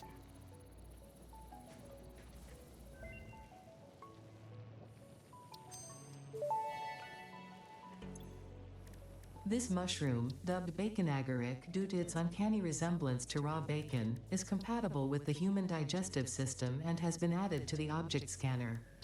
Further research is available. Alright, nothing else we can do with research at the moment. The pod's coming back soon. We still need to build that space elevator, and we have another milestone to work towards. We're automating almost everything we need. It's really just the reinforced iron plating that we're not. So this looks like a pretty good beginning. Meep to you, hello! Let me find a nice high place and you can get a look at what we've built today. I'm just about to wrap things up. But you can catch up on YouTube if you're so inclined. Let's find a ladder on one of these things. There we go. Can I build the... You've been playing for 4 hours. Don't forget to have a Fix-It protein bar. Oh, look at this. We can build the watchtower. This is even better. Okay, this is not quite a space elevator, but it will have to do for now.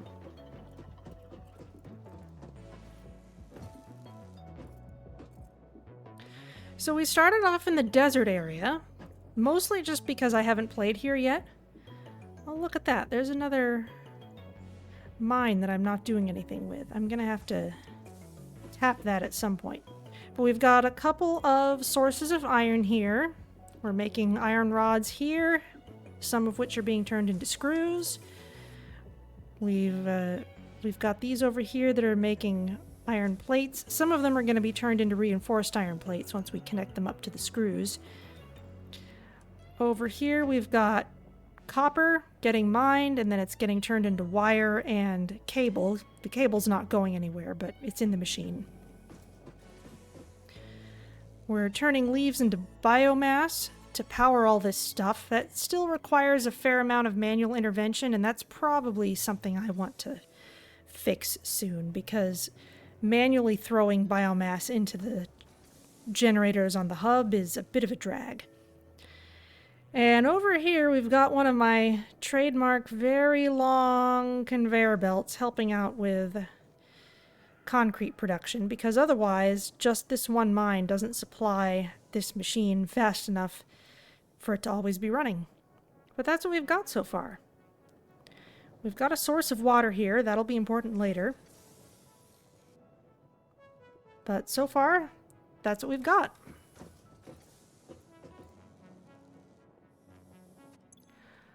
Oh, and we have found slugs. Such as this blue power slug.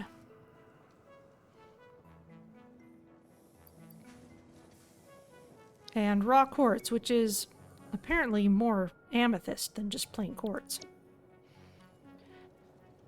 Whoop. And fall damage is real. But I'm gonna finish up by throwing a little more leaves into the biomass machine. And that's what we've got so far. There'll be plenty of time later on for optimizing all this stuff. But for now, that's what it is. How's it going? Hope all is well. Let's see. We've got end session 1.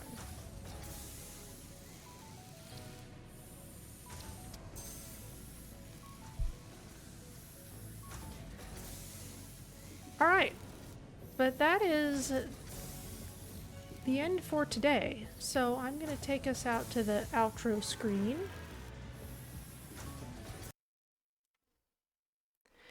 And let's find someone to raid.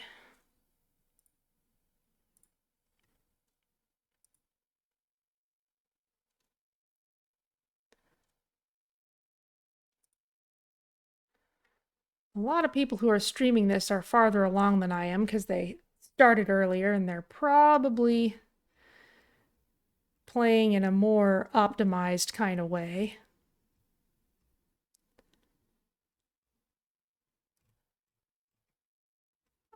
So let's say hi to Salford Sal. She's playing Clan Folk, which I think is similar to RimWorld except Scottish. So we'll go say hi, and I will see you all during the week for Slipstream, and next Sunday for more Satisfactory.